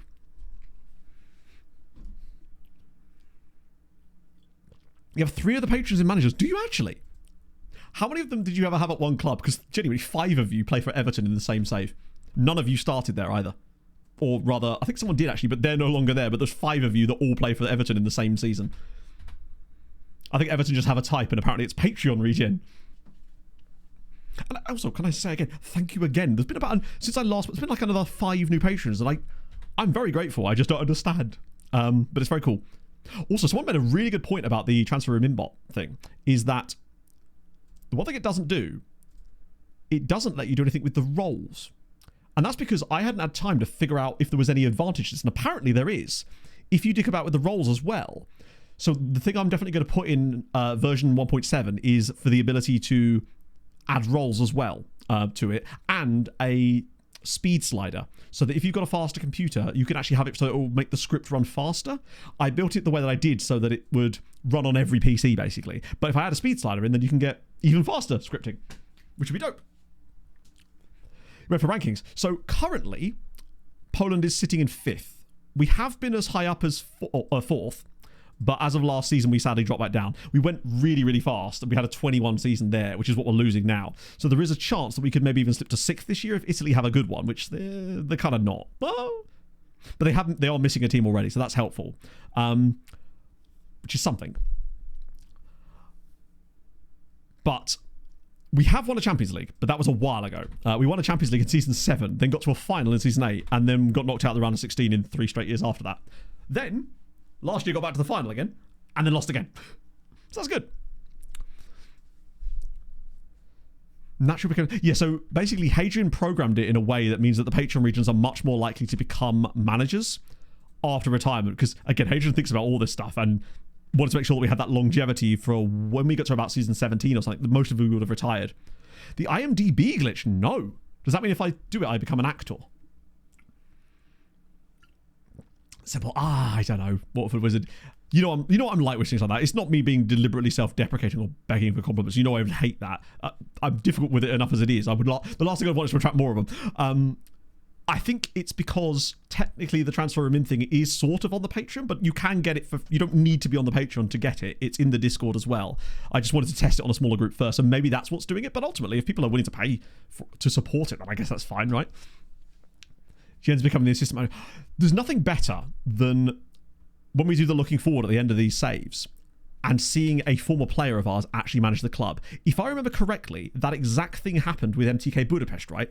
Didn't Luben Mihov, our star goalkeeper, end up becoming the MTK manager, and more importantly, became more successful with MTK Budapest than I was? I think he actually got them to number 1 on the coefficients, didn't he? Again, this was in the videos I was watching yesterday. There was a clip of us with Hungary at number 1. I think it's because Luben got them all the way there to just hire a goalkeeper. Don't want the channel? Well, yeah, I mean, clearly. Continue the loan. What a guy. Looks like the player from the team. Really? So was it a bit of a fluke? I mean, ultimately, they got there, right? I've never had a team. The closest we've come was Dundalk got to a semi-final of the Champions League once, I swear. And they got battered by Benfica. But I don't think I've ever had a side reach further than that or even win a game at the semi-final. That's the only time it's ever happened in Building a Nation. It was the Irish save as well. That would have been the most surprising. Was Treaty. Oh, you're right. I was Mihov at MTK, and that's the reason I was Mihov at MTK. Of course, yeah. You've worked for this save. It'll have to be a bit different. So the way I do the looking forwards is I still have it on incremental saves for every year. So what I'll have to do... We'll have to brainstorm it. I may have to jump around save files way more. World Cup top scorer. I mean, the easy one to say is Haaland, right? But I'm not sure. But I'm going to say it anyway. I'm going to say Erling Haaland. Because I like a risky, pick sometimes. Molsky at left wing back. I don't know if I'm going to do that, honestly. I'm up for a bit of fun, but that's pushing it a bit too much. Although actually, with Alvarez starting the next game, I managed Treaty United in Ireland. That would have been. It was a very fun save, but it would have been more funner were it not for the fact that we had a slight bug. I say slight bug. A bug caused by us starting the save so early, and it sadly denied us the opportunity to... Where is he?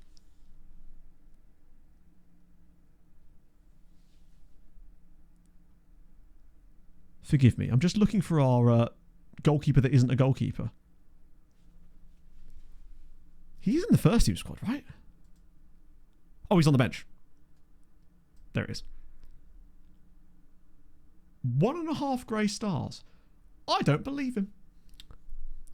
I don't think that's true. I think he's been... Oh, and Pinto gets in the team as well.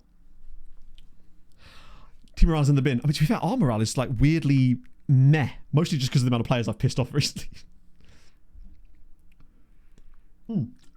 So basically, tactically, I decided at the start of the season, Fred, that I wanted to build a system that would be more aggressive and allow us to score more goals in the league and stuff, and give us a sort of plan B if we were trailing in games in Europe. And then after tweaking it a little bit, realised it was actually quite a viable tactic. I think Molski's going to have to play wingback today, yeah, because John's injured, so Alvarez is going to need to play the next game. So Molski at wingback today is going to be a fun one.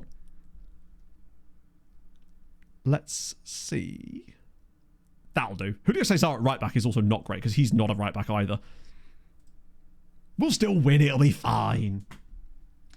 Yeah, I mean, we have won most games with it. The only game we didn't win was the Cracovia one, which we still should have won.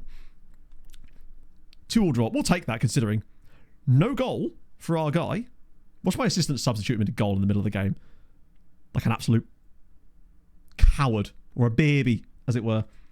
Wisła Kraków are not looking too good this year, which makes me think that even that Turkish guy can't save them. 38 goals this season so far as well. Is getting there. We only scored 76 in the entire season last year. Now we're looking more like... I want to get 100 in the league for the first time. That might take a backseat a little bit once we start, like, hopefully progressing in the Champions League. Okay. Oh, thank God. Augusto was the one player that did anything good there. That's the thing. Originally, the other version was even more aggressive than this, but I did rein it in a little bit because I realised that actually occasionally defending can be quite a good idea, I suppose. Who knew? Not this guy. Right, paste that in there, get those stats out as well.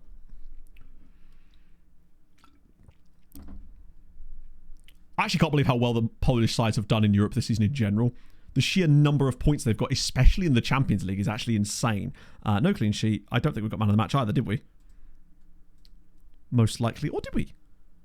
Oh, Chiviri got it, actually, but not like... You would have had him in your fantasy team anyway, because he literally isn't pickable, because he wasn't in the first team squad when I started today. So that's likely not going to have made too much difference there, in fact. Right, moving on. 0.1 extra. He'll get there. Goalkeeper Manuel Hansen makes senior debut. What does it actually say? Greeted well by Wisła Kraków supporters. It's an interesting discussion. He had some chances. That's the key thing. He will definitely be part of those rotation options, and I'll always have him on the bench now for... Actually, he can't be on the bench for the Champions League because he's not technically eligible for the squad, I don't think. Or maybe he is, because of his age. We'll have to see. Loan agreement, no. No. Oh, yes. Mid-block progression. Because, of course, against Man United, we're obviously not going to play that tactic because we would get absolutely battered at Old Trafford playing like that. And the other tactic is still technically the trained one. Yeah, Shank is getting... I wouldn't be surprised if at times, if he keeps in this kind of form, if we don't see maybe even a 5-star on him, I'm actually blown away by how good he's been this year. Hang on, did Rook just put 6 goals past somebody? That's more like it. Things we like to see. Rook Hershov putting 6 past Cracovia out of nowhere. As usual, the rest of Poland is Polanding. And we're back to underperforming our XG again. How is that possible? I actually got it back into the green at one point. Shank's progress. I absolutely can. I mean, as much as I can, because obviously the way the game does it these days is a little bit shit, but I keep moving away from that. In terms of his actual progress report, it's not even 2-star there.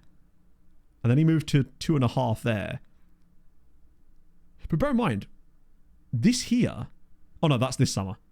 Yeah, he absolutely cooked over the summer. And now that he's been put in the first team, he's just... Look at this. Oh, I know. Our progression in... Sorry, our fixtures in Champions League this year are batshit. They are truly weird. It's like a Europa League fixtures anyway. True about Angry Edwards being sad. I don't blame them, honestly. It's particularly if they were signed with that in mind.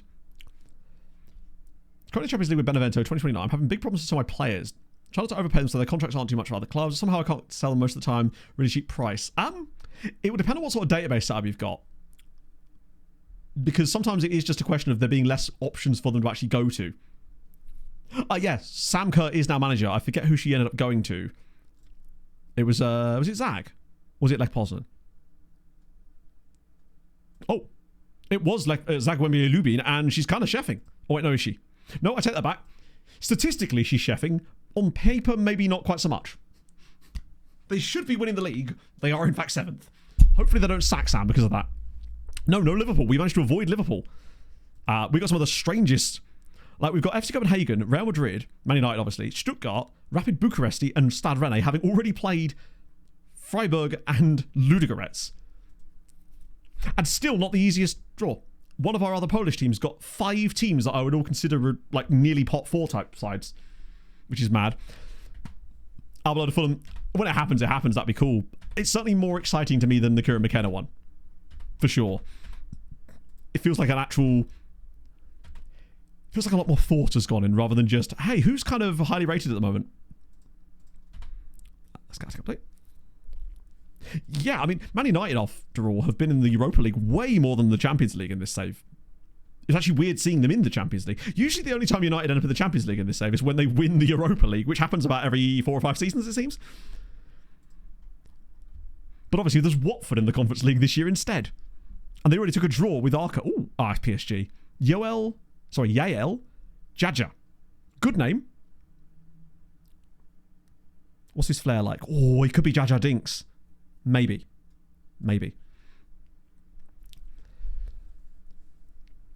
Someone using Mbappe. Problem solved. He'll feel right at home. Osberg, he's a bit expensive, isn't he? He's quite good, but he's also PSG. There's so many strikers. God. At least he's keeping the numbers down. So there's that, I guess. Policy for contract extensions for loan farm players. So usually I try to give the players themselves 8-year deals to begin with, so they don't bother me for quite some time. The only time I'll extend a loan farm player's contract, if they have got to sort of 24, 25 and they are one of those types of players, is if they are developing like crazy and actually actively performing well for that loan farm side, then I'll offer them. But usually they'll want like squad player type roles. And it's okay to do that, but you don't want too many of them because otherwise they'll be all on 20, 30,000 pounds a week and it will eat into your wage budget slightly. So that can be tough. Or if they're still a bit younger, but maybe had to get a shorter contract because reasons, and have still got PA, those guys will get new deals as well. So I have extended a load of them last. Ironically, a lot of the ones I extended end up coming fucking back, which on the plus side at least means we don't lose them, but it does kind of suck. Right, so these guys are still injured, which makes this a bit more difficult. John is technically eligible for this game, but like, let's be honest. There he is. Paulo Enrique. It's got to be Yenzi. Oh, wait, what am I doing? Hang on. Wrong tactic. That'll fucking help, wouldn't it?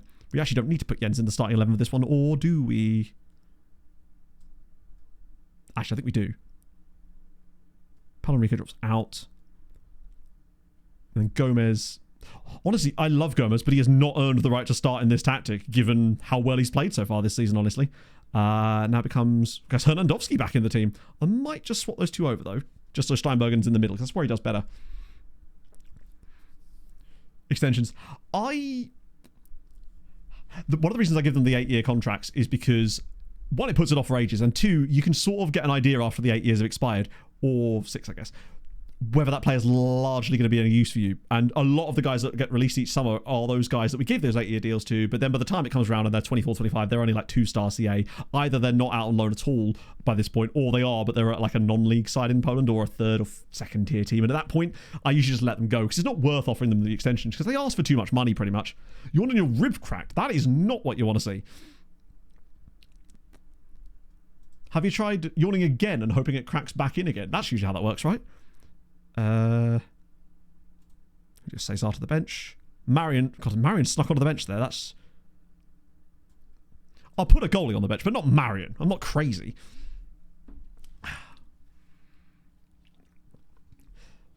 Season 8 with Band with Polonia Warszawa. Brazilian freebies and amateur contracts for the loan farm. Yeah, so obviously those ones will help you with the loan farm massively. Team report scouting is probably going to be your bread and butter, but you'll notice that we don't actually. We do a lot of team report scouting. It just kind of goes under the radar because there's so many different scouting methods that we use now that the team report one almost, you forget likely most of the best players we do find when we're looking through our scouting updates are likely coming from the team reports, but we just sort of focus on that part so little that you just sort of see the outcomes of it rather than anything else. But I think team reports and transfer room in are probably your best bets. Transfer room in will definitely get in more guys that are eligible, like good for you right now as well. But team report scouting and transfer room in are probably the two big boys in that.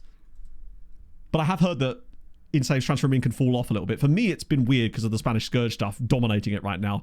But I noticed when we went through a spell when we didn't have that, it was a bit Gornik, yeah, Gornik could be good in this save too, actually. I had high hopes that they were going to be like the team that broke out as the big boys in second. After, obviously, Motor absolutely shat the bed. But now I actually have a theory, well, not even a theory, it's pretty obvious, that Radomiak might be that team. They seem to have started to establish themselves. Wow, Carlos, and it's tipped wide. Okay. Yeah, I mean, that's the hope. These guys are, they're playing not a similar formation, but a non-dissimilar system. Have we got any other Polish sides playing today? Doesn't appear so, as always. It's weird. I'm going to be surprised in possession when we don't suddenly have players pouring forward all the time. Yeah, I've missed the Christmas tree. I remember the Christmas tree of doom. That was a hell of a tactic. From the mean streets of...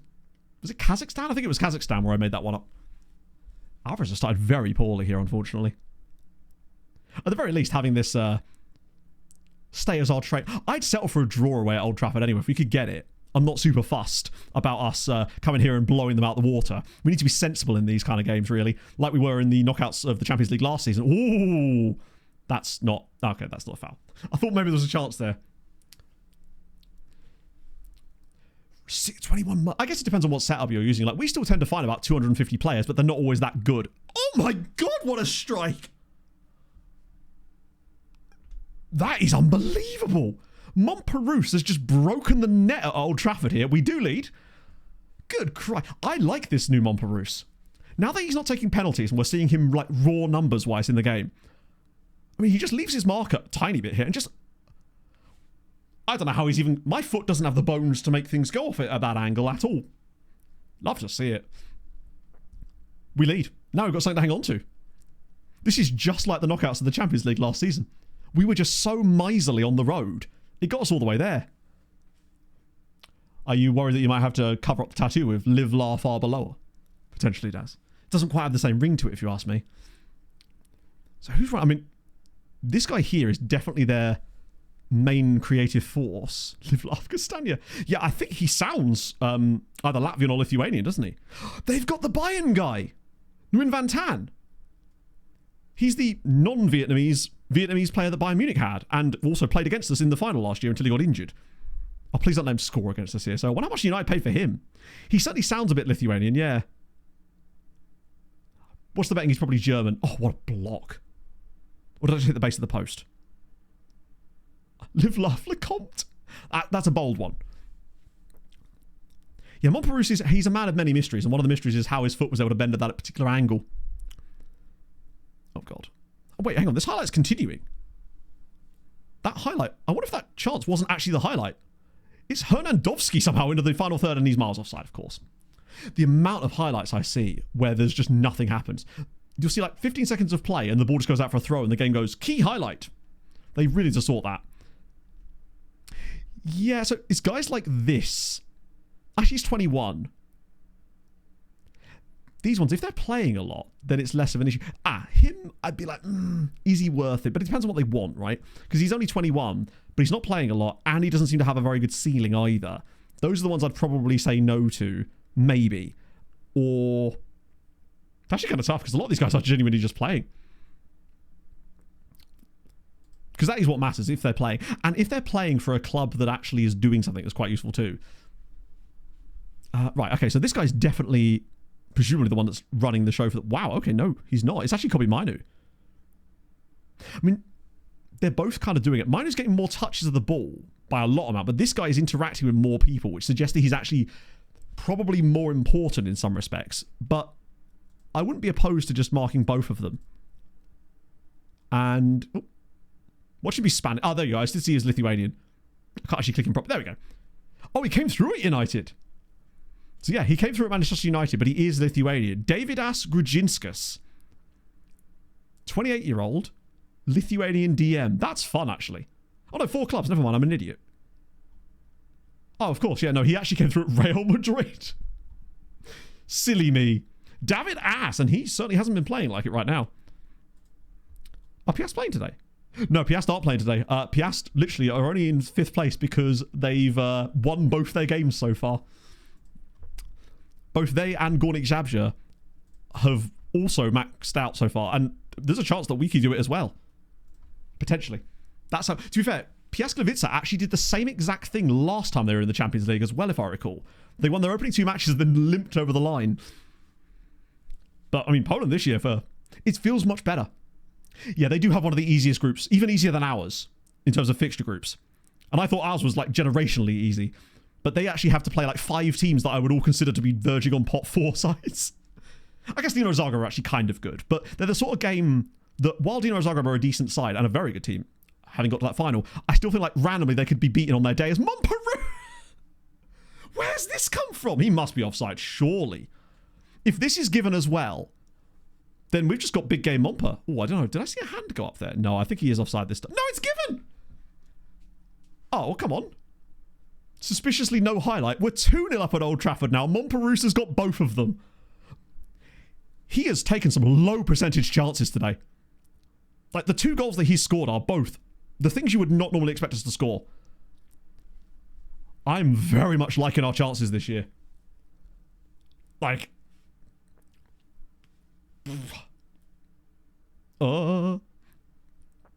Considering this is the other oh my god. Wait. No, keep the play moving. Yes. Play between the lines. Core. We actually look genuinely quite good at the moment. Like, we feel like we've got answers for everything at the moment. With different tactical options for different situations. Go on, Jens, have a bang on it. You know you want to. Oh.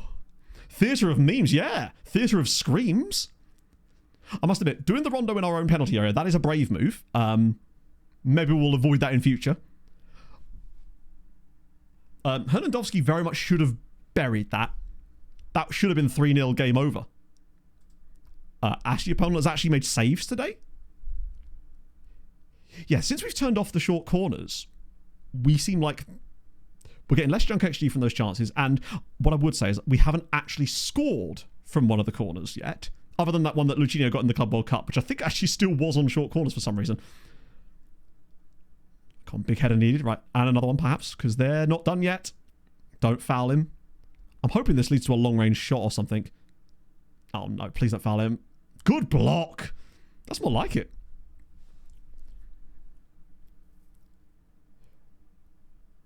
Had TC on the edge. Oh, mate. The bangers would be insane. Like that one. Was it Hull or Wolves that TC scored that absolute monster? I think it was at Wolves, right? Alvarez has been seriously awful today. Hernandowski's dead. I wouldn't normally make those sort of changes, but right now we kind of need to. Okay, bench-wise.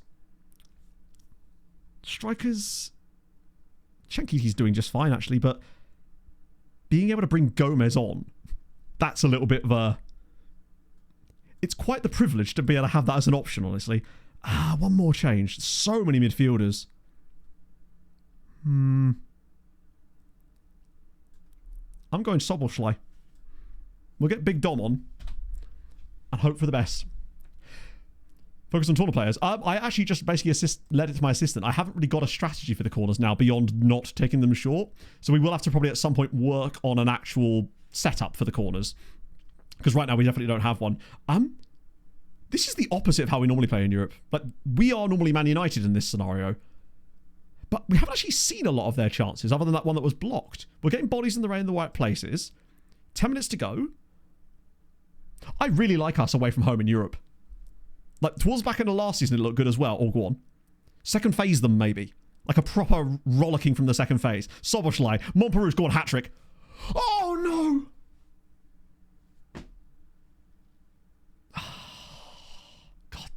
If that goes in and he scores a hat-trick at Old Trafford of pure bangers, the Montpellier, if anything, Man United have actually fallen off in this game, mentality-wise.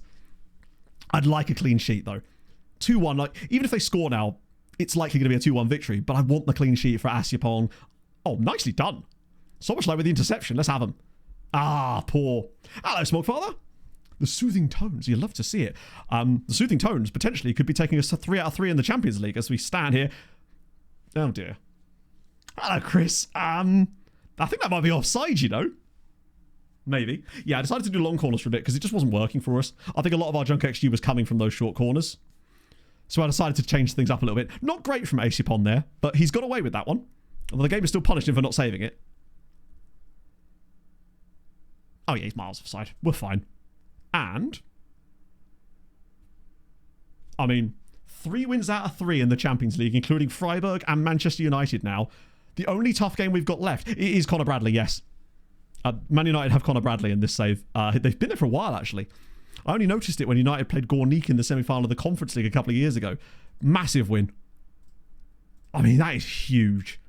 3 for 3. Only Real Madrid left that are any difficult in terms of teams. We're playing good stuff. Defensively, we're actually weirdly looking quite stable for once. We've got the other tactic in the back pocket. Montparnasse is crushing it.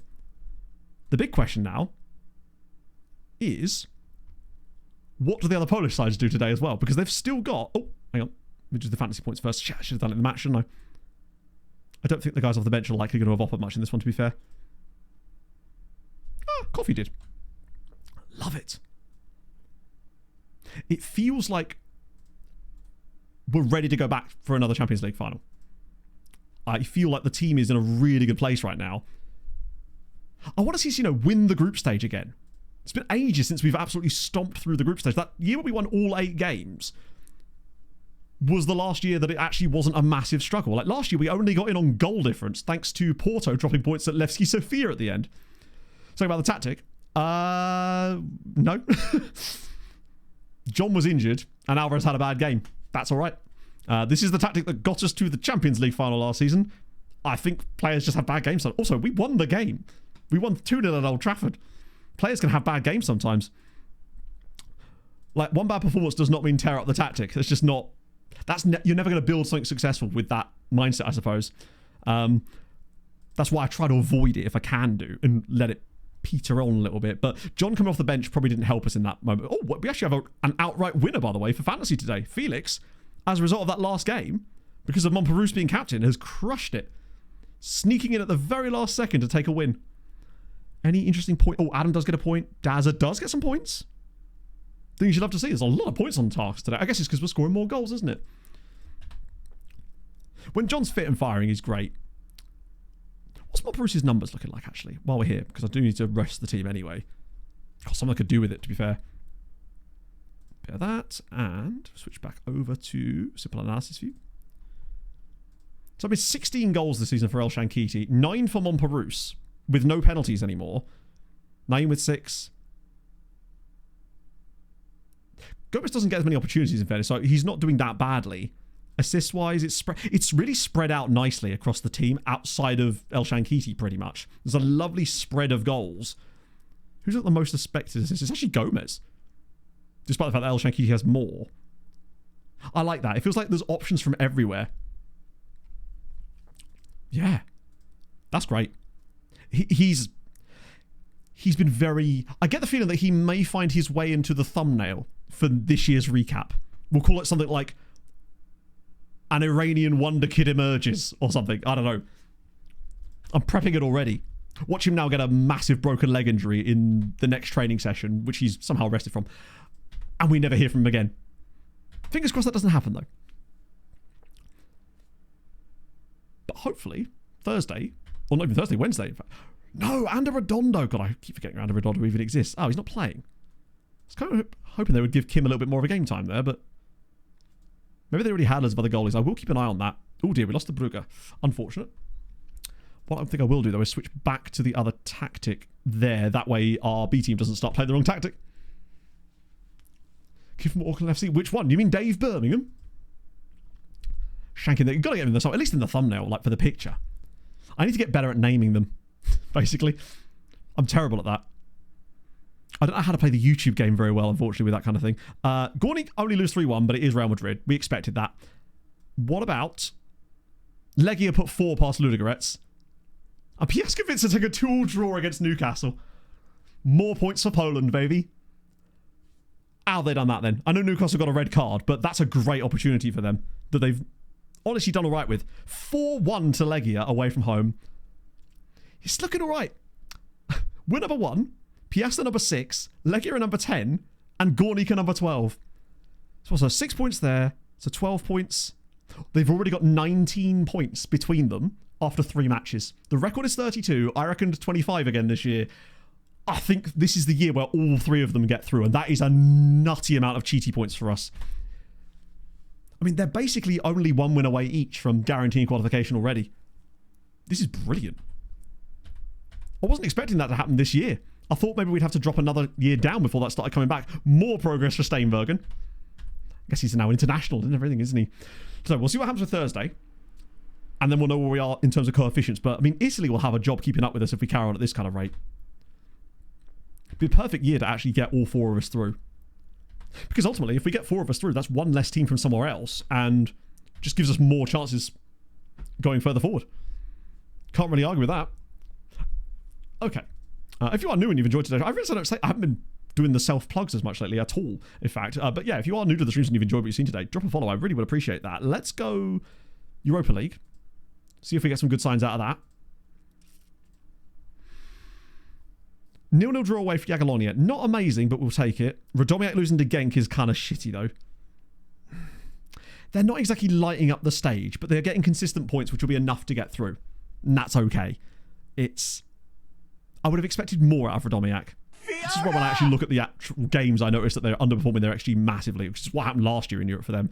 What about the Conference League, though? This should be more... Oh, dear. Hang on a minute. Where's our... Oh, no, they're doing okay. They did win their most recent game, I think, which was not clickable from this screen. I'm an idiot. We'll just look at it from this. Their win was against Metallist. No, that's not right at all. I'll just look at their fixtures. It'll be easier. Oh, yes. That's satisfying as hell, isn't it? HJK 0, Arca Gdansk 6. Hassanpour with 2, Corrupt with 3, and 1 from Leo, that DM we've got, that we've loaned them. Yeah, okay. 29 shots, 14 on target. Love to see it. Maple CR and Meat Dog, thank you for the follows, guys. It's very kind of you, sir. Or sirs, or madams. Okay. Final little check. Coefficients. On the year, we must be right towards the top now, surely. Okay, maybe not. 4.4, though. France are annoyingly doing well. Oh, yeah. Italy are actually kind of doing well, too. We're having to have a good year, but it feels good. In fact, Spain and Germany, the top 3 have not really turned up. It's all about us at the moment. This is much more like it. Okay. That means that Sunday's stream is going to be great because we've got a lot of Polish sides still crushing it in Europe. We'll have Youth and Take preview as well. And I honestly think that, with the exception of Real, but I think we're at home against Real, right? Real Madrid at home. I think we could win that, frankly. So, let me find someone to send you lovely folks over to this afternoon. Who have we got? Oh, we got options. We have quite a lot of options for us. I think we'll do Kempe today, actually. Since he was mentioned earlier on stream, we're going to raid Kempe. Oh, right. So, I'm doing 2 podcasts tonight as well, actually, but I've still got to do some more stuff in between. It's going to be a long-ass day, is what I'm saying. Georgia are doing well because of Torpedo and Dinamo Tbilisi. Might be something to look into for next stream, potentially. Enjoy the World Cup, man. Enjoy the games as we start. We'll have so much to talk about on Sunday because so many games that have already happened. The wall chart will be flying the flag for us and whatnot. Thank you very much for joining me today. I've had a lovely time and I hope you have as well. I will join you folks back on Sunday for more of this nonsense. And yeah, thank you very much for the support. And I'll see you guys very throwing up errors. Nothing to do with me. That's FIFA. I can't touch that. I have nothing to do with it. I'll see you guys very, very soon. Hold your gun. Capybara. Bye-bye.